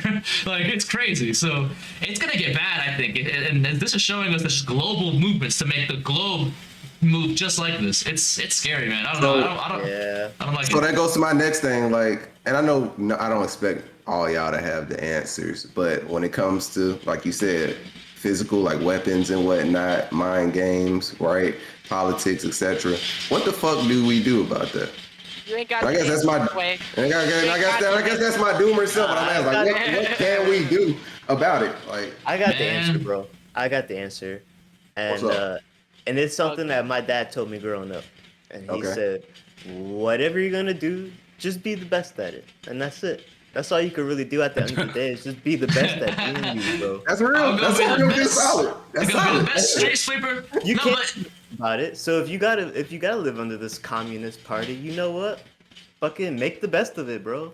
Okay, it's gonna sound really cheesy, but I'll tell you what I would do, what I would like suggest, or what I think is actually not even. I wouldn't even need to suggest it. It just comes naturally to people. That's what I love about humans so much. Is that we just need to create culture, and yeah, culture can be kind of a conditioning, brainwashing thing as well. But if everyone, if we create a culture that allows creation of culture, which is, I know it's a lot to say and doesn't mean much, I guess, but if we allow people to just like, if we stop telling people how the world should move, you know, like you need to not be this, you need to not say that, like that, you just get that away, just take that kind of language out, just allow babies and humans to just do what they want to do for the most part, but like just kind of promote like an individualist thing. Actually, I think that's the best way to put it. I'll just shut up and say no more collectivism. Just like, let's get everyone on an individual standpoint. I like a world of no direction. But wait, yeah, no collectivism, no grouping. Like, hey, we're all together. That's always evil, always. Or humans. But what are you gonna do about it? Me? Oh, so that's what I was saying. That was the question. Create the culture. That's one person can only like help a culture move forward, like an idea, like what we're doing now, just talking about it, putting it online. That's like the most we can kind of do. When you say collectivism is evil, though, you don't mean like people being in groups is evil. You just mean groupthink. You mean groupthink, though. Like everyone trying to think and move in the same way. What I mean to say is collectivism never ends well. Right, but that's us as I've humans. never seen it end well. I've never seen it. In history, that's how we are as a species, though. That's how we are as a species. Like, we're always gonna pull together. Hell, remember we were just talking about 2 weeks ago. Like, everyone's getting into coding. Hey, guys, let's make a website. That was collecting. That was pulling together as humans. Just a small example, but that's collaboration though. That's not collective. Yeah, I think I'm talking. I guess I'm trying to. How do I specify this? I think what you're trying to say is that. Or what I think the point of this is that societies that value. Oh my! Hold on, give me a second. Baby. Yes, I already know where you're going. Societies that value the whole is always going to hurt the most. Yes. So societies that value individual success are more productive than societies that value group identity. Okay, independent freedom is more important to me than like, let's make sure everyone is inclusive and safe from bad words. Like, that's where things get really like weird and dystopian. Like, it's getting crazy. Like, no. Everyone should just be able to do their own thing and be as successful as they can be. Ain't that what we're doing right now? Yeah, that's what America was founded upon. Exactly, and that's why this is. But things can change. That's what I'm trying to tell you. Is that I think there is a direction going on, because we have been infiltrated by a lot of governments that don't think like ours, and also our government is to be bought. Like any politician really is, they're bought. So it's like. So is it more of you saying like we should just stay how we are right now, rather than move on to anything. They're like we need to stay how we are right now because right now we're doing that. Like everyone can do everything. Like we all live in 5 individual lives. Well, that's we the can all do thing. the fuck what we want to. We got different interests. We got different passions. But this is a new problem. I guess what I'm trying to say. That's why he it's a new said problem. he would do what he would do to fight that problem. Where I would just be like, hey, if that's a problem I can't fight, I'm just fuck it. I'm just gonna live my life. But he would try and fight that problem. Well, someone else might try and fight that problem. But even a like lot without of fighting people hard, like you don't even have to fight that "Fuck hard that." because a lot of it has to do with because like I said, collectivism is a problem. But if you, the only way to like kind of stop it, I guess you could say, is to just kind of almost warn people. Like like the books like 1984, like that has influenced millions of people. You're gonna try and do something about it though. Yeah, even if it's small, like I said, just having this podcast and talking about it and spreading that information about the world leaders being injected and shit. Like, if people know about that, they're like, damn, you know what? I may not be okay with that because that means it's not really a fair democracy. That means it's all really fake. That means it's all bullshit. Yeah, but that's what I'm saying. Even if you have them beliefs, you still living under the society that they're constructing through this time period. Like, so how do you make your living out of that? Do you just die on your ideals, or do you, make like Eric said? No, I'm saying like you're dying on ideas, like hey, we're moving social credit. Hey, we're moving to all the money is being online and stuff, and we're like, okay, well, this is what I believe, so I'm just gonna not do it and just die on my beliefs. Or are you gonna be like Eric and just be like, hey man, it is what it is, I'm gonna make the best of it. So. I think everything's negotiable. Everything's negotiable. I mean, I think it's worth like if I'm just like, you know what, fine, I guess Google can just know everywhere I'm at, and I'll just be fine with that. Like, but then there comes a point where maybe I'm not okay with something. There might be something where I'm like, you know what, I just can't put up with that. That's valid, yeah. I might get to that negotiate point. as long as I can, but I mean, like, because I am right now. I mean, everything. They know everything that I'm doing. Like, they have my location. It's just everything. But like, they're listening to this whole but entire. I am doing something about it. I'm gonna be downloading Graphene OS. I'm gonna be using more Linux. I'm gonna be using non-proprietary software. I'm tired of trackers. Like little things like that. I'm gonna be, pushing towards that culture. And if we make Linux more popular, and if we make decentralization more popular, Bitcoin more popular, just by spreading the word and culture, I think that actually can slow like collective dictators down a little bit. Even if it's not perfect, it can do something. Right, I see. So you just want to have a good fight, pretty much. And I think culture is like one of the best ways without kinetic, like, fucking bombs and shit, you know what I mean? Like, just changing the minds of the people. Yeah, we're gonna be losing that, yeah. You made that very clear. Man, no, that was serious because I'm like, bro, like shit's insane that we have. Like I know that people don't know, bro, because I wouldn't even know if I wasn't there. You know what I'm saying? Fucking clearance and shit. But yeah, I figured out like he knows some shit. Can't even tell y'all what we really have. But I see that culture, but shit, you gonna need leaders and followers and that shit. But still, that's a joke. But no, seriously, okay, I see that. It's like it's the inevitability that it will happen, but you can at least save a couple people by at least letting informing them and letting them know still try. What's going on. Right, still try. Let them know, like Yeah, you gotta do something, man. You gotta do Right. Okay, I see where you're coming from. Because my whole thing is like, my whole thing is like, what the fuck we're gonna do about that? Like, they're doing it already. Like, I'm just a guy that fucking sitting in Alabama. Like, what the hell I can do about this shit? I can talk about it, but at the end of the day, they're still gonna push it. We all get rich enough to buy a compound and we leave this motherfucker. Not leave the country. Where we going? Not leave the country. Just like leave the system. Oh no! Oh, Earth in general.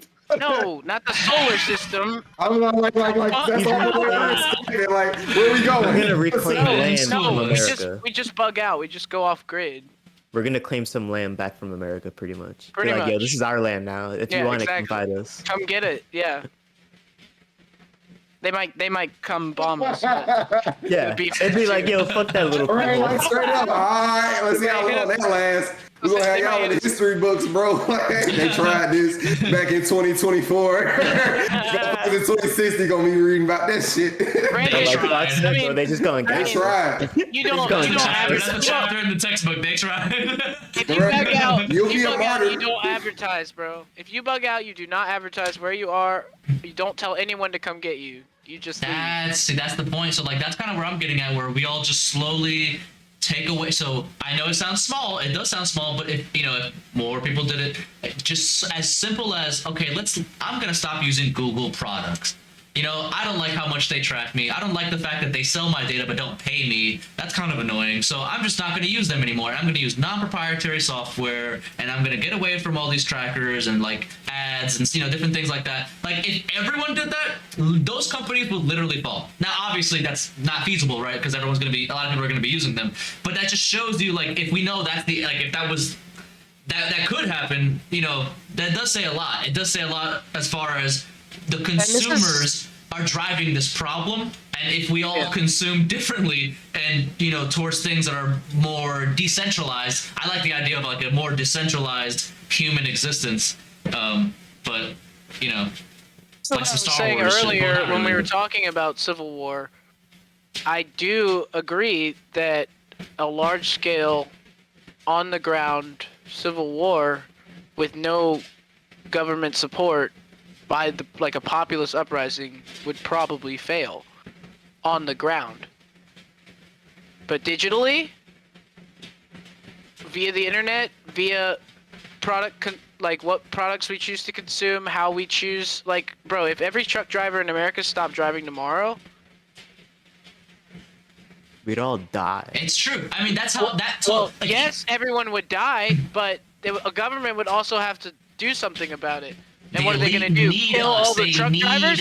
They need us. No, they're They need gonna us. freeze the They account. really You do. just saw what they did in Canada, bro. We watched the video. But they need. But here's the thing. But then, like, if let's say it was big, if we could convince enough people, not, you know, I know it's hard. I get it. I get it's not realistic, but because a lot of people are sheep, and I know we talked about the follower thing before. But the whole point is, if things get dire enough, if it's the snake under my chair, people will move, and if things get bad enough, I actually do personally believe things will have to get worse before most people wake up. So I already know I'm waiting for that, but like I'm getting ready on my own, and I'm spreading the word, telling everybody about different operating systems on their phones and shit. Everyone has a different, like, breaking point. Yeah. Everyone has something that they're going to do where they're just gonna be like, okay, nah. Right. For a lot of people right now, it's the whole gender studies indoctrination, bring a drag queen to the book reading thing. You know? That was a thing. That was a thing. Yeah. For a lot of people, this is the point where they're just like, okay, nah. You said it. Like, everything else is fine. Y'all can have your, you know, whatever.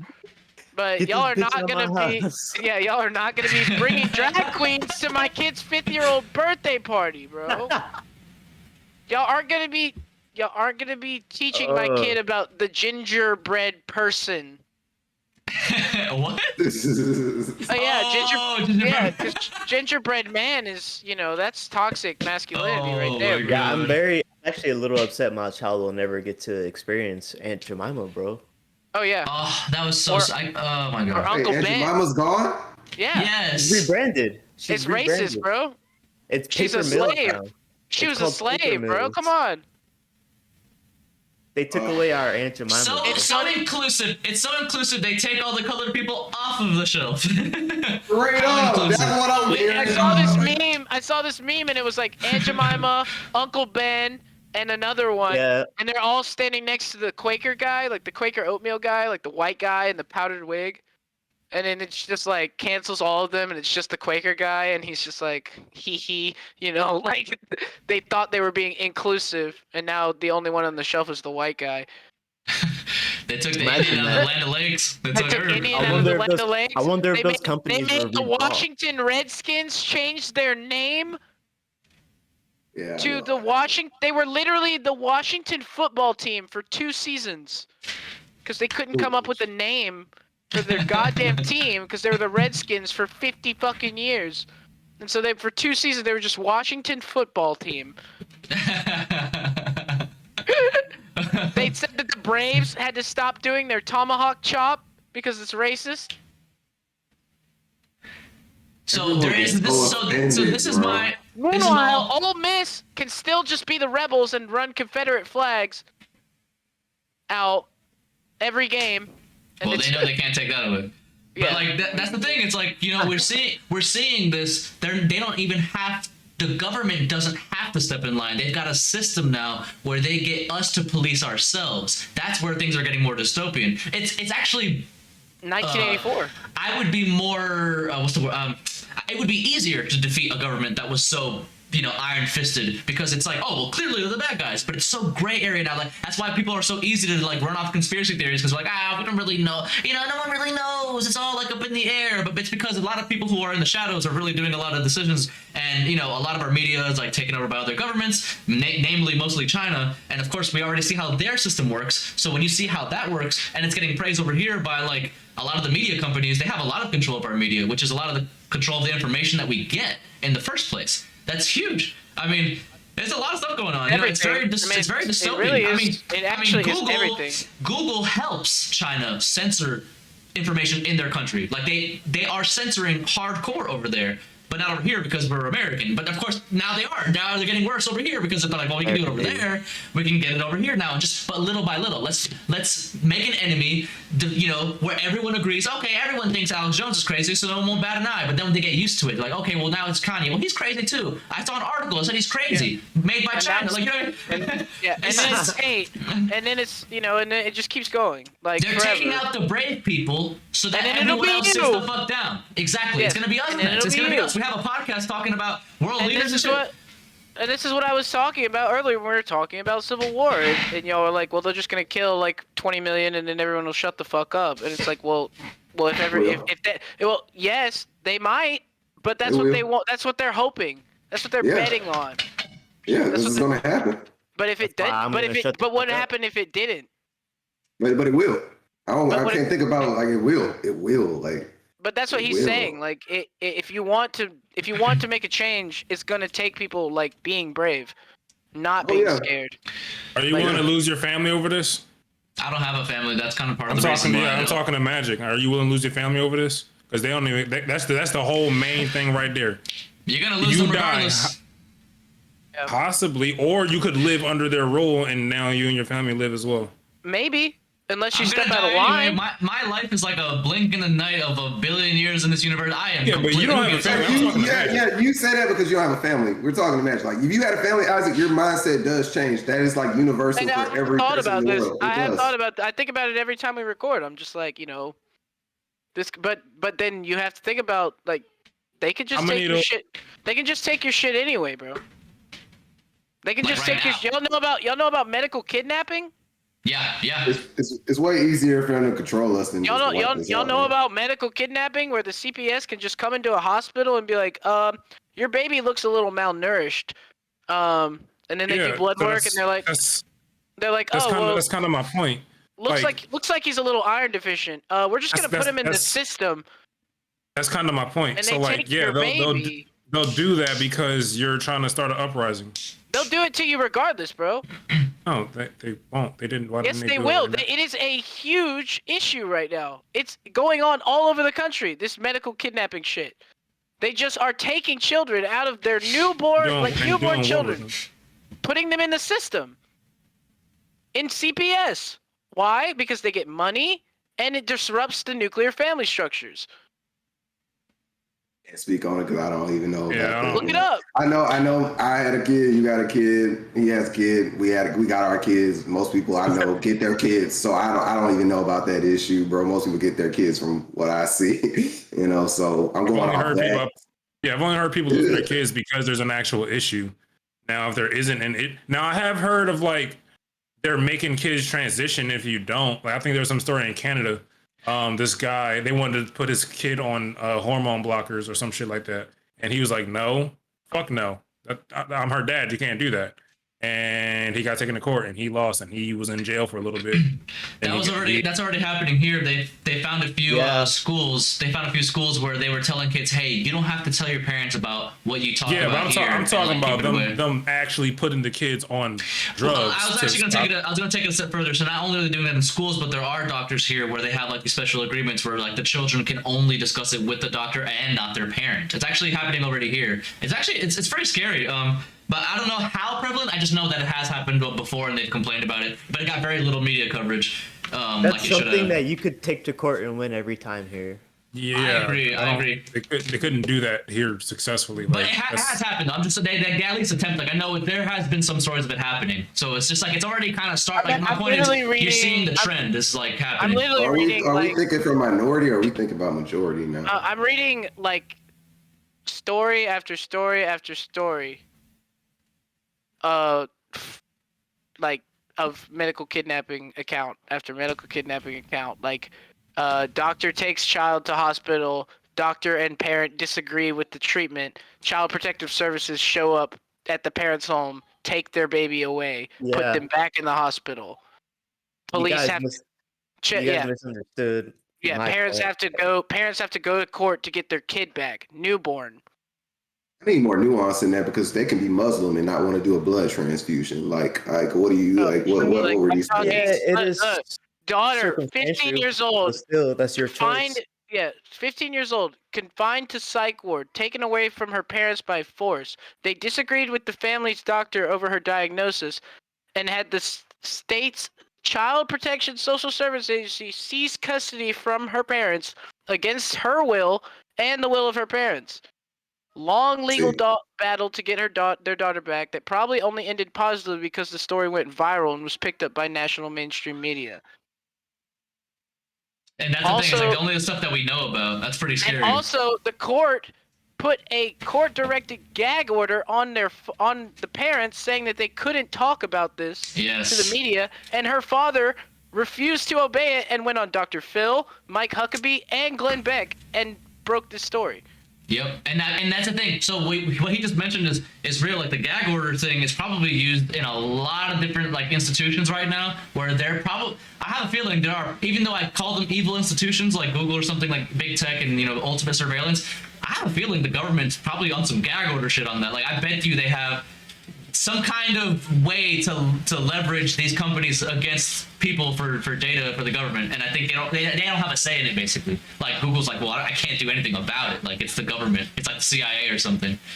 I mean, it's already known that they have bot farms to like influence propaganda. They have botnets of like thousands of fake accounts on social media, like not thousands, like millions of fake accounts on social media, and they just use it to like create propaganda. Like I don't know, it's just getting so crazy. This one's fucking crazy. Nuts. 2 sisters, 10 and 12 years old, seized by Phoenix Children's Hospital over a medical dispute. Mother was ordered by a judge not to discuss the case with anyone. Forced to take down YouTube videos and a Facebook page with 3,000 followers documenting the actions of CPS and the doctors at Phoenix Children's Hospital. Sisters suffer from a congenital disorder. Part of this left their paralyzed stomachs, blah, blah, blah. During their treatment, the girl's doctor suddenly sent a letter instructing them to transfer them. They bounced between several different doctors, but they were all in genetics, blah, blah, blah. And then they disagreed with the doctors on the diagnosis, so the mother tried to take them home. And CPS came to their home, took custody of both daughters, and she was ordered by the court not to discuss this with anyone. Issued a gag order on her. Made her take down her Facebook and her YouTube channel. Stories of children being ripped out of their parents' arms literally like from birth, like born, and they're like, hey, your baby needs this treatment, and they're like, no, and they take the baby and like put it in like via CPS and medical authorities before they even can bring them home from the hospital. The Nazi party started off with medical authority. Yeah, absolutely. With that being the fact, then, are you willing to lose your kid over, like, because that was, like, I get that's a real thing, okay. It's like, they can already take my child. But, okay, they're not doing that right now. Just because they can doesn't mean that that's what's happening right now. They're not, your child's right there, Eames' child is there, all of our children are here right now. So, if you try, let's say you try to do some uprising or something, fuck a war, are you willing to lose your family over it? You talk about 80 million people getting together. Are 80 million people willing to lose their children over that? Or will they just fall in line because they don't want that to happen? It depends on what you value.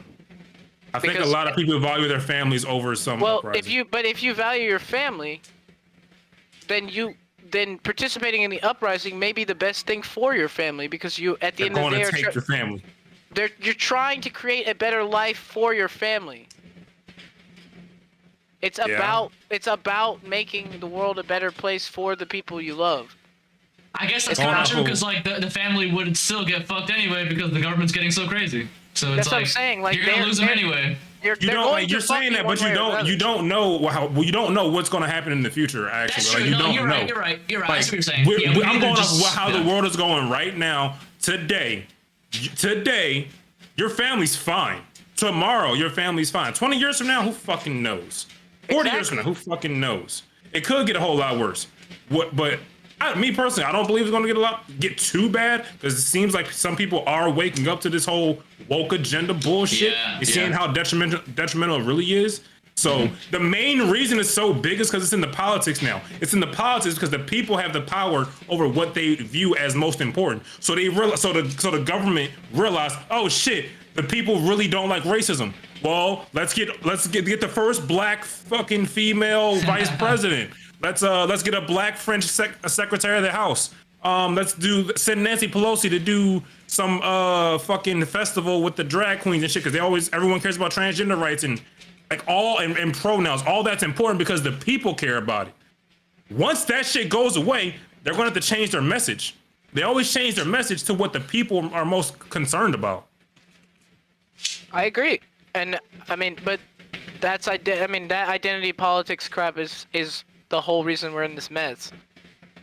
Like that pandering to whatever issue they think is most relevant at the time is like what people are tired of. Like that's how it always goes. They don't want to be Before this, it was pandered to. ISIS. Yeah, of course it was. I mean, they always have to manufacture a crisis. That's the only way they maintain any kind of control. Before this, it was COVID. Come on, let's be honest. Hey guys, we found the problem, but don't worry, we're gonna protect you. Yeah, exactly. We're gonna protect you from the problem that we created. Don't worry, guys. We found got this it. problem. We figured it out. Turns out when you mix these chemicals, you get corona. It's weird, but don't worry. It's weird. It came from bats. We were making it to figure out an antidote anyway. It's all good. We have the antidote. You just might need a booster. Or 6. Don't worry about it. Take the shot. Look, I think about this all the time. Like if there was what would we do if there was a draft? If they were just like, yeah, every able-bodied man has to go. I mean, what am I gonna do? You gotta go. Yeah, you gotta go, but I don't think that's ever needed. I don't think we'll ever need that. But we've had 3 full-scale drafts in our history in the past 100 years. This is different. We had draft. It's a different time. Like you gotta really, you're really missing the fact. Like computers have only been around for like 30 years. If we have World War 30, III, if we have World War III, if you don't think they're gonna conscript people, you're out of your mind. They don't need. They don't need to. You don't understand how the military works, bro. You just don't. I know you don't. By what you're saying, you don't know how the military works. That's not. They don't need to ever do that.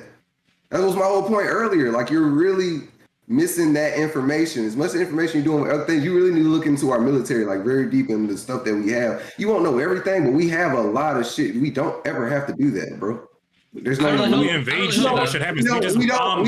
Yeah, exactly. We don't do boots no more, bro. If anything, we'll send a couple Marines, if that. But we're never the army. They never go down boots no more. That's been years since they had to do that, bro. We had 3,000 troops in Afghanistan when we withdrew. 3,000. This man just said 3,000. That's after 10 years of de-escalation.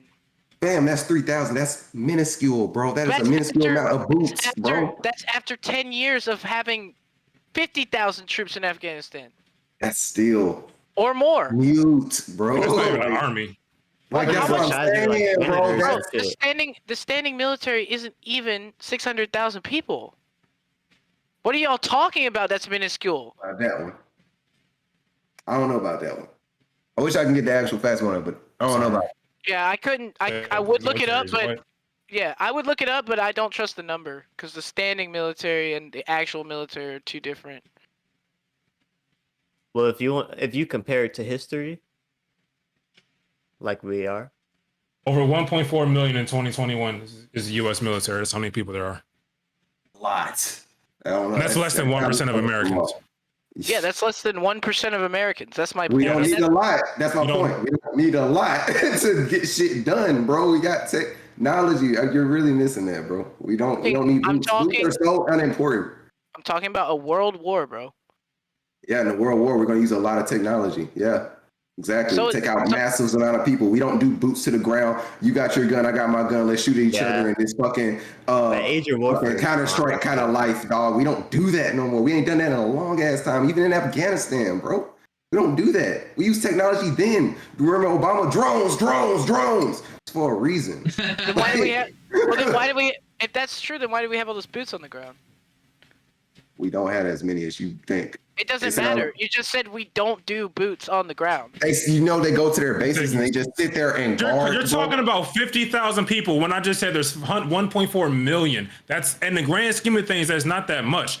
Yes, we have 50,000 people in Afghanistan. Yeah, show of force is a military strategy. So yeah, we're gonna put 50,000 people on this area. So you fuckers know if y'all really want to get silly, we can get fucking silly. But if they really got silly, we're gonna protect our people and bomb the fuck out whatever the fuck is there. If there's no need for conscription, then why do we still have a draft?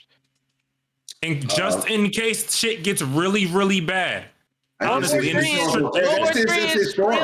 just historical, dog. It's just historical. I mean, who's fighting to get that shit to go away? It's not even gonna happen. Like, I mean, if you want to make a big deal about it and get it to go away, yeah, we can make a whole culture, like Isaac said, and get it away. But if we say it won't make no difference, we're not gonna use it. We don't need it. Like, it's just there.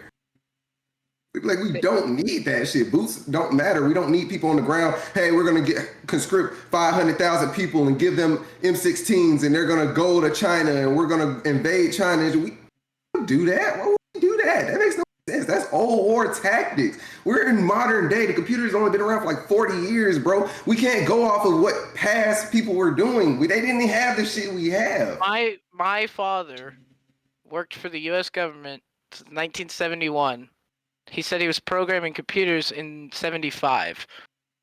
We've had computers a lot longer than 40 years. Even still, bro, that's still not a lot of time, regardless of the exact time, bro. It's still not a lot of time. Even then, when he had it, bro, the shit he's programming is completely different than what the fuck we're doing today, bro. Things evolve, things get better, things change. I agree with you. I'm not saying that it's not. I'm just saying at the same time, when we were working on computers in 1970, we drafted people into the Vietnam War. Yeah, because we didn't have the shit we have now. They didn't even understand the concept of what a drone is back then, bro. Like, I would love to see how Vietnam would play out with the shit we got now.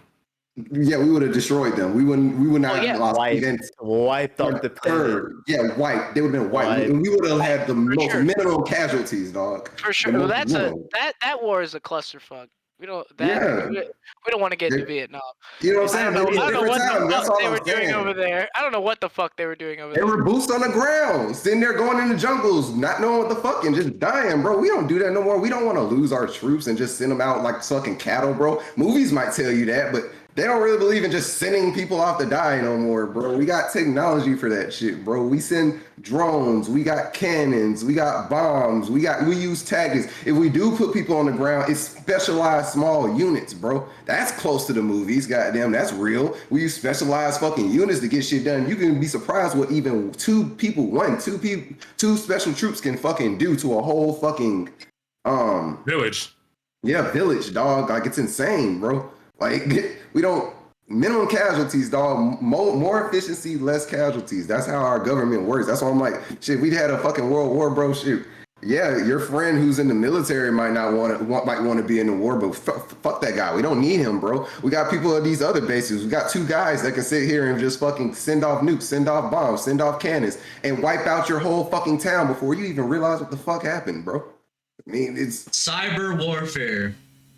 Cyber, and that's a whole other thing they got on lock. Yeah, that's a whole other thing. It's like that's actually there's like a whole war like constantly with all the governments. They're all constantly. We literally have a section in the DOD that is just people like me that can just join in and get into that, bro. It's like funding is hell in that shit. We got that shit on lock. It's like, bro, when it gets to the talk about fighting the government, it's like, bro, if you really know, bro, you will just understand that's fucking futile. Try other ways, like we said about culture and all those things, but actual boots on the ground fighting. Let's get Americans with all our guns and we're gonna fight them and shoot them. Like I said, I do think populist uprising, straight populists against the government, we're dead.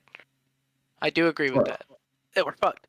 The only way it works is if we have government support, and even then, the stronger side is going to fight. Yeah, you're going against America. We all need to learn the code, and if we all become secret, I mean not secret, like super fucking hacker group motherfuckers, like Hey, I don't know, bro. Like, I know the government has a lot of that cyber stuff on lock, but hey, you'd be surprised what a lot of normal motherfuckers can do with a computer, and they get into government shit all the time. It took 50 artists on Wall Street Bets to crash the stock market, bro. They ran up GameStop one time and they shut down Robinhood. Like these y'all. Y'all are really not really understanding the scale of America and why we are in the position we are in today, dog. Like y'all are really missing that, man. Like, bro, actually America, no. Like normal ass people have stolen shit from our government. Yes, that happens. Yeah, and they're still fine. What does that change? What does that change? It's not impenetrable. As far as cyber warfare goes, it's definitely not impenetrable. I never said it's impenetrable, bro. I'm all talking about at the end of the day, who's gonna win, who's gonna fucking lose, bro. That's all I'm talking about. We can go on that journey in that movie scene and go through all the climax and plot devices, we go through all that shit and get to the point where America's still gonna win, bro. What about Why you thinking no one else fucks with us? Yes, Snowden was dope. Yeah, I never said they're impenetrable. You put that in my mouth. Well, Isaac said impenetrable. I never said impenetrable. Yeah, people can fuck with the government. Government's still gonna fucking win. I'm not even gonna support a government. I'm just being realistic, bro. Like, I would say that we have little governments in different countries that want to fuck us, and they can't even touch us. What do you think? I would argue that Snowden and Assange both beat the federal government. They beat them. They released. They exposed all the information, and they didn't suffer any consequences. They just fled the country. So what happened to the government? What did they win? What was the effect? All the information that they shared is out there now, and people are awake to the fact. That's a win. Did it change? Yeah, but it changed a lot. That's a win in a way. It changed a lot. It changed a huge amount. It's part of the reason that we're here having this conversation. It's like I don't know what the fuck you're talking about. It didn't change shit for me. It's actually pretty serious. That culture. Yeah, Snowden was serious, but I'm saying we're still living in this same world. Yeah, we're talking about it. Sure, yeah, but then what? 10 years ago, America still got shit on lock. Yeah, and America. 10 years ago, we weren't talking about it. We were just sitting around. And like America, 10 years later, America still got us on lock. It's like what? I would argue that 2.5 years ago, America didn't have us on lock like this. I'm just going off the fact that the whole populace of us fucking. I'm just going off of the whole fact of like this whole uprising thing. It was nowhere near this bad pre-2020. It's just more exposed, but it was always like pretty much. It's pretty similar. It's just out in the open more, but I don't think it's changed much. You don't think it's gotten worse at all in the last 2 years? Well, I think it's getting worse. It's definitely getting worse. But let's just put it this way: a lot of stuff that I thought was normal, that's not even new, is like I said, like even social credit systems, or like the fact that I have a number stamped to me like a social security card. Like we're really deep in the system. It's so deep that like it's not even. It's gotten worse. What can't you do now that you could do 2 years ago? Buy groceries for less than $300. That has nothing to do with control. Own certain guns. Yeah, own certain guns. That's the big one. What are you talking about? I can get whatever gun I want. No, you can't. Yes, I can. I can get a fully automatic if I want to. I just need the money. It's like at least 10K. You don't even need the licenses. You just gotta have the money for it. I could talk about guns.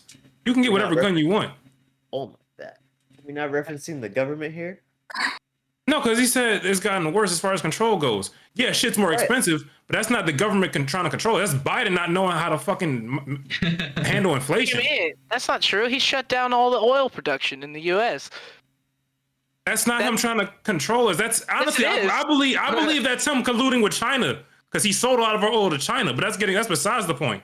As far as what can't you do now that you could do 2 years ago? Because even still, you can't buy groceries for less than $300, but you can still buy groceries. You can do whatever you want. One thing, even though it seems small, I understand that some people think I'm taking it too far. This is why I kind of seem like a tinfoil hat person, but I do think right now, as far as the past 2 years, the online situation has gotten worse. Like as far as the monopolization of information, that has gotten worse. I think that's pretty noticeable. But yes, I'm not saying like I'm a slave right now. Like I'm not like in chains. No, and I can understand we're doing pretty good in America, but I do think it's getting cancel culture. Cancel culture is real. Yeah, I get that, but okay, you're not going to get arrested for it. You can say whatever the fuck you want. Andrew Tate you're not going to get arrested for it. You can say whatever you want. Who got arrested? Andrew Tate got canceled for all the shit he said, and then he was on Fox News the very next night. He's not arrested for shit he said. No one's getting arrested, or the worst that happens is that you can't get on social media. No one's been arrested yet. You can't arrest someone for what they say. It's literally the First Amendment of the Constitution. They literally cannot do it. If they try, they're going to lose that. They can't do that. That's all. Well, all they can do is cancel you. They'll ban you on Twitter and shit. But that's still worse than before, because canceling, like, it wasn't a huge scale. Like, we weren't policing each other like we were. You would have gotten canceled 2 years ago for saying the N-word. No, okay, I'm not thinking 2 years. I don't really care about the 2 year thing. I just think it's noticeably getting more technological dystopian. Yeah, but I understand it, but I was asking Magic, what, like, as an example, what can you not do now that you could do 2 years ago since it got worse? I would argue it's the same. Yes, you notice it more now, but it's still the same. I can't go anywhere in New York or California right now. Why can't you? Because I don't have the jibby jab. No, Actually, I mean that's inside. not true. That's not true. That's not true. I just flew to Jersey and all that. Yeah. What do you mean? What do you mean? That is true. They passed. They passed an executive. That's why Kyrie Irving didn't play 60 games of the fucking season. Kyrie's owned by the NBA. What are you talking about? He couldn't play because New York said that you couldn't work unless you had the vaccine. You said you couldn't go to New York. You didn't say work. No, I said I couldn't go anywhere in New York. Yeah, I've been in the Empire State Building. That's like, if I live in New York and I want to work, I have to get the thing. If you live anywhere and you work, you have to get the. That's not true. I don't have it now. Most job. Okay, well. I work. I have a job. You know, I work in a butcher shop. I would be homeless if that was the case. You work in a butcher shop. As far as an instant. No, as far as like a fucking, I don't want to say government job. It is the government job because the government will make you do it, but not. That's true because it's illegal. A city-owned job will make you do it. It's illegal in Florida. It's illegal in Florida to require someone to get it to work. So what you're saying is not true. They don't require it. They gave us the option if you want to get it. If you don't, we're doing the jib jab There here. are places in the country where you literally cannot do anything if you don't have it. And that's in the last 2 years. And I would argue you have to get tested. No, you don't. I don't ever take COVID tests. Ever. Never. You work like a mom and pop kind of store? Well, I mean, no, it's a franchise. Nah, a lot of places. Bro, I work for Jaguar Land Rover. They don't give a shit. Yeah, I worked for a big company before this, and they didn't make me. I ain't say they didn't make me. No, they didn't say they didn't make me. I said the testing. I'm talking about testing. Oh my God. Not even that, dude. Nope. Okay. Yeah, they had us test, but you didn't have to take it. But they were like, fucking. When it first came out, it was like, everyone get tested, and they never asked us again. But they did bring up testing. It's a localized. And I was working at places before where they were asking me to get it, and I straight up told them, if you make me get it, I'll quit. So you're not stuck then. Like that's kind of my point. It's not about the fact that I'm stuck. It's about the fact. Yes, it was because you said you can't do shit if you don't have the shot. If I really wanted to work there, then I would have to get it, and that is a form of control. That's a you thing. Like if that's that one job, you could go to another one, which is what you did. Here's the thing, though. That's the whole thing. No one's saying that you not having the shot is preventing you from getting a job.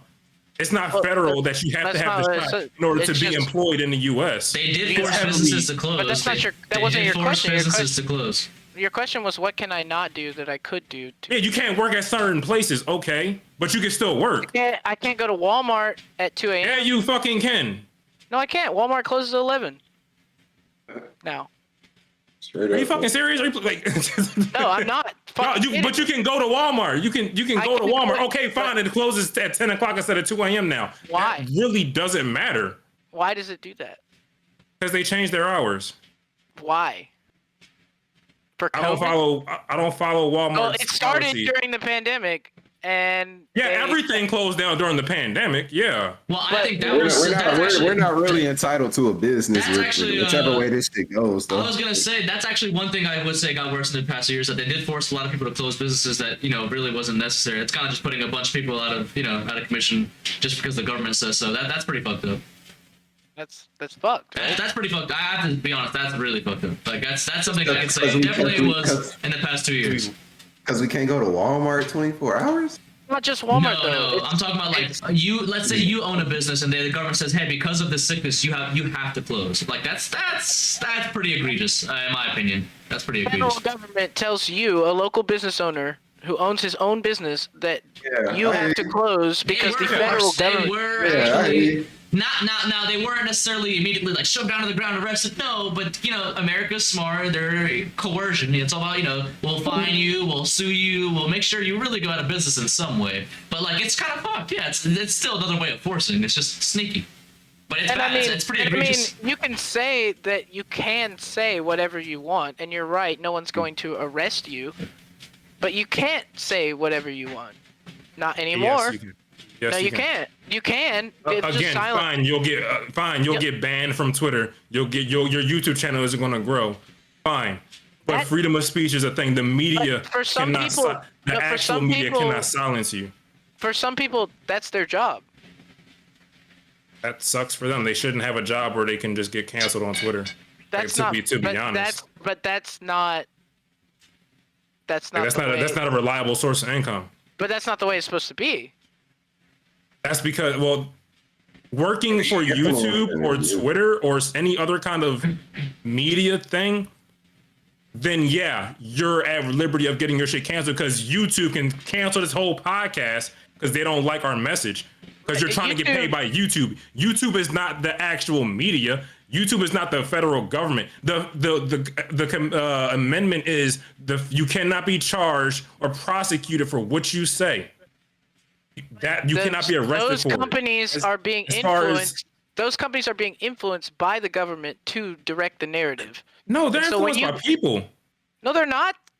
Google, they Toxic are. was just saying, Google works with China to censor information actively. They have demonstrated that they are willing. That these large tech companies have demonstrated they are willing to cooperate with the federal government in whatever way they desire. Mark Zuckerberg sat in front of the Senate Commission and admitted to openly working with the FBI to control election misinformation in 2020. You're right about that. He did. I'll give you that. He openly admitted that he worked with the federal government to control the flow of information on social media. Wasn't that just for Biden though? But that's egregious, bro. Yeah, that was just for Biden because they didn't want his laptop getting out. Not just for Biden though, because they did do it to not only stop Trump, but they also do it in other countries that we don't even really hear about. But it's actually very common that Facebook has had a lot of hand. They actually boast about it. I'm not worried about the countries. Other countries don't got the First Amendment. But here's the thing. What you're looking at is a conglomerate company that isn't necessarily like they don't these companies. That's the reason why companies are so scary, is because they have more money than countries, and they do operate out of the U.S., but they don't really care about like U.S. law. I guess my main point is they can change the law because they have politicians in their pocket with all the money they have. Because remember, whoever we elect really works for someone with money, and like that's the problem, is that Facebook isn't the U.S. Facebook is a giant company, or Google is a giant company, and especially with things like the World Economic Forum, like you see these kind of entities that are not necessarily national. Their companies are very strong, and it's called fascism basically. That's all it really is. And then they're basically what?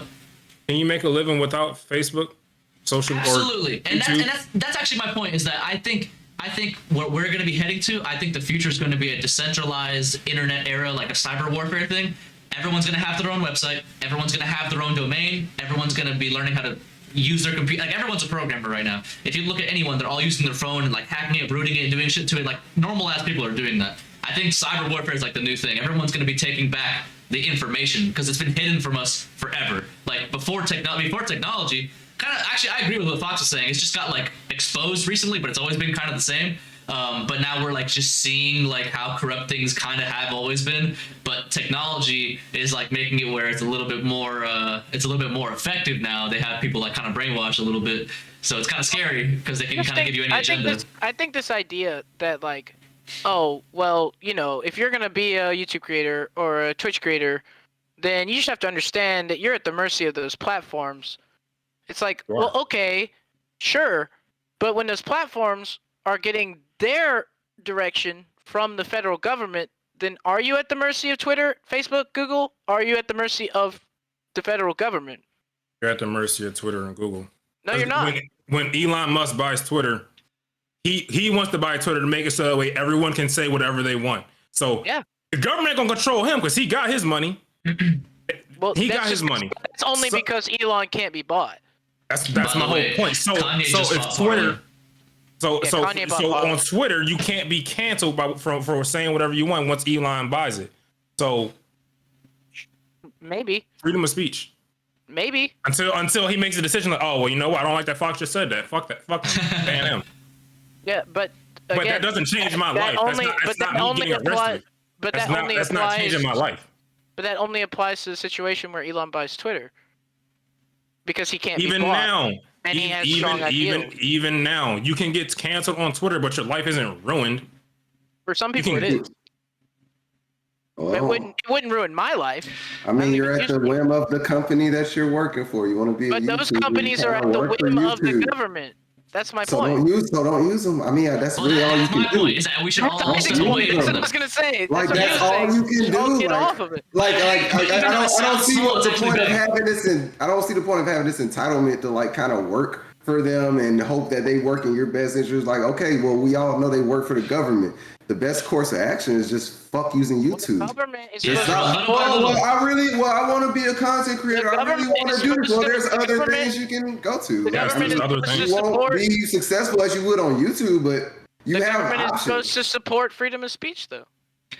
That's true. YouTube is not freedom of speech. Freedom of speech is from the government. That's like you're missing the whole point here. That's what I'm trying to say. He just said that these platforms are controlled by the government. It's not owned by the government. It's not owned. YouTube is its own business. Twitter is its own business. Facebook is its own business. So they can cancel and block whatever they want. The government itself cannot say, hey, Fox, fuck you for saying this. I'm going to take away your entire livelihood because you said you don't care about the transgender agenda. But they literally go to Facebook CEO and say, hey, we want you to censor all conservative content. Okay, so they censor it. Okay. But I'm saying you're not getting arrested for it. That's what I'm saying. Your life isn't getting ruined because of that. But it can ruin your life. Okay. Especially if that's your job. That's my point. And that's what I'm saying. If Facebook is your only job, you're just fucked at that point. That's why the people who have Facebook as their only job or YouTube, they go with the woke agenda and shit. Because that's their only livelihood. That's why I said it's controlled by the people. Because everyone is stuck on that whole, I can't lose my livelihood because it's only on YouTube. But the agenda is controlled by the government, which controls the social media platform. And so if you're following the agenda because you're scared of getting canceled by the platform that's controlled by the government, are you scared of the platform or are you scared of the government? You're scared of the platform. The government can't change that. But they do. The government cannot come after you directly. Well, that's why they don't. Whatever indirect way, sure. Whatever indirect way, sure. Hey, YouTube, that fucking dude Andrew Tate, he said some shit I don't like. Do what y'all do, sure. But the government itself cannot go to Andrew Tate's door and say, hey, you said this thing that we don't agree with. We're taking away your livelihood. That's my whole point. For now. Or the people that agree with them and make even extra content, because Tate didn't just fucking promote himself. It was hella other people promoting him, and they didn't get canceled. The only reason the government isn't doing it directly is because people still believe in like the Constitution and stuff. But once you get the First Amendment, once you get the hive mind going, like you start to do it like, you know, slowly take away Alex Jones, take away certain people's, but like slowly, little by little, it could get worse. And then once people don't care anymore, they're like, well, now we can just arrest them. That's where they're trying to. That's where they're trying to get. That's why they're trying to even get rid of filibuster. And this is what happened. This is what happened in Canada with the whole Bill C-16 thing, where they were trying to make it a law. And it was already a law on campus, like on college campuses, that you could be fined and or jailed for hate speech. And they tried to make it a federal law, like for the entire country. And like I know it's not America, but here's the thing: is that yeah, it's like, absolutely. Even though it's not America, kind of like what we're seeing with the whole global movement thing. It's like slowly it's going to get to a point where these companies and global leaders, they're nationless. They don't really care about nations. I know it's kind of esoteric and conspiracy theories, but that's really how they talk. They talk openly about how they don't really want the U.S. to be the open. The UN has its own military. Right. Yeah. So like that is not bound by any laws, national laws, and they can send that military to any country at any time for any reason. Well, I guess I have the Geneva Convention, but I mean, you know. Well, yeah. I mean, they not for any time. You know what I mean? But like, if the UN deems that it is necessary to send in the peacekeepers, they can.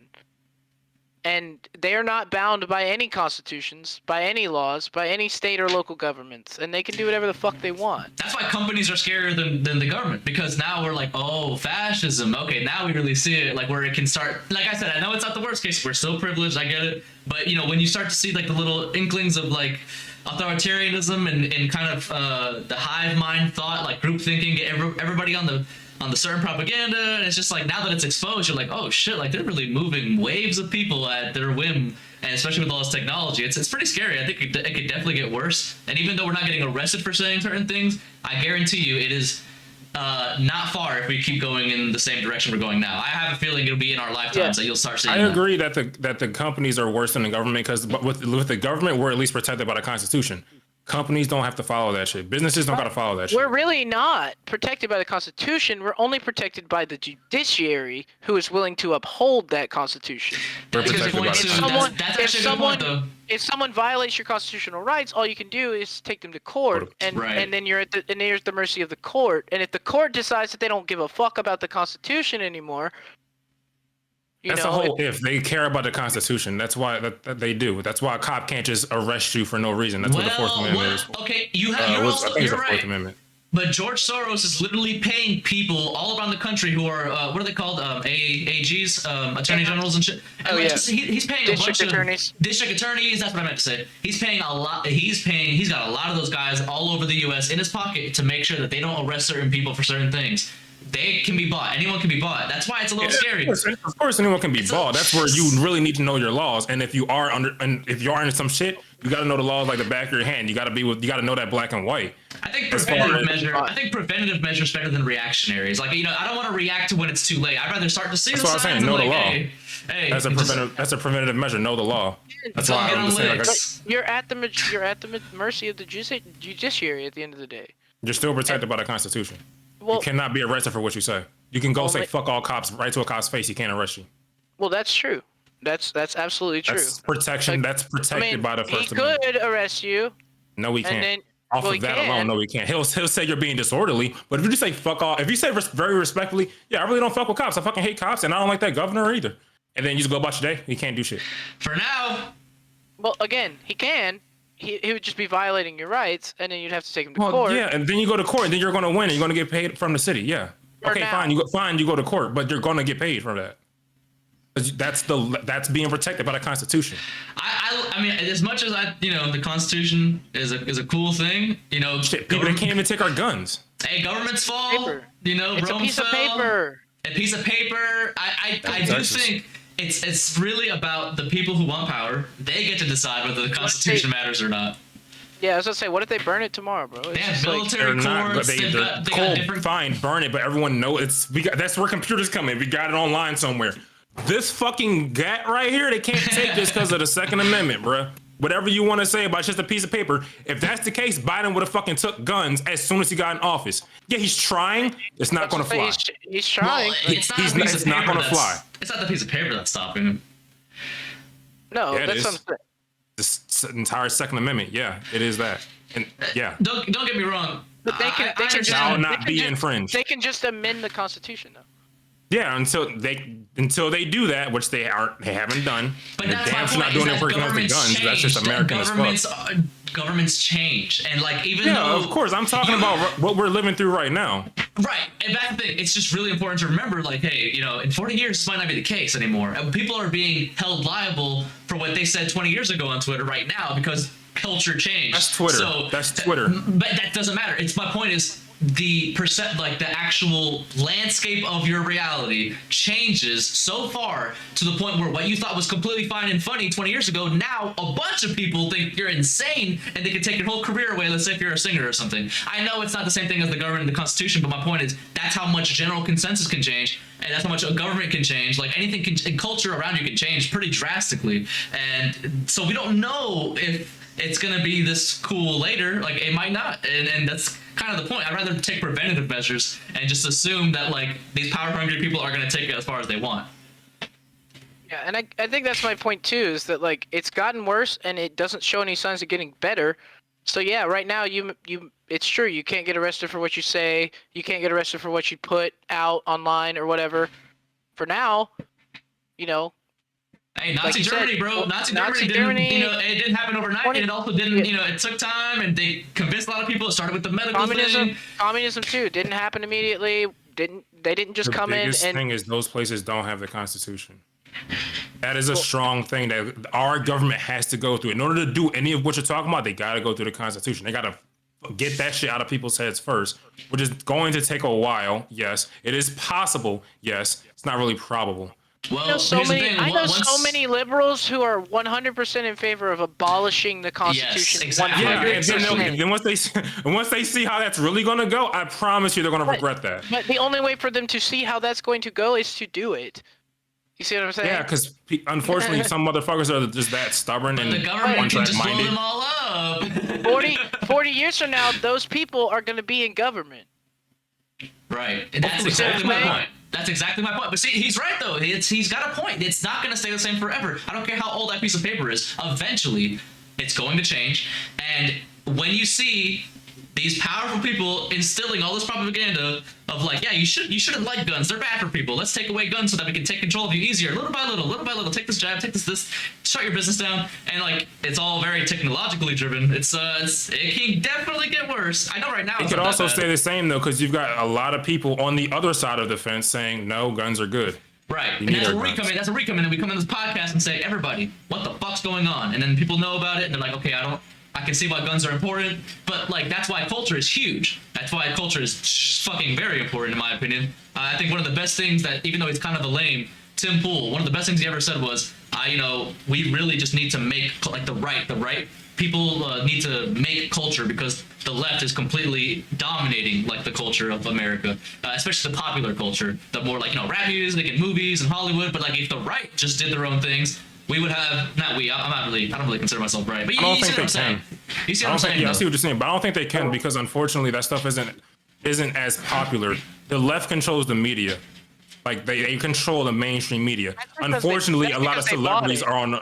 Yeah, they still control it, but then also unfortunately a lot of people are controlled by whatever fuck Twitter says, and that's unfortunate. But yeah, Twitter is a huge thing. So they get a lot of their ideals from whatever they're reading on their fucking algorithm or some shit. And then they're going to convince people to vote out the Constitution that you hold so dearly.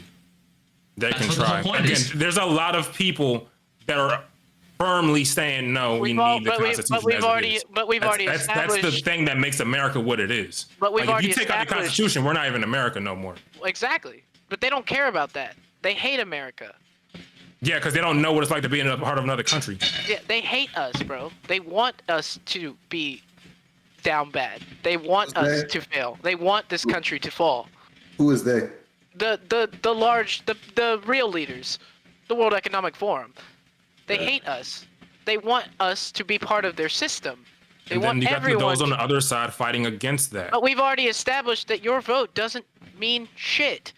I'm not talking about my vote. There's just how you got the side saying, hey, fuck all the guns. The leaders on that side, you got the other side of leaders saying, hey, no, we need those guns. I'm not even talking about our votes. But like Isaac just said, you got these people who are going to come in and vote out the Constitution that you hold so dear. You have people that will vote against voting it out. It's not just one-sided. Yes, it does. No, it doesn't, because the power. That's how a vote goes. It can't just be just one-sided. Otherwise, they would have been did it. The people that actually control the government will make sure that their vote is the winning one. It doesn't matter. You think they wouldn't have been did that by now? If they wanted to really get rid of the Constitution, do you think they wouldn't have done it by now? They're doing it, actively doing it. What do you mean? Were you not watching? Did you not watch the election in 2020? They already did it.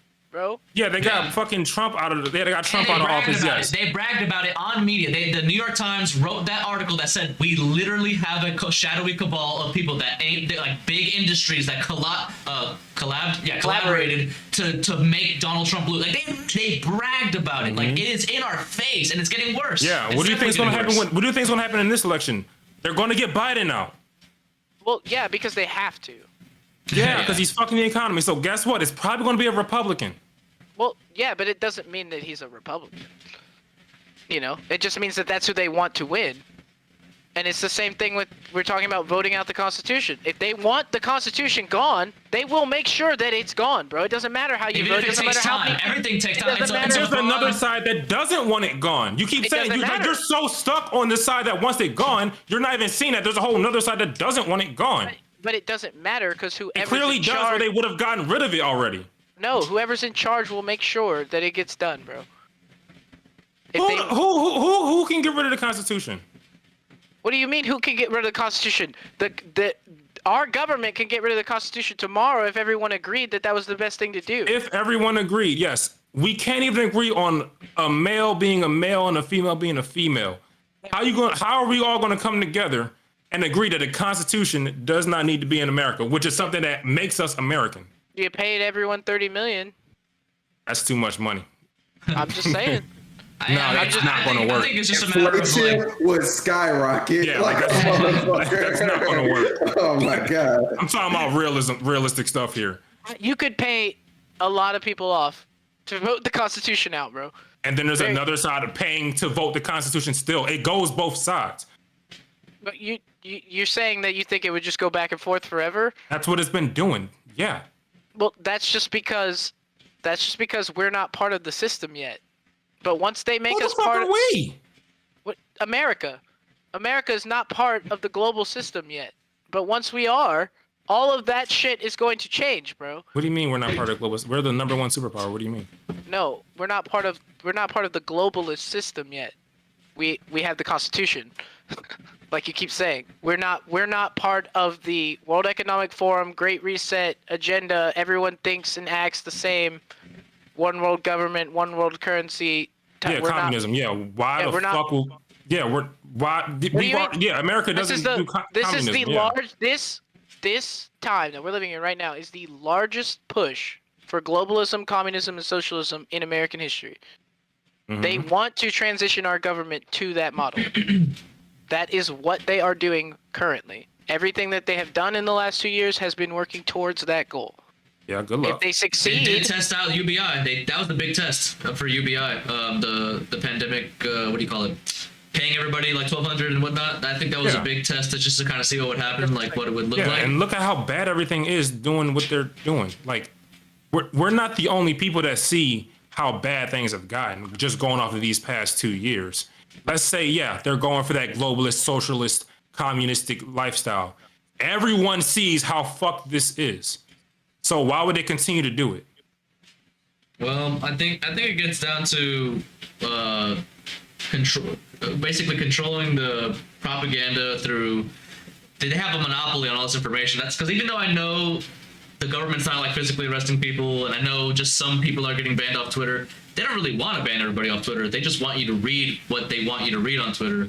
And when I say they, I can be more specific and say like it is specifically intelligence agencies. That's the biggest culprit of this. And FBI. Yeah, like and a lot of them are actually collaborating with other. They call them the Seven Eyes. They have like different countries that all share intelligence from different parts of the globe. But like the whole farming of data is to kind of like understand human behavior more and get us to move in a certain direction. And then when you do see something like the World Economic Forum, who actually have plans to get the world to move in a certain direction, you know, they're not going to be necessarily nice about it. They're trying to penetrate cabinets of Canada. Obviously America's on their list too. They want to train a young global leader to go into American politics. You know, Freemasons, all that shit. That kind of stuff's been going on forever. But I do think it's going to get worse with technology because it's easier to control people. But also technology might make it better in a way. I'm kind of hopeful that like if we all get kind of decentralized and get away from the powers that be like big tech, that we can actually do something about it and kind of spread the freedom message, I guess you could say. And I want to be on this this idealist train with you, where it's like if everyone could just learn to like, use open source software and get away from large monopolistic tech companies, then like we'd probably have a better quality of life. But at the same time, how many people are actually willing to download Linux, go through the process of graphene OSing their phones and like get on Well, if you look at people in other countries where certain things are banned, everyone has a VPN. People are willing to do the things that they want to do. But I also think those the things that I'm looking forward to, like Linux and getting away from like big companies, that stuff will just get easier to use over time and as more people use it, so that the normies can finally just be like, okay, I don't have to work so hard to figure it out. But right now, that's part of the reason why it's not popular, because no one knows how to use it yet. But it's getting better for sure. But it only gets better if we give it support. That's why I can't wait to join the squad, even though I'm using Windows right now because I can't figure out how to make OBS work on Linux yet. So does it work? Yeah. Have you looked at? It does work. I've used it before. I have to. It's got little issues that I can't figure out. But I just use so much like stuff, like gaming wise. Can't the corporation you work for just say, hey, I don't like that you're trying to do this, so you're fired? Yeah. In the state that we live in, for sure. Yeah. They don't need a reason to fire you. They don't need a reason to fire you here. They can fire you. I actually kind of like that. They can fire you because they don't like the length of your beard. I like that. They can fire you because they don't like the shoe you wore to work today. They're just so let's say you're talking about being into the system and be able to change everything. Just how you were saying they can just vote out the Constitution or stuff like that. I mean, before they can before you even get in there, before even getting there, someone could from the other side could also see what you guys are trying to do and buy you out to stop you from doing what you're doing because they want to keep things going the way they want to go. My whole main point is it goes both ways. It's not just guaranteed that it's going to happen one way or the other. And I think my point is that they, and when I say they, I mean the actual people who are in charge, not the government, the shadowy figures in dark suits that control everything. They are trying to make it so that there are not two sides anymore. They are trying to make it so that everyone thinks exactly the same. That's the entire purpose of the Great Reset. It's a slow burn. It's like the frog in boiling water. The frog doesn't realize it's boiling because you turn the heat up very slowly. I do think that's kind of how generally things like communism or like the Nazi Party or things happen kind of slowly, and they victimize certain people and attack certain people. And they happen so slowly, actually, and that by design. They do it so slowly that by the time you notice, it's too late. And that is... Yeah, I get what you're saying. And that's where we are now, like you're saying, like we were talking about earlier with the whole, like, people can't fuck with the government. Well, yeah, not anymore, because we let it burn for way too long. And now we're in a position where we can't do anything about it. Because we know that now, but it's too late. There's nothing we can do to, what are we going to do? We let it burn for too long. And it's the same thing with China, they let it burn for too long. They were like, yeah, communism's fine, I guess. And now they have social credit and two-child policies, and they just let it go on for way too long. And that's good. It'll happen here too if we let it go on for too long. If we let Once you know that the whole world runs on money, then you get to decide where you put your dollar, and that actually does make a pretty big difference. We're not the only ones that sees that communism isn't the way America should go. Like there's other people that I agree with that. Obviously, are on the side of I'm hoping. I actually think the decentralized thing is the guaranteed future. That's me being a fake prophet, but I actually believe that's what's going to happen. What decentralized thing? Like I think, like the whole thing what I said earlier, that has to get worse for it to get better, kind of thing. I think it is going to get worse. Yeah. And people are going to be like, holy crap, we got to do something. And then, like what you said, the other side is going to be like, no, fuck that. We don't care about this communist crap. And then everyone's going to have their own domain. Everyone's going to have their own website. Everyone's going to have their own property. Everyone's going to have their own shit. I actually believe the whole future is going to be like, what? As far as it getting worse, once people see that they aren't as free as they used to be going under that system, yeah, it would be fucking terrible. And then they will try to fucking switch it. Yeah, hopefully I do think it's going to get worse before it gets better, but not that much worse because people are like the internet. I think is huge. Like people have been able to like you said, everything's exposed now. Even though nothing has changed drastically, they've always had a lot of this crazy control. But like now we can kind of see it and like read the emails that are leaked from politicians. You're like, oh my god, like, these guys are really fucked up. So it's actually out in the open now, and I think that's what's getting a huge change. Said, I don't remember which term it was, but he said, this is like in 1980. Like he said, you won't be communists. Your children won't be communists. Your children's children won't either. Your children's children's children will be communists. That's how communism works. They don't infiltrate. They don't immediately come in, guns, boots on the ground, blazing. Here we are. We're communists now. No, it's we put one person in. That one person infects 5 people. Those 5 people infect 15 more. Isn't that how it's worked out in the actual Communist Manifesto? I think they even talk about it in there. Yeah, yes, they actually absolutely. do talk specifically about that. That's how you instill communism in people. You make them believe slowly that this is a better way. But by the time that you have transitioned to the communist lifestyle, everyone is already so conditioned to believe that this is the way it's supposed to go. Even if things are getting bad, they're just like, well, you know, what else are we supposed to do? The other way obviously wasn't working. And it's like, well... But it was. Yeah, and it's a little late now to go back, and you've already killed 1 million people. Communism's killed more people than any war ever. Ever. Joseph Stalin killed 40 million people. Mao killed an incalculable amount of people. Mao Zedong, they don't know how many people died as a result of internal Chinese oppression under Mao Zedong. I'm just sitting here thinking, like, bro, we could never have, like, one of those basic-ass, normal-ass podcasts. We could be going on the craziest shit for, like, 5 hours straight. I just look at the time and I'm like... I felt bad because I felt like Katie thought this was going to be, like, just like a normal... We're talking about grown man shit. Get the fuck out of here. I swear, bro. She was just like... She was like... I'm trying to save America. Get the fuck out of here, lady. I was thinking, like, y'all think you're fucking cute and clever. She was like, oh my god. Like, we've been going in, bro. We've been going in. That's why I stopped, like, halfway through that. I was like, Katie, do you want to say something? Bro, I saw her face, though. She was sitting there like, oh, shit. Like, a lot of times, like, damn. This is new to her. Shit, this is not the normal shit. She's like, I'm good, actually. I'm just observing. How long were y'all doing the podcast when I came in? Not very long. Maybe like an hour. Maybe an hour. Oh, okay, so I came in fairly recent. I came in late too. All the power went out at my house, so I had to. That sucks. Yeah. I had to move to my underground bunker. Nah, the podcast be lit. We literally spend the whole time talking about real shit. Yeah, just the craziest shit. It's just been getting better too. The episodes have been getting so much better. Like ever since we did the one after the gangbang one. Oh no, the one after the one that we had with Cam.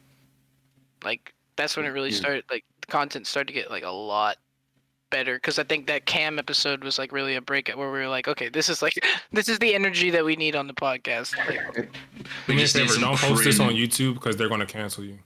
Oh, it's already live. It's been live this entire time. We've been live the whole time. It's too late. Oh, but yeah. I have no viewers. Actually, I had one viewer. Once you get like probably 17, you should just switch this to Rumble.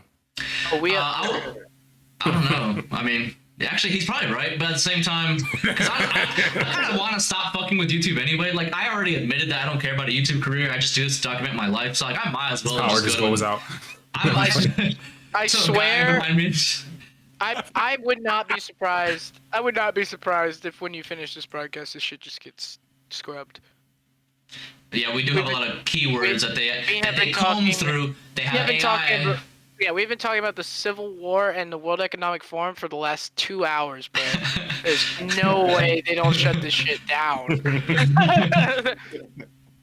we have been talking about. Their only hope is that people don't fucking see this and we blow up. It's so funny. Me and Isaac They're gonna scrub our old shit and be like, "What the fuck? Hey, no, this didn't get canceled." Me and Isaac were talking about de-googling phones, and literally halfway through our conversation, like all audio just cut out. I came back in the Discord. I was like, bro, what the fuck? He's like, bro, I'm telling you. I mentioned something like really like definitely ban-worthy, and like immediately in Discord we just like disconnected. I was like, what the fuck? It was like we were talking about some like really ban-worthy shit, like CIA type shit. And I was like, what the fuck? I'm pretty sure we're already there. Yeah, I mean that's what we did all this fucking past 3 hours. And they keep letting us come on these episodes and doing it again every week. They're like, these guys don't matter. They only have like 20 viewers. Like, who gives a fuck? I might just start putting everything on Odyssey, which I highly recommend everybody we all start switching to. Never heard of it. Yeah, unfortunately. What is that? It's the future, man. Everything's gonna be decentralized one day. It's a decentralized peer-to-peer, similar to YouTube, but like video sharing. So it's open source, basically. Like you can check the code. You can go in there and see if anyone's tracking you or if anyone's doing anything egregious with their code. That's pretty awesome. I think open source is gonna be the future. That's what everyone's gonna. It's gonna be like a standard for trust. It's gonna be a big standard. You should put this on Spotify. Fuck that. I mean, that makes sense though. Like you starting to see it. Like I was starting to see more new applications nowadays being open source. So I can see that trend really coming. Yeah, it's happening. Everything new nowadays is open source for the most part. Yeah, and there's a reason for that. Even Chromium is open source, and it's the most popular browser type. It's the best thing for trust. If you want to trust the people that you handle your information with, it's got to be open source code. Because how can I trust them? How do I know where my code's actually going? We don't really know. I give these banks to whenever I sign up for credit cards. I give them like a bunch of my info, my personalized info, and I don't know who they're selling it to because Y'all they're obviously. Y'all all lived long enough to remember when phones started asking for permission. Hell yeah. You remember before when they didn't used to ask for permission to like use your microphone and use your camera, and then like probably around like 2015, 16, like every time you open anything, it was just like, can we access your contacts? And you're like, what the fuck? Yeah. And you're like, Let's see who he knows. Of course you do. Yeah. Who do you associate with? They're like, can we use your microphone like whenever the application's open? Even if Can we you're see your not pictures? Can we get access to all your pictures? Can we save your passwords? Yeah. Autofill. I would argue they still ask. Alexa, can you? And like they're always listening. If you can activate it with their voice, they're always listening. I would argue they still ask it, but it's probably just in the terms and agreements that no one ever fucking reads. Oh, I mean, I still get those notifications where it's like, would you allow this to access your media? And I'm like, I guess so. I mean, what does it matter? If I say no, are you still going to do it? Only while using app. That's what I think. A lot of times I just click deny always. Yeah, I mean, now, once I get this new phone, I get that graphene shit, I'm going to be like, probably lost, not even know how to use it.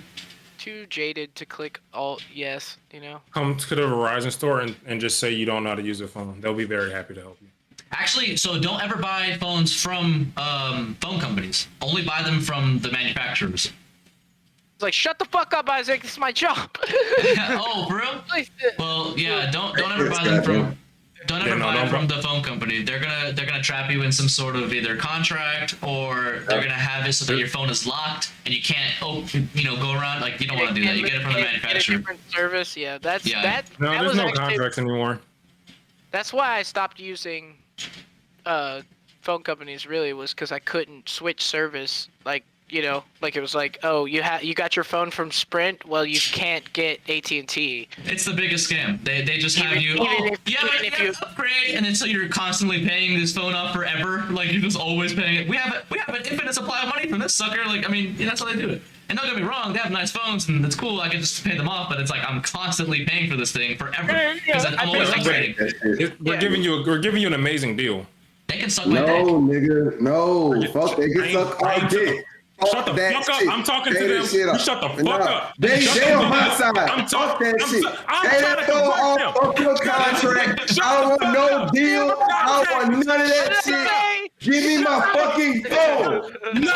Give me my fucking phone. That's all I want. You want a phone, right? You want a phone? Yep, 1400 here. Take that shit. Shut the fuck up. It comes with the watch. I don't want that shit because y'all put me in this damn contract. And your bill goes higher, sir. It's only 3. Your bill goes higher.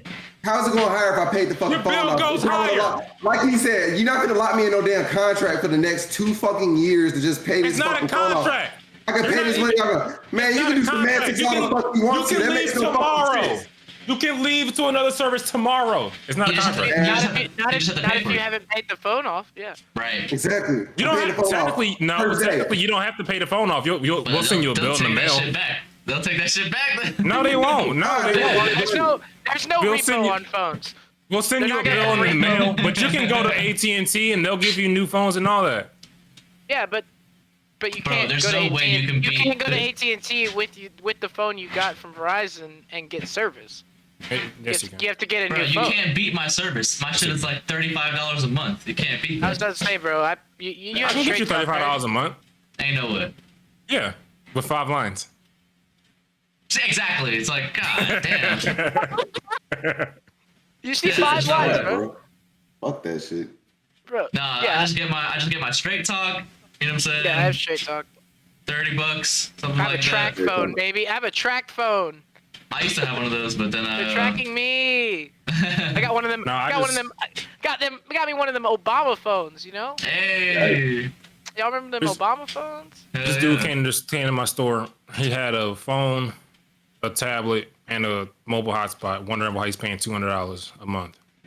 So I sold him a new phone, a new tablet, a new hotspot, and this bill's gonna be $210. Oh my god. Like a car salesman. He's smiling, happy. He left me a Google review and all that. We got 5 stars in that bitch. These pictures look really great. That's all he uses it for. Buys them. The motherfuckers who buy a new phone and just only use the same app they did before. Oh my god. Bro, the thing that kills me when it's like there's the 14 and there's the 14S and then there's the 14S Pro and the only difference between them is like 1 camera each. Yeah. Like this one has 3 cameras. This one has 4 cameras. If you don't want that one, we can just get you the regular 14. Yeah, the Pro has 5 fucking cameras. All I'm saying is, if you want a new phone, just buy that shit outright.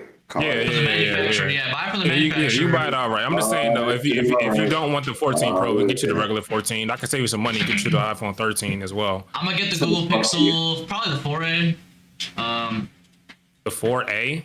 Yeah, they're actually what, the iPhone 4? No, not an iPhone 4. The Google Pixel. Oh, the Pixel 4? Oh, okay. I mean, yeah, I can do that. Yeah, I can do that. It's just that that's a 3G phone. They're taking out all the 3G towers right now. They're replacing with the 5G ones. So you actually come December, you're going to need a new 5G phone. So it's not, you're going to have to buy a new one in December anyway. You might as well get the newer phone. Lick my smegma. God, like shut up. I thought as soon as you started talking about this shit, I was like, you better shut the fuck up. This man you're threatening this man's job, bro. Fuck his job. He's a scammer. Fuck his job. Whoa. I am a fucking salesman. Whoa. Scammer. I said it. The same thing. You're a scammer. I'm a sales representative, all right? Dude, you come home and tell me how you finesse dudes every night. I give them a great deal and I explain the value of that deal. Verizon's not gonna see this, bro. It's okay, bro. You scam. It's okay. No, I do not scam at all. You work for the worst one. Oh my god. Yeah. It's the best one, okay? It's the best one. Exactly. It's like the America of fucking I get it. You pay contracts. $35 a month, but your service is shit. I understand. It's cool. It ain't, bro. Really not. Yeah, it is. It's Yeah, really compared to me, not. it is. Compared to me, I it used is. to Yeah, think it is. that we use the same fucking towers as Verizon. We just don't get priority, but we do use I the know. towers. That's what I'm saying. Yours is shit. Yeah, y'all have to buy your way in there. It's all good though. It's all good You though. get what you pay for, man. Guess what? You all use the same lines. Who even text messages anymore? How often do you call people? You use the internet more doesn't- anyway. Why it do you pay doesn't for phone matter. service? They laid Yeah, that's the why we phone give you lines- unlimited data. They laid the phone lines in 1920. But guess what? If you got a business call, the business isn't going to text. They're just going to fucking call you. Y'all You got a been medical using the appointment, same they're going to call you. lines for 100 years. So you want your phone to drop out because you're in a shit area when you got an important phone call? Whereas if you just get on Verizon's premium network service, your calls will never drop and you'll actually get priority. So if you're in a congested area, they're going to prioritize your data over the people that are slower. And yours will never be slowed down. I'm against that whole prioritization thing. Fuck that. Okay, you could be with it though. All the same. I don't support that. That's the wrong point.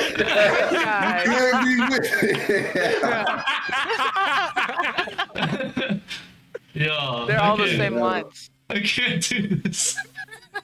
I'm sold. All these cell phone companies are literally sitting in board meetings, jerking each other. Like, can you guys believe how much money we're making off these simps?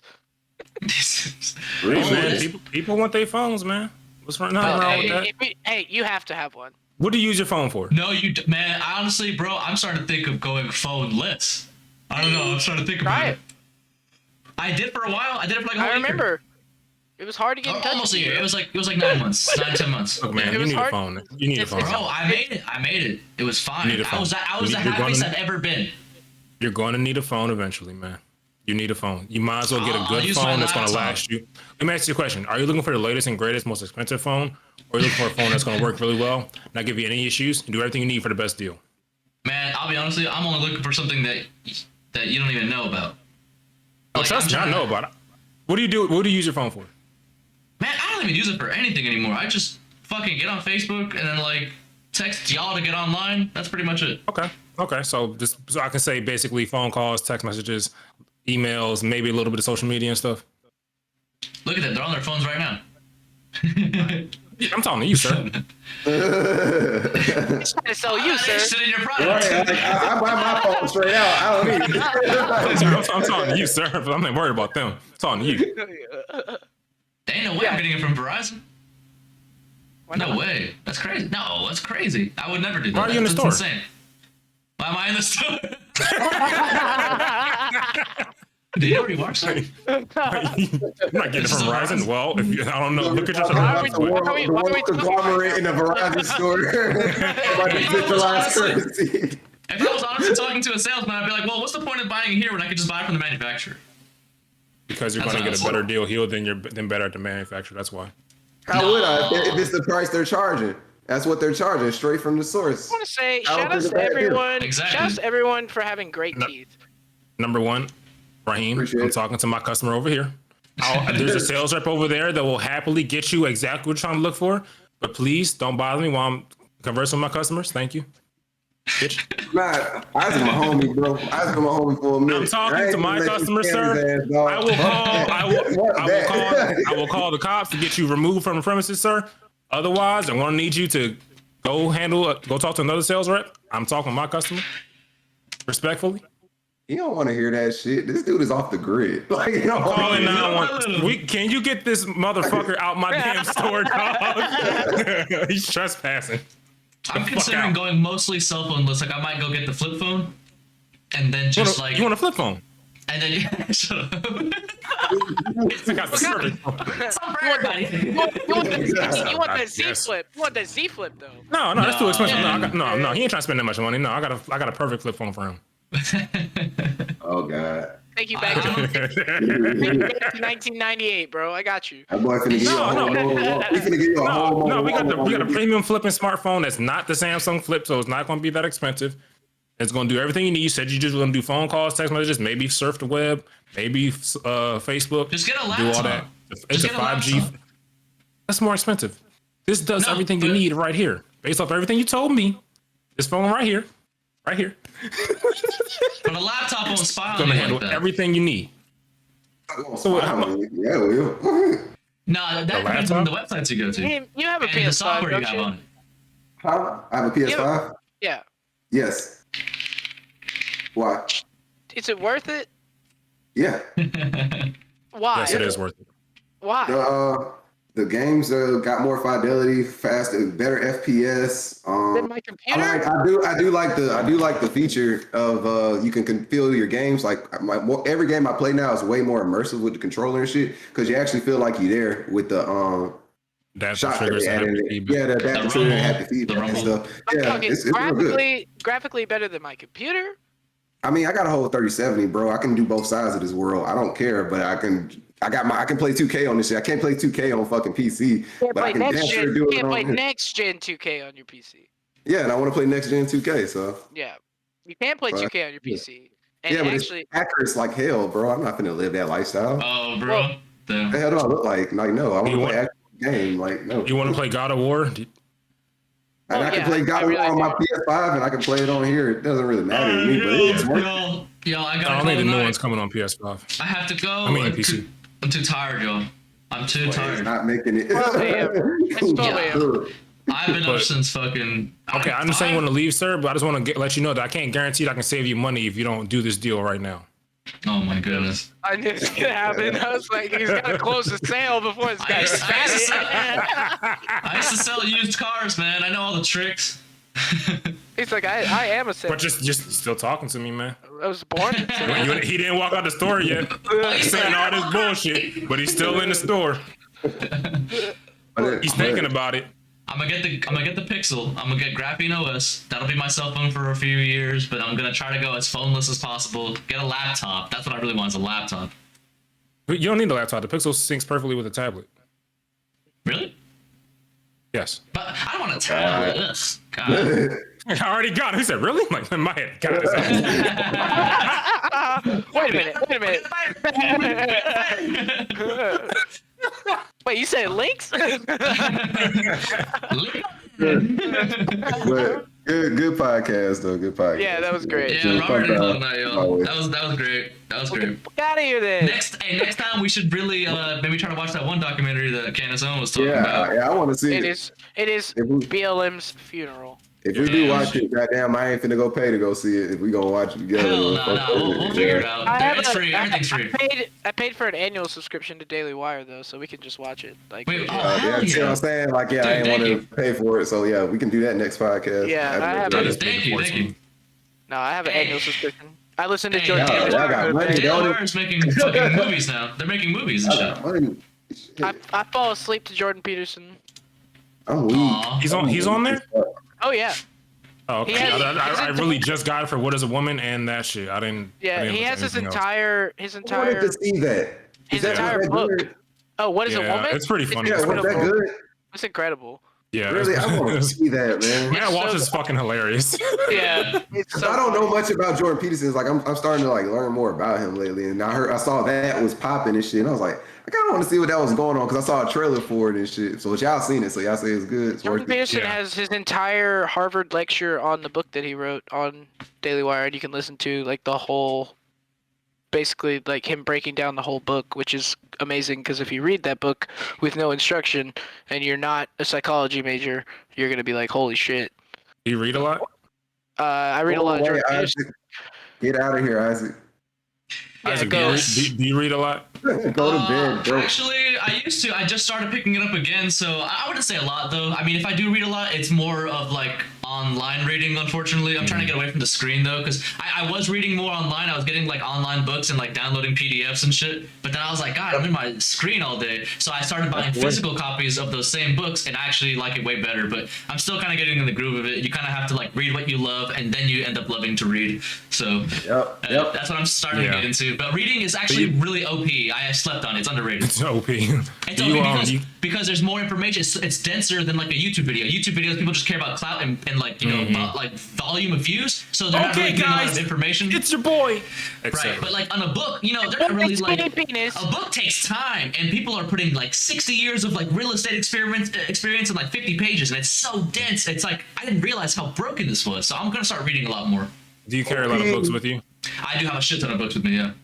Okay. What if I told you we could consolidate all those books for you? Oh my fucking god. I just want to get away from the screen. I want to get away from the screen.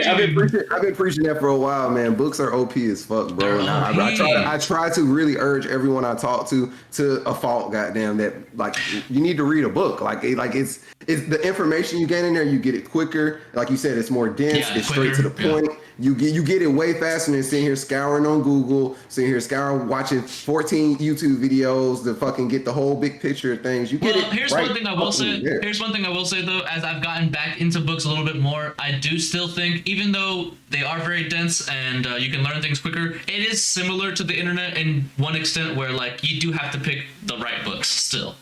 So of course, yeah, but you get way more information than you do in 15 minutes of watching a video. You come out with way better understanding of whatever the topic it is, rather than watching, let me get a 10-minute synopsis of this book and shit.